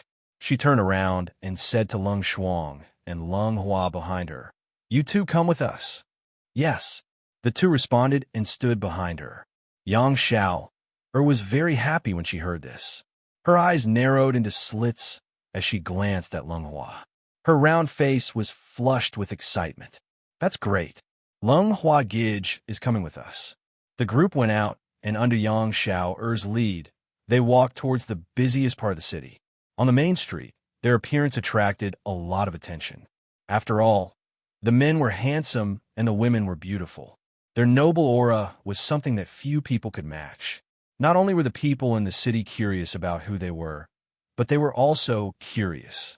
Even some cultivators were secretly guessing. Some of them recognized the smiling, chubby girl, Yang Xiao, and began to discuss in low voices. Isn't that the second young miss of the Yang family? Who are the people beside her? They're so handsome. They look like they're the children of an influential family. Their auras are incomparable to ours. They don't look like them. Another old man also shook his head and whispered, That man and woman in front don't have the temperament of an aristocratic family's descendant. This old man has lived for many years and has a good eye for people. The man and woman in front are definitely not ordinary. The two behind them look like attendants, but the white-clothed youth has an aura similar to that of an influential family's young master. The black-clothed woman is a bit cold. You don't need to get close to her to know that she's cold. She's not someone to be trifled with. Hearing the old man's words, the people who were whispering to each other quieted down and stopped talking. Their gazes followed the few people until they were blocked by the people on the street. Then, they heard the old man's voice again. Our 100 Rivers City is the busiest and most famous of the several dozen cities in this area. It's also close to the magnificent Immortal Sect. It's normal for powerful people from other places to come to our city. There's no need to make a fuss. As the old man spoke, he shook his head and hummed a tune as he walked away. Chapter 1939. Feng Jiu, who was talking to Xianyuan Mose, heard Yang Xiao's words and looked in the direction she was pointing at. With just a glance, she shook her head. Not good. This shop had 3 floors, but it was located at the corner of the main street. The facade was not straight and was not the shop she wanted. So it's like this. Then let's take a look. There are some in front, but none of them are 3 floors high. This area is considered a bustling area. Every 3 to 4 floors high pavilion is the property of the various large families in the city. They won't sell or rent them. Feng Jiu nodded and followed her forward. They looked at all the shops in this bustling area. Although there were a few suitable ones, as Yang Xiao said, those were the property of the large families and would not be seated. You don't have to choose a place in this bustling area. Xinyuan Mose said from the side. He looked at Feng Jiu and said slowly, with your ability, even if it's in the corner, people will come looking for you. Hearing this, Feng Jiu smiled slightly, and I think so too. Since we can't find one in this area, let's look at other places. Hearing the two's words, Yang Xiao's eyes turned and said, Sister Feng, how about this? I'll take you to look at one of my houses. I think that place is quite good. It's just that it's not a bustling area, and there aren't many people. If you like it, you can discuss it with my father. He's very easy to talk to. Fatty Yang, you still have the face to come out? As they were talking, they suddenly heard a coquettish voice. They looked up and saw a woman in luxurious clothes accompanied by 2 servant girls. She was looking at Yang Xiao with contempt. Yang Xiao heard this familiar voice and rolled her eyes. Sister Feng, let's go. She was too lazy to care about that golden peacock. Fatty Yang, I heard that young Master Ruan ran away from the marriage. That's right, you're so fat and ugly. Who would dare to marry you? The woman in luxurious clothes held a small fan in her hand and gently fanned herself. She didn't forget to mock Yang Xiao. Feng Jiu and the others did not move. They did not intervene or interrupt. They just watched quietly. Yang Xiao originally didn't want to argue with her, but in front of Leng Hua's brother, who she liked, she couldn't help but feel a little embarrassed. She was fat, but she wasn't ugly. Because of her embarrassment, she, who had a straightforward personality, turned around and threw a punch. Because the woman in luxurious clothes was close, Yang Xiao turned around and threw a punch. This unexpected punch caused the woman in luxurious clothes to cry out in surprise. She wanted to dodge, but it was too late. Bang! Hiss! Miss! For a time, there was a heavy bang, a sharp and miserable shriek, and the 2 maidservants cried out at the same time. Not only were the woman in luxurious clothes and the others stunned by this unexpected scene, even Feng Jiu and the others were slightly stunned as well. Golden Peacock, how dare you call me ugly? See if I don't beat you until you're ugly. Yang Xiao angrily glared with a pair of round eyes. She rolled up her sleeves and looked at the woman in luxurious clothes whose eyes were swollen from her punch. She was about to charge forward again, but this time one of the 2 servant girls hurriedly went forward to block her, while the other pulled her young miss back. Chapter 1940. After forcefully pushing aside the servant girl, the woman in luxurious clothes rushed forward and began to wrestle with Yang Xiao. She cursed and pulled at Yang Xiao's hair. Feng Jiu and the others were stunned when they saw this scene. They were completely like shrews fighting. Weren't these 2 daughters of aristocratic families? How could they be so fierce when they fought? Seeing that quite a few people had gathered around to watch the show, Feng Jiu ordered separate them. Leng Hua and Leng Shuang, who were standing behind him, immediately stepped forward. Leng Hua pulled Yang Xiao back. Miss Xiao, stop fighting. Leng Shuang pulled away the woman in luxurious clothes and pushed her to the 2 servant girls. He glanced at them coldly. Watch her. Yang Xiao glared angrily. She saw that the new dress she had specially put on was wrinkled, and the new hairstyle she had carefully combed for a long time was messed up. She even made a fool of herself in front of elder sister Feng and elder brother Leng Hua. She couldn't help but bite her lower lip, and her eyes gradually turned red. Miss Xiao, are you hurt? Leng Hua asked gently when he saw that the young lady had her head lowered and looked like she was about to cry. Elder brother Leng Hua, she pulled my hair. She messed up my hairstyle and wrinkled my new clothes. Yang Xiao pursed her lips. The more she thought about it, the more wronged she felt. She wanted to see them beautifully, but now she had become like this. Would elder brother Leng Hua also think that she was fat and ugly? Thinking of this, she became even sadder. Large teardrops the size of beads fell down her face. Hearing this, Leng Hua smiled gently. It's fine. We'll find a place in front to comb our hair. His gaze turned and landed on her wrist. The skin on the back of her hand had been scratched, and a few drops of blood were seeping out. The back of your hand is bleeding. Let me bandage it for you. As he spoke, he took out a medicinal powder and a piece of cloth. After applying the medicine, he wrapped up the back of the hand. His movements were slow and gentle, and there was a gentle smile on his face. Yang Xiao couldn't help but be stunned. Even a young woman in luxurious clothes who was supported by two servant girls gritted her teeth in anger when she saw this scene. She was both furious and jealous. Fatty Yang was so fat and ugly. So why was this handsome young man so gentle to her? Damn it! Xinyuan Mose and Feng Jiu watched from his side. The former was expressionless, while the latter was full of smiles. She looked at the two of them and thought to herself, this young Er's features are very exquisite. He's just a little chubby. If he slimmed down, he'd definitely be a beauty. Most importantly, she liked this young Er's personality no matter how she looked at him.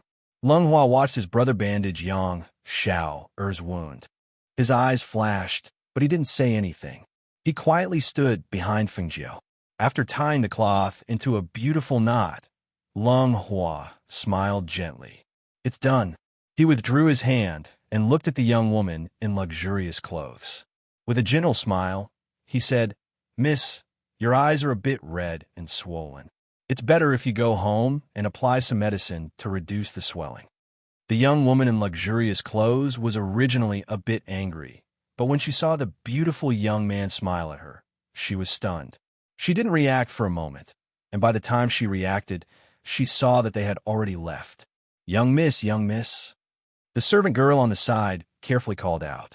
Chapter 1941. Miss, you should go back and apply some medicine. Your eyes. The servant girl lowered her head, not daring to look up.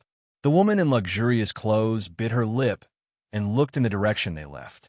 She stomped her feet, then covered her eyes and turned to leave. On the other side, Feng Jiu and the others found a private room in a tea house to rest. Yang Xiao tidied up her hair and clothes and walked out after a while. Big Sister Feng, I'm done.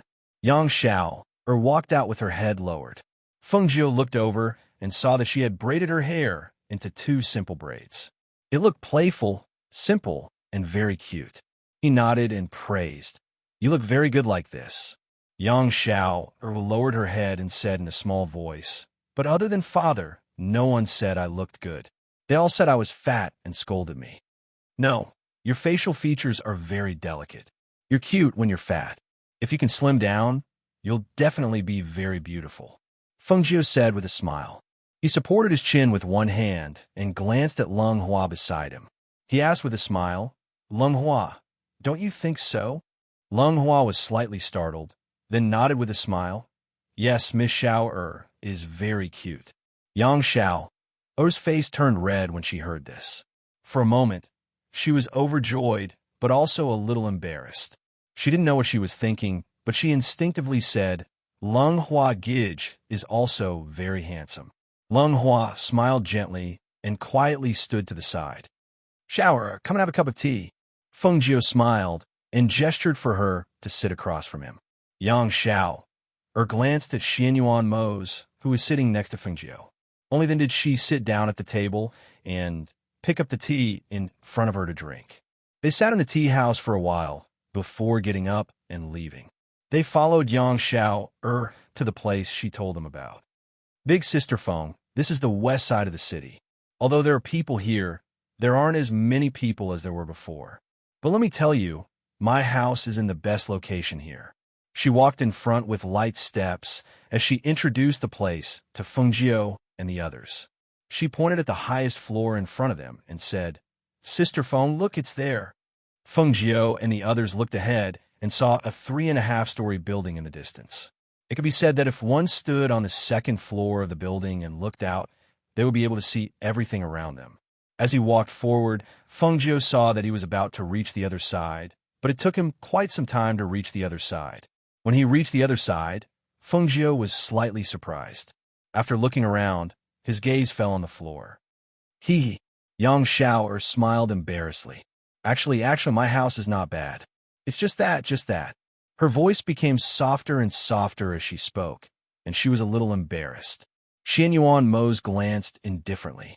The 3.5-story building did look good from the outside, but this place was a little too remote. This place was not on the upper part of the city, but rather in the inner area. The shops on the left, right, and in front of the building were all empty. It could be said that there was no one else here other than the few of them. There's no one walking around here, not even hawkers. Master, isn't this place a little too remote? Leng Hua looked at Feng Jiu and asked. Chapter 1942. The shops on these 2 streets belong to my family. However, a family that has always been at odds with my family is now at odds with my family. The street in front of us is blocked. If you want to enter these 2 streets, you have to take a long detour. Therefore, many people are unwilling to come here. The business here can't continue either. My family's shops have been empty since then. Yang Xiao said, then quickly added, Sister Feng, this building is not bad, and behind it is Jade Wave Lake. The scenery is beautiful. Can we go in and take a look? Feng Jiu looked at the building and asked. Of course.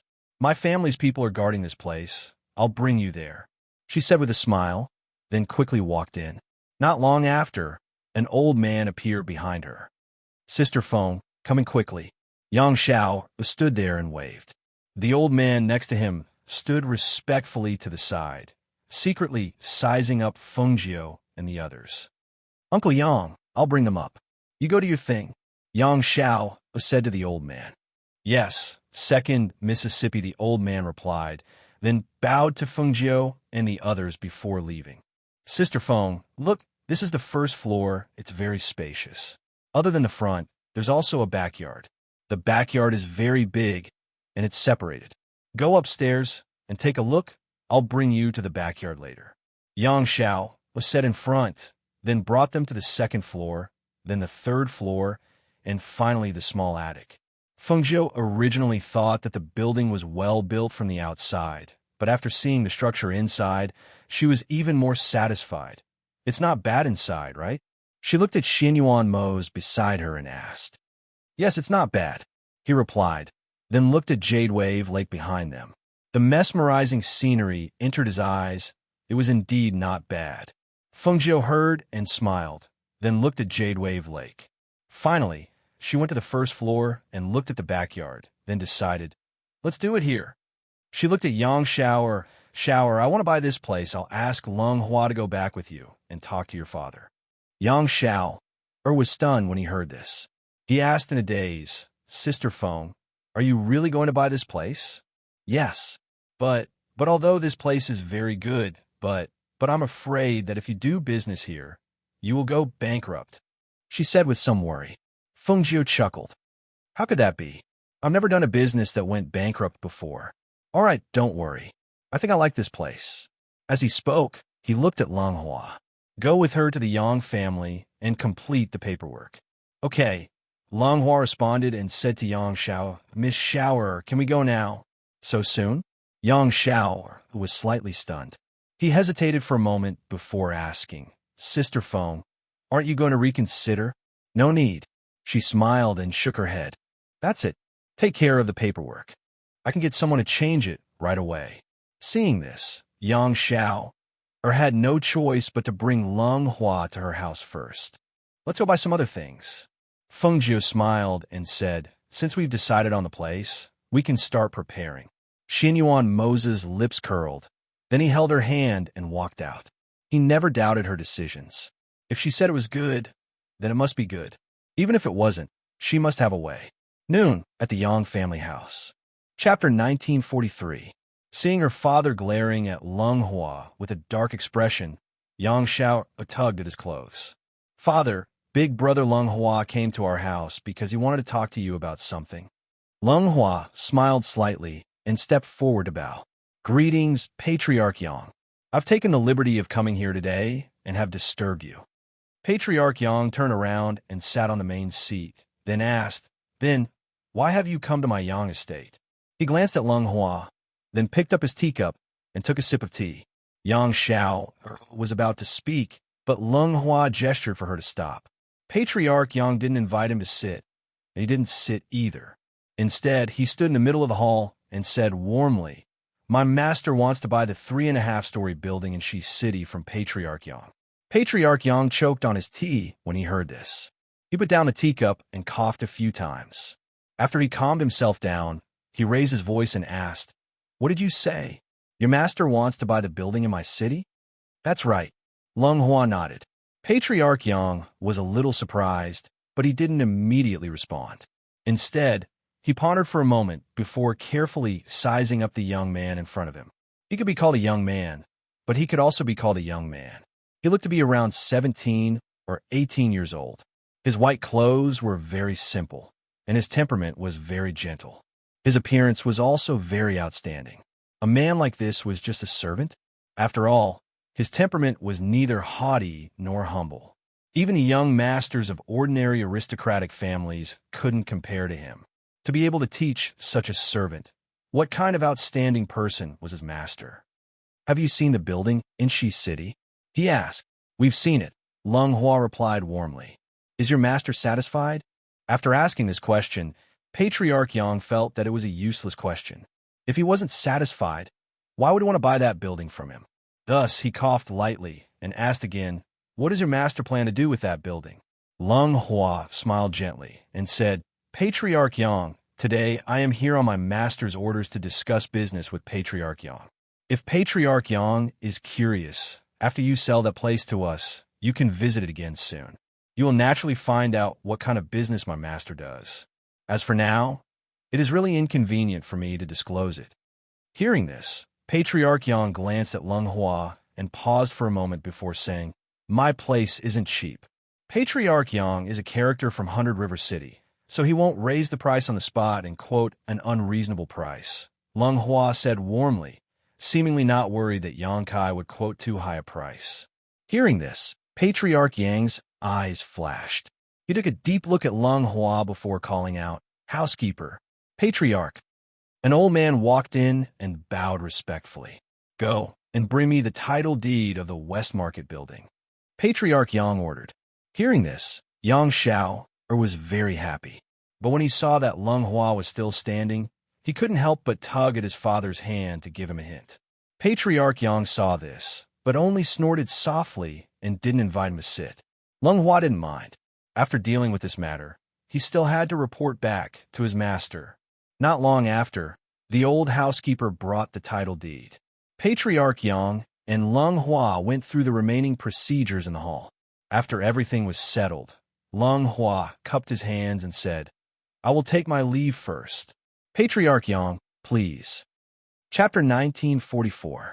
It would have been better if she had liked a young master from an influential family, or if she had taken a fancy to this youth master. That would have been fine. However, she had taken a fancy to a servant. How could he be happy about this? "Older brother Lung Hua, I'll send you off," Yang Xiao quickly shouted as he followed after him. When they arrived outside the manor, Yang Xiao looked at him apologetically. "Older brother Lung Hua, don't be angry at my father. He's actually a pretty good person. I just don't know what's gotten into him these past few days. He's been acting a bit strange." Hearing this, Lung Hua smiled. "It's fine. Master Yang sold the building to us so quickly and at a normal market price. From this, it can be seen that he is an upright and principled person." Seeing that he was not unhappy, Yang Xiao relaxed. "Older brother Lung Hua, it's good that you're not angry. Then tell older sister Phone that I'll go find her tomorrow to play." "Okay, then I'll be leaving first. You can go back," Lung Hua said, then turned and left. On the other side, Fengjiu, Xianyuan Mose, and Lung Shuang strolled around the streets before returning to the Feng Manor in the evening. Lung Hua had already returned to the manor. "Master, this is the deed for the building." Lung Hua handed the deed to Fengjiu. Fengjiu took it and glanced at it, then handed it to him. "Just take it. Tomorrow, I'll draw up a design. Find someone to finish the renovation as soon as possible." "Yes," Lung Hua replied, then put the deed away. Xianyuan Mose returned to the Ling Manor. That night, Fengjiu personally drew up a design. The next day, he handed it to Lung Hua, who began to renovate it. Over the next few days, Fengjiu asked Lung Hua to collect some spiritual herbs while concocting potions. He was so busy that not even his shadow could be seen. As for Xianyuan Mose, he did not go to the Ling residence for the past few days. Instead, he stayed in the Feng Manor. When Feng Jiu was mixing medicine in the courtyard, he would sit to the side and quietly watch. When she wanted to go out, he would accompany her. He hadn't seen Xianyuan Mose for a few days. In the Ling residence, Ji Shui, Immortal Monarch, was getting a little anxious from waiting. He looked at Hui Lang, who was not far away, and asked, "Why is your master nowhere to be seen? What is he busy with?" "Please forgive us, Immortal Monarch. As subordinates, we would never dare to ask about things that our master did not mention." Hui Lang lowered his head as he spoke. He didn't tell him that his master had been busy with the ghost doctor these few days. Ji Shui, Immortal Monarch, glanced at him and furrowed his brows. He clasped his hands and said, "Let me know when your master comes back." After saying this, he turned around and returned to the courtyard. On the other side, Feng Jiu was in the middle of putting the finished medicine into her space. She let out a light sigh. After working for a few days, there's finally some results. These things should be almost done. I wonder how the renovations are going. There are a lot of people who haven't eaten lunch yet. We'll go take a look after we eat. Xianyuan Mo stood up and extended his hand to her. "Okay, let's go eat outside." She replied with a smile and walked out with him. These days, not only had she been busy, but the 8 Phoenix Guards had also been busy expanding their influence in the surrounding towns. Du Fan and Lung Hua had taken care of the renovations, while Lung Hua had been watching over the manor. They had used a few days to prepare everything that needed to be prepared. Now, they just had to wait for the renovations to be completed before opening for business. Chapter 1945. What's so difficult about that?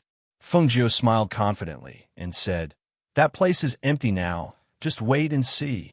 We'll open in half a month, and in less than half a month, the shops around us will be looted. That place will definitely become lively." Seeing the confident look on her face, he felt relieved. Then I'll wait and see the results of the opening half a month later. He believed that the opening day would be very lively, but he didn't know how lively it would be. The two strolled around the streets and bought some small things. Then they went to a restaurant to eat and drink a cup of tea. Then they held hands and slowly went to Shi City. "What do you think we should name this building?" Feng Jiu looked at her and asked. He pondered and said, "What do you think of the Heavenly Pill Building? Take the Tian from your Yuan Tian Palace and add the Dan from the medicinal pills to form the Heavenly Pill Building. It also means that the medicinal pills from the heavens are extraordinarily precious." Heavenly Pill Building. She whispered and smiled. "Yes, that's the name." The two arrived at Shi City and went to the building. They saw that the door was closed, and from time to time, there were sounds of renovation. The two looked at each other and called inside. Du Fan. The door opened, and Du Fan walked out. "Master, Yama Lord, you're here. We came to take a look. How is the renovation going?" Feng Jiu said. Du Fan smiled and said, "Master, don't worry. I've asked them to work through the night. They've already completed more than half of it. In a few days, it will be completed. When the time comes, we'll decorate it ourselves. We can open for business in about half a month." His voice paused, and he smiled.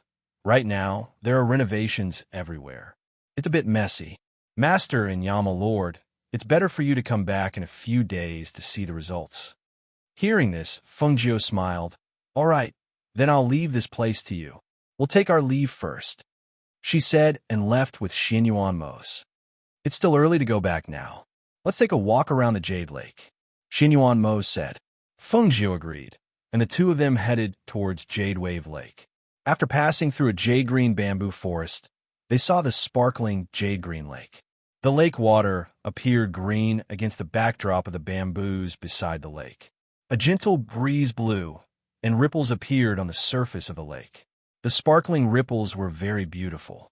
Although the scenery was not bad, there were not many people here. When the two of them walked slowly while holding hands, the surroundings were quiet and very pleasant. "The scenery here is indeed not bad." Feng Jiu let go of his hand and took a deep breath. What she smelled was the bamboo fragrance that permeated the bamboo forest. Looking at the jade ripple lake surrounded by bamboo, she narrowed her eyes and a thought rose in her mind. "I want to make this place mine." What should I do? She reached out and wrapped her arms around his waist, lying on his chest as she said with a smile. Xian Yuan Moses' lips curved slightly, his eyes filled with gentleness and affection. That's not difficult. As his voice fell, he called out, "Ing, your subordinate is here." He walked out from the shadows and came behind the two of them. "By this place," Xian Yuan Mose said in a deep voice, directly giving the order. "Yes," He replied and left in a flash. Chapter 1946. As long as you know what the other party needs, there's no deal that can't be negotiated. His voice was filled with confidence as he gently stroked her head, caressing her soft hair. "Since you like this place, then let's make it our place." She replied as she leaned against his chest. Hugging him, she looked at the scenery and smelled the bamboo fragrance, feeling extremely happy.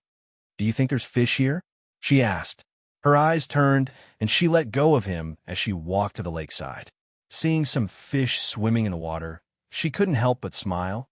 "Ah, there's fish. How about we go fishing? We can roast the fish here and eat it." "You have a fishing rod?" He walked up and asked. I have it in my space. I've been keeping it." She took out a fishing rod from her space as she said, "But you have to help me dig out the bait." Hearing this, Xian Yuan Mo smiled. He took out a dagger from his space and walked to the moist grass by the lakeside to dig. Feng Jiu turned around and saw the man in the luxurious black robe squatting on the ground, using a dagger to help her find bait. Seeing this scene, she couldn't help but smile, her eyes filled with happiness. In the entire world, she was probably the only one who could make him disregard his image and squat on the ground to dig bait for her. After looking at him for a while, she put the fishing rod to the side and lifted her skirt slightly as she walked forward. Squatting down beside him, she took out a bottle from her space. "Did you dig out? It doesn't need much. 1 or 2 days should be enough." "Here." He picked it up with a dagger and put it into the bottle with some disgust. Feng Jiu saw this and smiled. That's right. How could she forget that he was obsessed with cleanliness? "All right, I'll do the rest." After putting the bait into the bottle, she took out 2 sections and hung them on 2 fishing hooks. She handed one to him. "Here, if you catch too much, we'll bring it back to add to the dishes."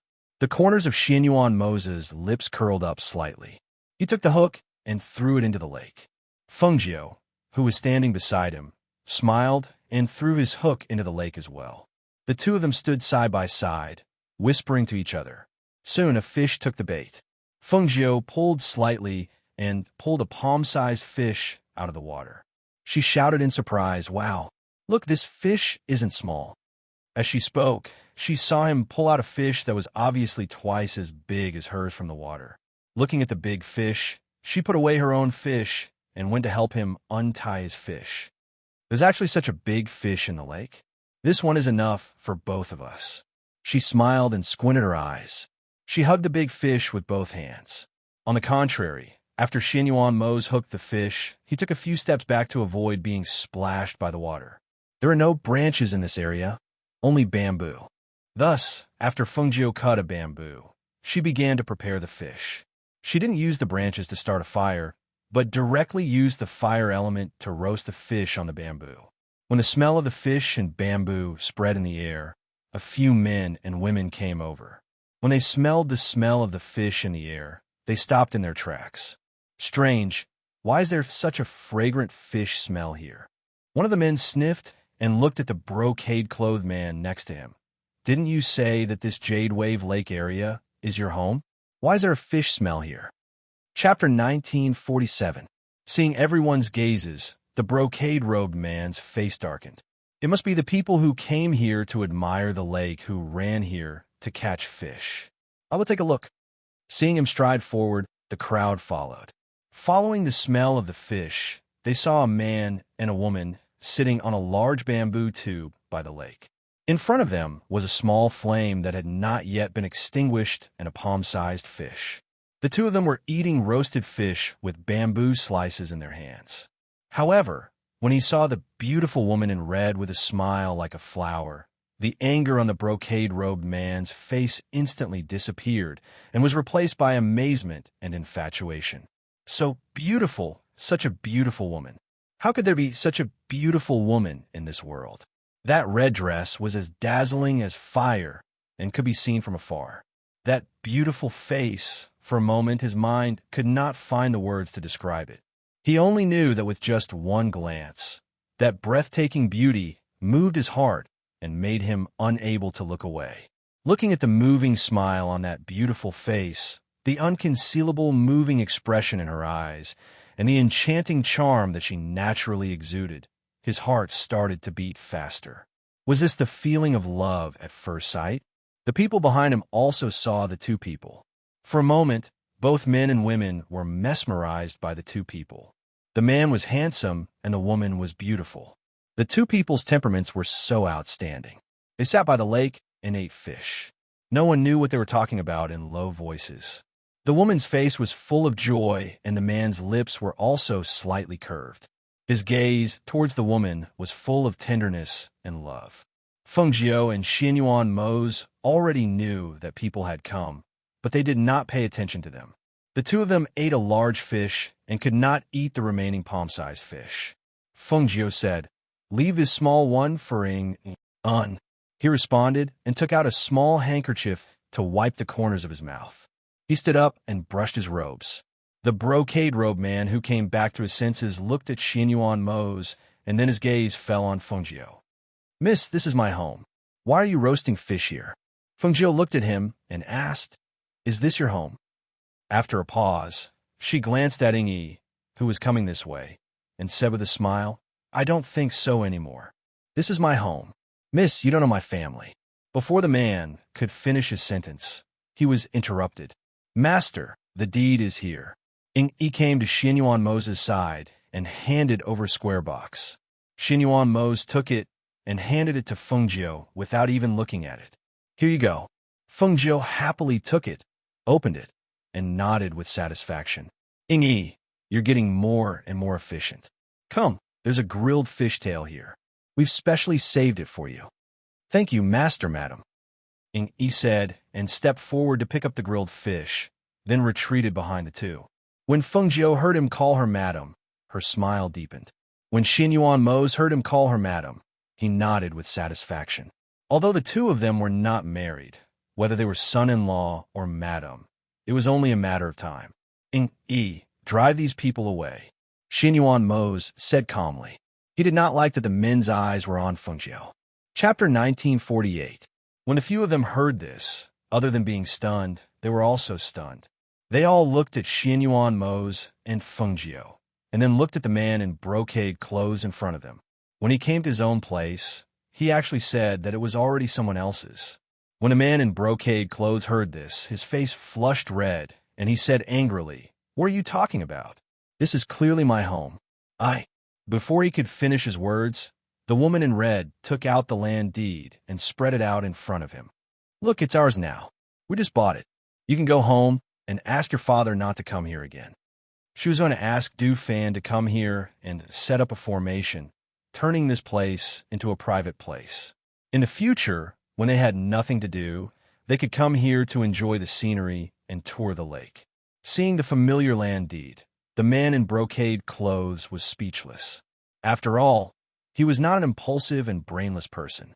When he saw the land deed and the extraordinary aura of these two people, he did not continue to pester them. Instead, he said something to the people behind him and left in a hurry. He wanted to go back and ask his father what was going on. Why was their home suddenly sold to these two people?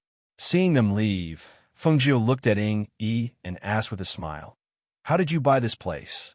This area was originally the place of the Zhang family in the city. The Zhang family is a rich family in the city and does not lack money. This subordinate found out that the Zhang family's patriarch was seriously injured a few years ago. He searched everywhere for doctors, but they were unable to cure him. Thus, this subordinate used a fifth-rank knight to exchange for his place. Hearing this, Feng Jiu chuckled. "So that's how it is."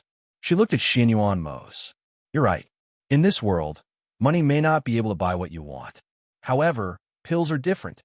No matter how strong a person is, they will cherish their life." She held his hand and smiled. "Let's go. Let's go to the Heavenly Dan building and ask Du Fan to come here and set up a formation. Xin Yuan Mose replied and left with her.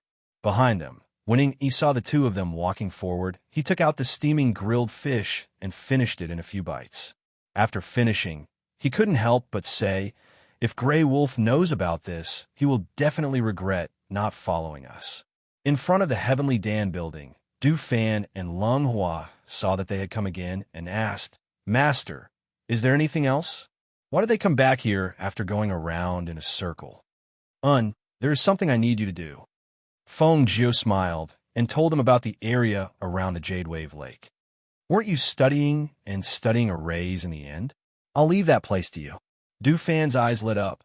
"No problem, Master. Don't worry. I won't disappoint, Master." After giving instructions, they returned to the Feng Manor. Not long after they sat down, Grey Wolf arrived. "Master," Hui Lang called out, "Immortal Master Ji Shui has been asking about you today. He said that you should go see him when you come back." Hearing this, Feng Jiu said, "Zhe, why don't I go with you to see him? Your master should have been here for a few days, but I haven't seen him yet." She paused, looked at him, and asked, "But why did your master come to find you? You're not hiding it from me, are you?" Logically speaking, there should be something. He did not say anything these days. Did he not want her to know? Chapter 1949. Something he needs your help with? Feng Jiu was slightly surprised. You didn't agree? It seemed that he didn't agree, which was why his master had waited here for a few days. He looked at her and saw the surprise on her face. So he said, "I was just about to turn him down." Hearing this, Feng Jiu said, "Although I haven't seen him before, he is still your master. Since he has spoken, it must be something important. What is he looking for you for? Is there anything I can do?" Xin Yuan Mose paused. His deep gaze fell on her face and met her clear eyes. "He asked me to go overseas with him. He said that he needed to use my Xin Yuan sword, and the date of his return was uncertain, so I didn't agree." "Go overseas?" Feng Jiu was slightly startled. "You don't even know when he will be back? Wouldn't that mean that he wouldn't know how long he would be gone?" He responded, the corners of his lips curling up, and he stroked her hair with one hand. "Don't worry, I won't go. I will tell him later." Feng Jiu was silent. She thought for a while, then said, "Why don't you go?" She looked at him and said with a serious expression, "Your master specially came to ask you for help. It wouldn't be good if you refused. Moreover, it might really be something important. If I go overseas with him, I don't know when I'll be back. Aren't you worried?" He asked with a smile in his eyes. Feng Jiu smiled, took his hand, and put it on his arm. "With your strength, cultivation, and wisdom, I should be worried about those who find trouble with you. Moreover, I am here waiting for you. Try not to come back if you dare." Hearing this, Xin Yuan Mose laughed softly. "I will take you to see my master. Even if you want to leave, you have to wait until the Heavenly Pill building opens and make sure that you are on the right track. Aren't you in a hurry? There is no use in being anxious. If I don't want to leave, can he kidnap me?" He took her hand and led her to the small door between the two manors, bringing her to see his master, Still Water, Immortal Monarch. Hearing that Xin Yuan Mose had returned, Immortal Master Ji Shui, who was in the Ling residence, walked to the front yard. When he arrived, he saw the man and woman sitting at the table talking. He couldn't help but be startled. He had guests. He turned his gaze and sized up the red-clothed girl. He couldn't help but praise her in his heart. What an outstanding girl! No matter if it was her bearing, appearance, or cultivation, there were very few people who could compare to her. Thinking about it, there could only be one person who was with him, the ghost Dr. Feng Jiu. He had long heard of this ghost, Dr. Feng Jiu's name. It was rumored that not only was this woman's cultivation talent outstanding, but she was also proficient in the art of alchemy and medicine-making. Her medical skills had even reached the stage of bringing the dead back to life. Rumors were rumors, but this was the first time he had seen her. Seeing her now, he felt that the two of them were very compatible. "Master," Xin Yuan Mose held Feng Jiu's hand and stood up, looking at the approaching Still Water Immortal Monarch. Feng Jiu greets the Immortal Monarch. She looked at the old man who was walking over and bowed. "No need to be so courteous," Still Water Immortal Monarch said. Looking at Feng Jiu, I have long heard of the ghost Dr. Fengjiu's name, but I didn't expect to meet you here today. Truly, seeing is believing. You are indeed a dragon among men. Fengjiu was slightly surprised, looking at Stillwater Immortal Monarch with a smile. Immortal Monarch is too kind. I knew that Immortal Monarch was in your residence, but I only came to visit today. I hope you don't blame me for being rude. Chapter 1950. Have you thought about it? He asked. He had not seen him for the past few days because he was accompanying Fengjiu. No wonder he was so hesitant when he asked him to go overseas. He did not know when he would return, so he was indeed forcing him. I can go with you, but I'll have to wait a little longer. Xinyuan Mo said. Hearing this, Immortal Lord Ji Shui let out a sigh of relief. He looked at him and asked, How long is a little longer? You have to give me a time, right? Fengjiu, who was at the side, heard this and said, It's like this. Mose wants to wait until our Heavenly Pill building opens before leaving. There should be around 10 days left. Around 10 days, okay? Immortal Lord Ji Shui nodded and looked at Xinyuan Mose. I will wait for you for another 10 days. After 10 days, I hope you won't disappoint me. After saying this, Immortal Lord Ji Shui turned and left, leaving behind Fengjiu and Dujiu. Your master is not that hard to talk to, Fengjiu said with a smile. Xinyuan Mose's lips curled up, but he did not say anything. He just held her hand and walked towards the Feng Manor. In the following days, the Heavenly Pill building began to put up items after the renovations were completed.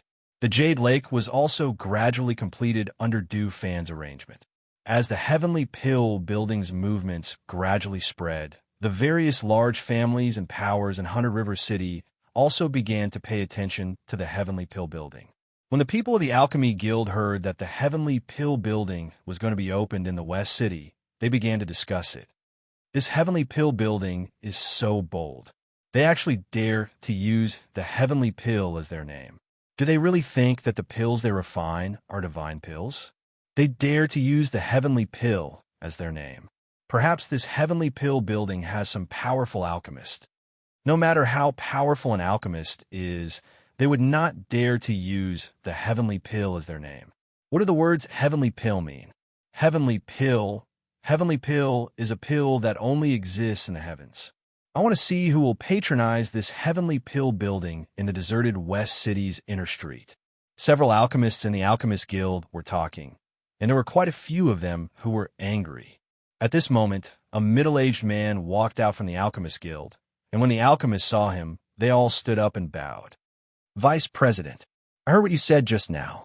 Some people who sell pills in the city came to me yesterday and told me that there must be an alchemist of the corresponding grade in every place that sells pills. You guys will follow me to check the opening day of the Heavenly Pill building.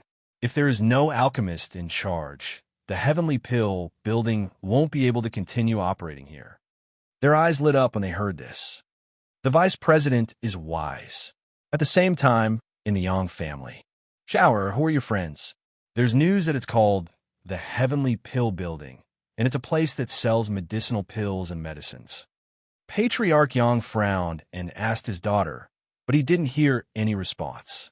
He turned around and saw her sitting there in a daze with one hand supporting her chin. He asked, Little fool, what's wrong? Waiter?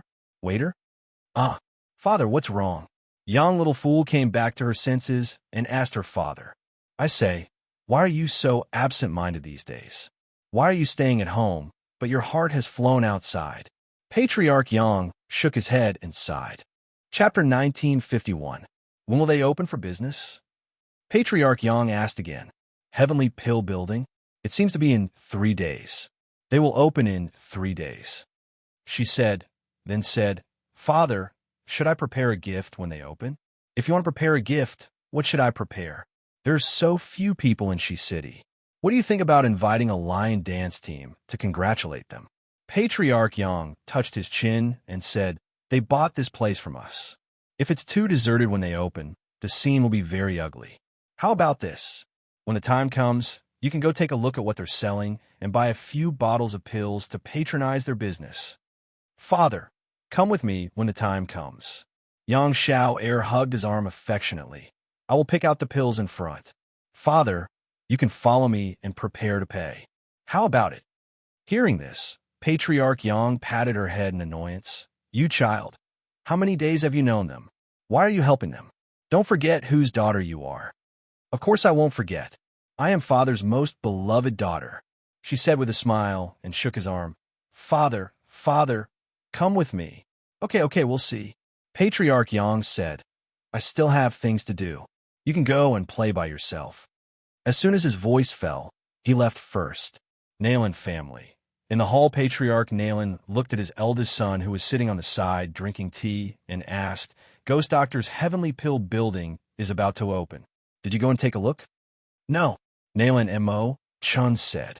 After taking a sip of tea, he played with the teacup in his hand. Nalan Zian, who was sitting on the other side, looked at his father, then looked at his elder brother and said, "Father, elder brother, I heard that many people in the city are eyeing this Heavenly Pill building. Not only did they buy Patriarch Yang's land, but they also bought the area around the Jade Wave Lake. Moreover, there's a formation around the Jade Wave Lake, so you can't enter. Even if you look from other places, you can't see the scenery of the Jade Wave Lake. What's so strange about that? They're making such a big move. How can the people in the city not know? I think those who don't know their origin are already thinking of ways to deal with them." The Nalan family head slowly said as he glanced at his eldest son. He took a sip of tea and said, "There are many forces in this 100 Rivers city.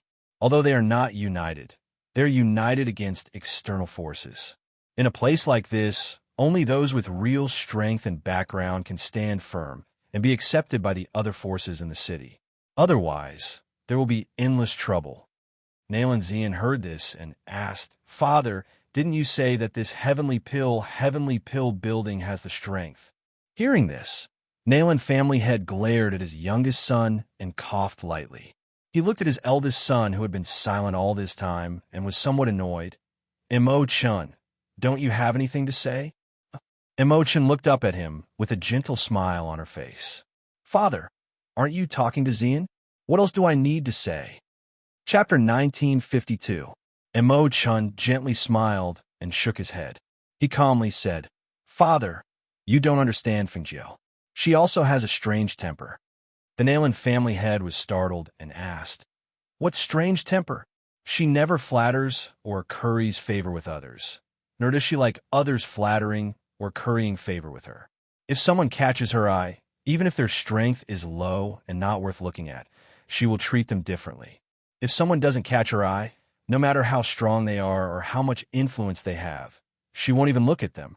He smiled and looked at his father, saying, "In truth, I don't have a deep relationship with her. To be honest, I am only someone that Master sent to her side to protect her. So, Father, don't even think of using me to establish a relationship with her. The Nalan family's foundation is enough for the Nalan family to have a firm foothold in 100 River City. Don't do anything fake. If you do that, not only will you not be noticed by others, you will also be looked down upon by others." He put down the teacup in his hand and stood up. He gently brushed his robe and slowly said, "Speaking of which, I haven't gone to see her in a few days. I'll go take a walk today. I won't be coming back for dinner tonight." As soon as he finished speaking, he strode out. His footsteps were light and graceful, like an exiled immortal who was treading on the clouds. Even his father and younger brother were unable to recover from their shock. "This brat," the Nalan family head cursed, but he could not get angry. He knew that he was reminding them not to do anything that would disqualify them. "Father, I'll go with big brother." Nalan Zian said this. Without waiting for his father to respond, he quickly chased after them. "Big brother, wait for me. I'll go too." Watching his two sons leave, the Nalan family head shook his head and walked out with his hands behind his back. Feng Manor. The first time he came here, Nalan Zian followed his elder brother's side like a country bumpkin entering a city. He looked left and right and quietly exclaimed, "Heavens, there's actually an array here. Who set up this array? I definitely wouldn't be able to walk in by myself." The Feng Manor looks very normal from the outside. Who would have thought that there would be such a big world inside? Big brother, look, their pavilions are even more exquisite than ours. Is there an expert hiding in the dark? Why do I feel like I'm being watched ever since I came in? Nalan Zian, who was next to Mo-chun, muttered in a low voice. Because he was not looking in front, he accidentally bumped into his brother, who suddenly stopped in front of him. He could not help but touch his nose and smile embarrassedly. "Big brother, why did you suddenly stop?" Mo-chun looked at him, shook his head, and said, "Don't make a fuss over nothing. You're still the second young master of the Nalan family. How would I dare to bring you out like this?" Hearing this, Nalan Zian's face turned slightly red, but he still nodded seriously. "Yes, I know." As they were speaking, they saw a cold and elegant woman in black clothes walking over from not far away. When he saw the woman in black with a unique temperament, he couldn't help but tug on his brother's sleeve. "Big brother, who is that lady?" Mo-chan followed his gaze and said, "She's called Lung Shuang. She's one of Fengjiu's people." After saying this, he saw his little brother staring at Lung Shuang. He could not help but warn him. The people at Fengjiu's side are not to be trifled with. Put away your thoughts. Don't even think about provoking her. Chapter 1953. Young Master Mo-chun. Lung Shuang nodded slightly. "Master and the Yama Lord are in the backyard. Do you need me to show you the way?" "No need, you can go do your thing. We can go by ourselves." Mo-chan smiled and waved his hand. Hearing this, Lung Shuang turned to the side and let them go first. However, after Mo-chan walked past her, the young man next to her looked at her with a smile. The person who should have walked past her stopped in front of her and didn't move. "Miss Lung Shuang, I'm Nalan Zian. He's my elder brother." He gestured to Mo-chan in front of him and quickly left without waiting for Lung Shuang to say anything. Lung Shuang looked at the smiling face of the young man in the brocade robe and his strange behavior. She glanced at his back in confusion and then turned to leave. Mo-chan slowed down her steps and glanced at the little brother beside her. "What are you doing?" "I didn't do anything. I just said hello to Miss Lung Shuang," Nalan Zian said happily. Hearing this, Mo-chan glanced at him but didn't say anything else and walked inside. Not long after, they arrived at the inner courtyard. Before they entered, they heard Fengjiu and Xianyuan Mo's talking. "You don't have to give me so much. I don't need it," Xianyuan Mo said. "How can you not need it? What if you need it if you take it with you?" Fengjiu categorized the elixirs and medicines and said, "It's written here what the elixirs are and what their effects are. I'll prepare some other things for you in 2 days," she said, and asked him to put away the things on the table. Xianyuan Mose shook his head helplessly and had no choice but to put everything into his interspatial ring. At that moment, he raised his eyes to look outside the courtyard and saw Mo-chun and Nalan Zian walking over. "A Jew, what are you preparing for him? Do I have a share?" Mo-chan smiled and walked to the table to sit down. Nalan Zian didn't dare to sit down and just stood behind him. Fengjiu glanced at the two people, smiled slightly, and said to Nalan Zian, "Second young master, sit." When Nalan Zian heard this, he revealed a smile. Just as he was about to sit down, he saw the black-robed, cold-looking man in front of him. Nalan Zian could not help but cough softly and say, "There's no need. I will just stand. I came with my brother. You guys can chat. There's no need to mind me." Hearing this, Fengjiu was slightly startled. He carefully looked at him and found that Mo-chin's younger brother's appearance was also extremely outstanding. However, unlike Mo-chin's banished immortal temperament, this Nalan Zian had the bearing of a noble young master. His brocade clothes couldn't hide his nobility. "Have you received the latest news from the city?" Mo-chin looked at the two of them and asked. Xianyuan Mose didn't say anything and just poured tea and drank. Fengjiu smiled and said, "I heard some rumors, but it doesn't matter. It's better to be more lively, isn't it?" Since they were all paying attention to the Heavenly Pill building, she would give them a surprise. "It seems that you have a card up your sleeve. Then I'm relieved." As he spoke, he saw Xianyuan Mose glance at him from the side as he sipped his tea. Xianyuan Mose's deep and magnetic voice was neither cold nor warm. "You're worrying too much." Chapter 1954. Nalan Zian was a little surprised when he heard his brother's words. He didn't expect that his brother, who had always been like an immortal, would have such a side to him. Was he deliberately trying to provoke the black-robed man? Looking at his otherworldly appearance, Xianyuan Mose suddenly curved his lips. Speaking of which, Agio, you still don't know, right? Suddenly hearing Xianyuan Mo's say something without rhyme or reason, Feng Jiao was slightly startled. She was a little puzzled and asked, "Don't know what?" When Nayland Zian heard this and noticed his brother's slightly stiff expression, he was also slightly surprised. He couldn't help but look at the black-robed man and thought to himself, why do these words sound so inexplicable?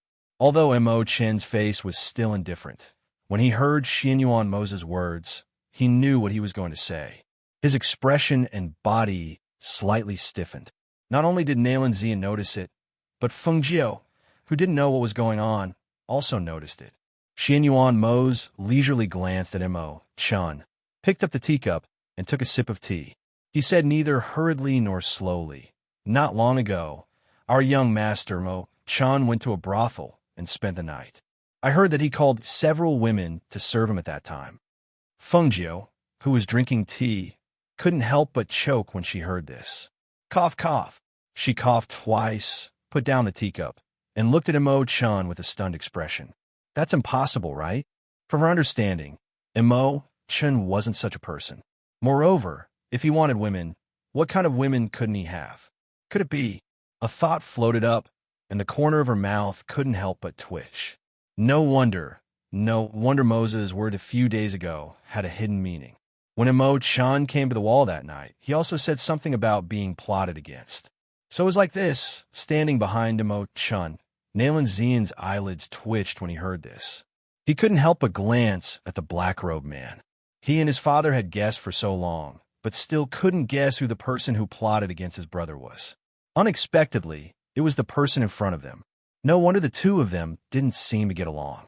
And Mo Chen coughed lightly and said, "Didn't I tell you a few days ago? I accidentally drank a few glasses of wine and got tricked by a black-hearted person." "Oh, I see." Feng Jiao held back his laughter and looked at him sympathetically. Needless to say, that scene must have been Nayland Zian, who was standing behind Mo Chen, saw that she was looking at his brother sympathetically. So he said without thinking, "Ghost doctor, actually my brother wasn't hurt at all. He was just touched by a few girls, and after he got home, he took a few showers. Even the skin was almost broken." His voice became softer and softer because the elder brother in front of him had suddenly turned his head and was coldly staring at him. He didn't even dare to breathe loudly and silently looked away, pretending to look at the scenery around him. Naturally, he couldn't say the rest of his words. "Pucci, ha ha." Feng Jiao couldn't help but laugh out loud. From a light chuckle to a joyful laugh in the end. He laughed without any care for his image, but it seemed so straightforward and natural. Looking at the happy Feng Jiao, Mo Chen shook his head helplessly and said with a warm smile, "I'm satisfied that my embarrassing incident can make Jiao laugh." Chapter 1955. Mo Chen and his brother sat in the Feng Manor for a while before leaving. Feng Jiao prepared some things for Xianyuan Mo's because he would be leaving soon. Adding on the fact that the Heavenly Pill building would be opening in a few days, they were quite busy. Over the next few days, they practically did not leave the manor. Until this night. After the meal, everyone sat in the Feng Manor's backyard. Du Fan and Lung Hua reported on the Heavenly Pill building's matters. Luo Yu and the other 8 Phoenix Guards had also returned. "I don't think anyone will have any time to rest tonight. Are you all prepared?" Feng Jiao looked at everyone and asked with a smile. "Master, don't worry. We are all prepared." Everyone replied. She nodded and ordered, "All right then. In a moment, go to the Heavenly Pill building and prepare. Also, have people stand guard inside and outside the building. Don't cause any trouble tomorrow." "Yes," everyone replied and left first. Only Lung Shuang and Lung Hua remained at Feng Jiao's side. "You don't have to go. Tonight, I need to prepare things for refining pills. I don't think I have time to accompany you." Feng Jiao looked at Xianyuan Mo's and said. Xianyuan Mo stood up and held her hand. "It's all right. I'll go to the pavilion. I'll be able to keep an eye on things." Hearing this, Feng Jiao faintly smiled. "All right then you can go sit in the pavilion. When I'm done tomorrow, I'll go accompany you." Thus, she held his hand and walked out. Lung Shuang and Lung Hua, who were behind him, glanced at each other and followed him to the Heavenly Pill building. Feng Jiao and the others were looking forward to the opening of the Heavenly Pill building tomorrow. The various families and powers in the city were curious and were waiting to see a joke. With such a big commotion, it would be funny if there were no guests in Shi City tomorrow. This was because the Heavenly Pill House would open for business tomorrow. Everyone was paying attention to it because they knew that there was no one in the West City's inner street. Not to mention the peddlers, even the shops next to it had not been rented out yet. There was only one Heavenly Pill House in the entire inner street. On this night, although the Heavenly Pill building was closed, it was brightly lit. There were faint figures walking around in the building. The backyard of the Heavenly Pill building had been transformed into an alchemy room. At this time, Feng Jiao was busy inside. No one knew why she wanted to enter the alchemy room to concoct pills at this time. At this time, shouldn't she be preparing how to attract guests tomorrow? Outside the courtyard, Lung Xuan was guarding. Du Fan, Lung Hua, and the others were placing pills and medicines. In this building, there was only one pill and medicine. The first floor was filled with ordinary pills and medicines, as well as some medicine for knife wounds. Although the first floor was listed as an ordinary medicine area, if someone from the outside came in and took a look, they would definitely be shocked and amazed. These so-called ordinary medicines were all top-notch items in the eyes of others outside. Even if they were of the same type of medicine, compared to others, these were all top-notch items. After all of these medicines were made by Feng Jiao, so their effects and grades were naturally extraordinary. However, not only did the people outside not know what kind of method Feng Jiao would use to open the Heavenly Pill building, even the people inside the Heavenly Pill building were clueless. Chapter 1956. This strange fragrance was rich and light. It had a faint medicinal fragrance, but it was not pungent. On the contrary, it smelled very good. Moreover, after it was emitted from the Heavenly Pill dispensary, it was accompanied by a cool breeze. As a result, this fragrance could be smelled in the inner street and at the end of the street. In the Heavenly Pill dispensary, everyone was amazed. They admired their master even more in their hearts. They were originally thinking about what to do if the opening day was too quiet. They did not expect that their master would come up with such a method. With such a strange fragrance being emitted from the Heavenly Pill dispensary, those people would definitely come to take a look out of curiosity. Moreover, not only the aristocratic families, but also the commoners, as long as they smelled this strange medicinal fragrance, they would definitely come. Looking at the situation, when the Heavenly Pill dispensary opened tomorrow morning, it would definitely be crowded. Master is amazing. She can even think of such a method. Lua you could not help but praise. He was full of admiration in his heart. She is indeed amazing. Master's talent in alchemy is really unparalleled in the world. This strange fragrance has not dissipated for a long time. I really don't know how she refined it. Fanlin was also amazed. He also knew a little about medicine and alchemy, so he naturally knew how difficult it was to refine this long-lasting fragrance. Moreover, such a pill had never appeared before. Every bottle here has the word Ghost Doctor on it. I've been to other places in the city to see pills and the like. Their top-notch pills can't even be compared to what Master said to be ordinary medicines. Wei Feng, who was beside him, grinned. He also had a face full of anticipation. As one of the 8 captains of the Phoenix Guards, they were very excited to be able to follow their master and watch him shine here. Guillemot, who was beside them, said, "All right, don't crowd here. It's almost dawn. Let's disperse." The 8 of them responded and dispersed. In the Heavenly Pill House, in addition to the 8 of them, there were also some Phoenix Guards who had been transferred over. Now, there were people watching inside and outside, both in the open and in the dark. There was no need to worry that someone would cause trouble at the opening tomorrow. In less than 2 hours, the entire 100 Rivers city was filled with a peculiar medicinal fragrance. This medicinal fragrance made everyone who smelled it feel refreshed. Those who were depressed in their hearts gradually felt their depression dissipate when they smelled the medicinal fragrance.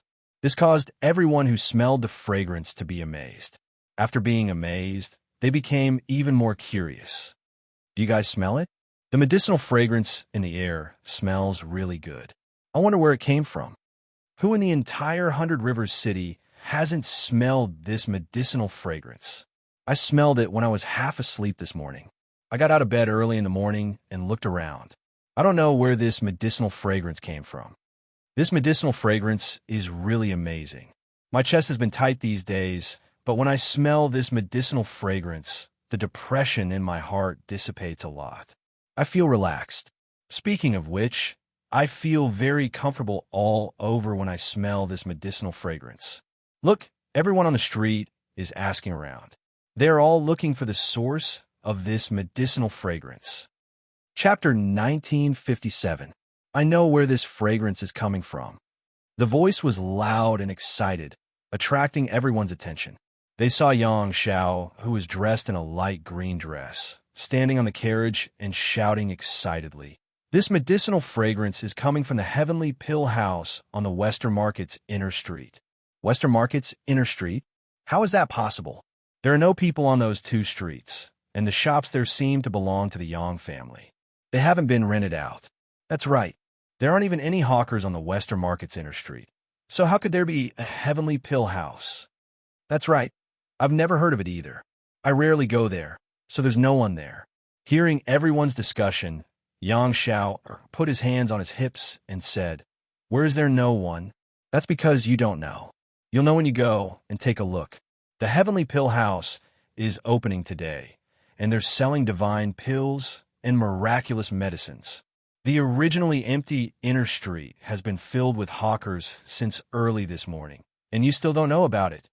Hearing this, everyone was stunned and surprised. After discussing among themselves, they all headed towards the Western Market's Inner Street, intending to see what was going on. Seeing everyone rushing towards the Western Market's Inner Street, Yang Xiao smiled and lifted the curtain of the carriage. "Father, look, Sister Feng has a way, right? Look, everyone in the city is rushing towards the Heavenly Pill House. It seems that their business today will be very good." Patriarch Yang sat in the carriage with a thoughtful expression. After hearing his daughter's words, he only said, "Then why aren't you getting someone to drive the carriage? How long do you plan to stay here?" In just one night, the entire city was filled with a strange fragrance, and almost everyone in the Hundred River City was alarmed. Because he had sent people to pay attention to it, before he even went to the Heavenly Pill Building, he already knew that the Heavenly Pill Building had spread the medicinal fragrance, and the small stalls on the Inner Street were already packed to the brim. "All right, I'll go right away." Yang Xiao quickly got into the carriage and asked the coachman to hurry up. On the other side, over at the Alchemist Guild, everyone was extremely surprised. I have never heard of such a strange fragrance before. This fragrance is unique, and it does not dissipate even after a long time. Moreover, anyone who smells this fragrance will feel refreshed. Even I am unable to refine such a medicinal fragrance. The one who spoke was the president of the Alchemist Guild. Because of the strange fragrance, the whole city was alarmed. Even he, who was in seclusion, was alarmed. After asking about the Heavenly Elixir Building, he came to a decision after thinking it over and over again. How about this? Bring some congratulatory gifts.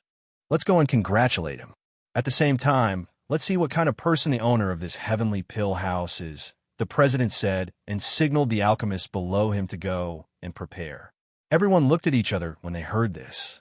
The vice president hesitated for a moment before saying, "President, this isn't too good, right?" The moment the Heavenly Pill House opened, they caused such a commotion. This is stealing the glory of our alchemy guild. If we bring gifts to congratulate them, won't people think that our alchemy guild can't compare to the Heavenly Pill House? What's there to fuss about? There are many capable people in the world. This alchemist can refine such a strange fragrance, so he must be an alchemy genius. Why should we fuss about it? Go and prepare. The congratulatory gifts can't be shabby, he said and waved his hand. Seeing this, everyone didn't say anything more. After quickly preparing, they followed him to the Heavenly Pill House on the Inner Street of the Western City. Chapter 1958. Smell it. The fragrance is indeed the strongest here. This is the pill fragrance coming from the Heavenly Pill Building. I really wonder what kind of pill it is. Why is it emitting such a strange fragrance? It's not even dawn yet, But the inner streets of the West Market are already packed with people. Look at how many stalls there are on the inner streets of the West Market. There are even more people here than at the center of the East Gate. I heard that many businesses want to rent the shop next to the Heavenly Pill building, but that place belongs to the Yang family. The Yang family shops on these two streets have always been empty. Looking at the situation today, I'm afraid that they will be robbed clean. I really want to go into the Heavenly Pill building to take a look. It's just that it's already dawn. Why hasn't it opened yet?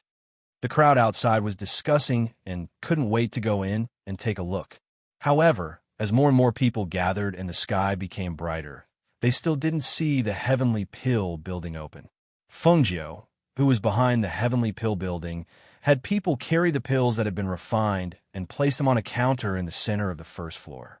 After preparing everything, she glanced at Lung Hua and Du Fan and said with a smile, "Since everything is ready, then open the door when it's time." "Yes." The two of them responded and watched their master go upstairs. When it was 7 in the morning, they prepared everything and opened the door of the building. When the door of the Heavenly Pill building opened with a creak, Du Fan and Lung Hua looked at each other and smiled when they saw the crowded street outside. "It's open, it's open." When the crowd outside saw the door of the Heavenly Pill building open, they shouted in surprise and wanted to squeeze inside. One by one, they pushed and shoved, causing the scene to be a little chaotic. Seeing this scene, Du Fan's voice, which contained spiritual energy, spread out at this time. "Everyone, wait a moment, don't push." As soon as his voice came out, the crowd quieted down and stopped pushing. They all looked at the two people standing at the entrance of the Heavenly Pill building and were surprised at how young they were. "Today is the opening day of our Heavenly Pill building. Since everyone has smelled the fragrance, please don't push when you enter. Here, I will first tell everyone that our Heavenly Pill building has 3.5 floors. The first floor is for the general public's elixirs, medicines, and medicinal powders. The second floor is more precious. In addition to gold coins, you must also have the corresponding medicines to exchange for the elixirs on the second floor of our Heavenly Pill building. As for other things, I won't say much here. The rules of our Heavenly Pill building are written on the walls of our building. Heavenly Pill building. As soon as Du Fan's voice fell, the crowd couldn't help but be surprised. How could he be so strict? At this time, a roll of firecrackers was thrown down from the second floor. Lung Hua ignited the firecrackers, and for a moment, crackling sounds rang out. The exploding red bubble paper, accompanied by bursts of light, smoke sprinkled down from above. It was a very beautiful sight. Just as the sound of the firecrackers fell, the red silk covering the 3 words Heavenly Pill building was also taken off, revealing the 3 majestic words and the large mahogany plaque. "Everyone please come in." Chapter 1959. Wow, the decoration inside is very high class. You can tell at a glance that it's very high end. The things here should be very expensive, right? A person whispered, and another person next to him gasped. This kind of thing is actually only at the ordinary level. Look, this is a pill that can save your life at a critical moment. It's written here that this pill is at the top of the 3rd grade. If your battle strength is exhausted, as long as you take this pill, you can quickly recover your battle strength. Moreover, your battle strength can last for about half an hour. This is a good thing. This thing is good, but look at the price. It's not something that ordinary people can afford. Another person whispered and pointed at the price written below. When they saw the price, the people surrounding the pill couldn't help but gasp in shock. Although they knew that this pill was worth this price, they really couldn't afford the price marked on it. "It's really a good thing. I'll buy this pill." A middle-aged man with a big belly squeezed forward and excitedly pointed at the pill bottle placed inside the transparent counter. A medicine made from the Heavenly Dan building came forward. She was holding a notebook and a pen in her hands. She looked at the pregnant middle-aged man in embroidered clothes and said, "Dear customer, please come here and register the type of pill you want, as well as your information. After that, we will send someone to examine the pill for you. Once the pill is examined, the payment will be made."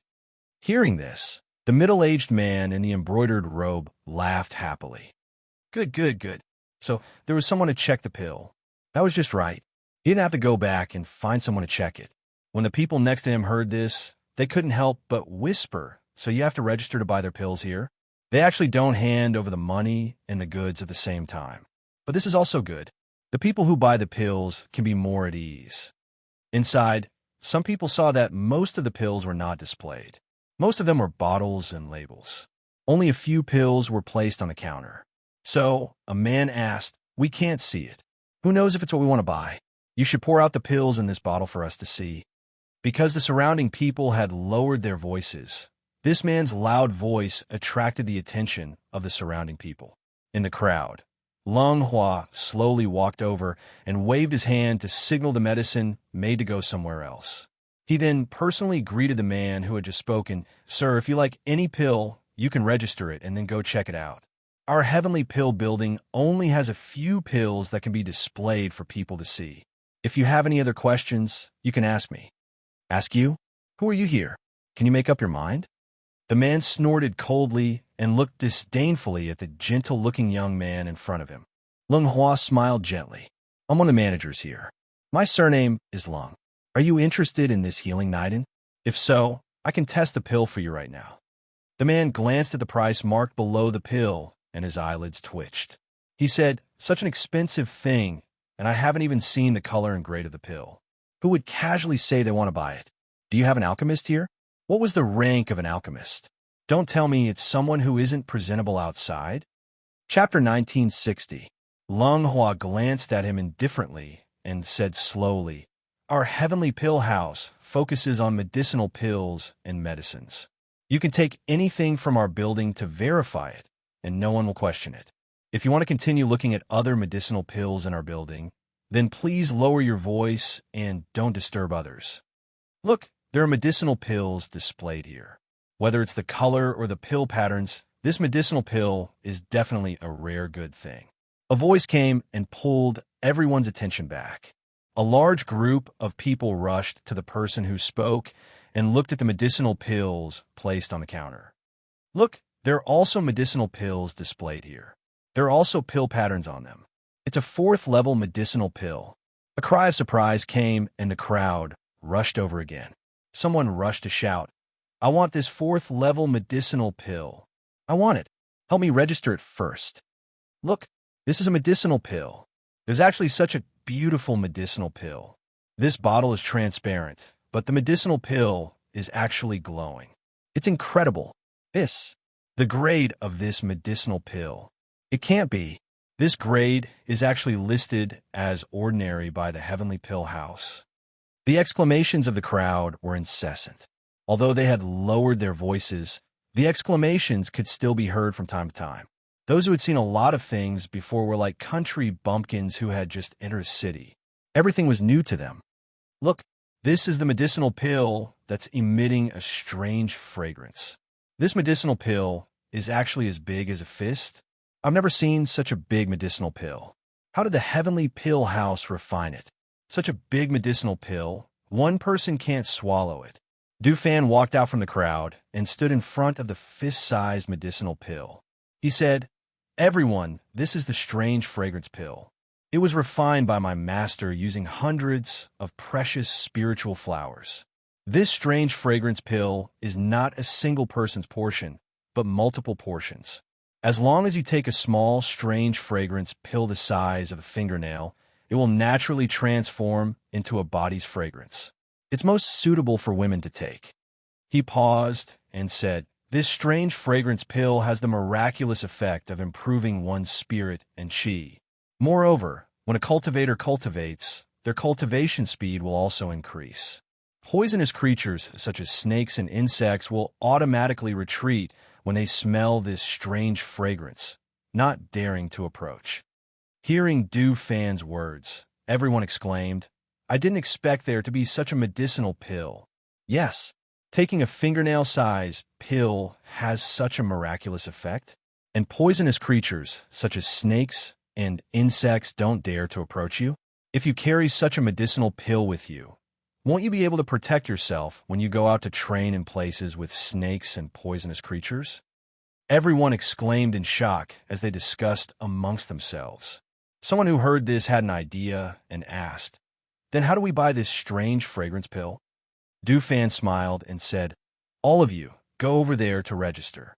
We'll have someone check your pills and hand them over." Hearing this, the people who wanted to buy rushed to the other side of the hall to register. Outside the Heavenly Pill building, the Yang family's patriarch and Yang Shower, who had just arrived, were shocked by the scene in front of them. Wow, there's so many people. It's so lively. Today's business in the city can't be compared to the Heavenly Pill house, right? Yang Shower said excitedly. She turned around and pulled her father's sleeve. "Father, look, business is good.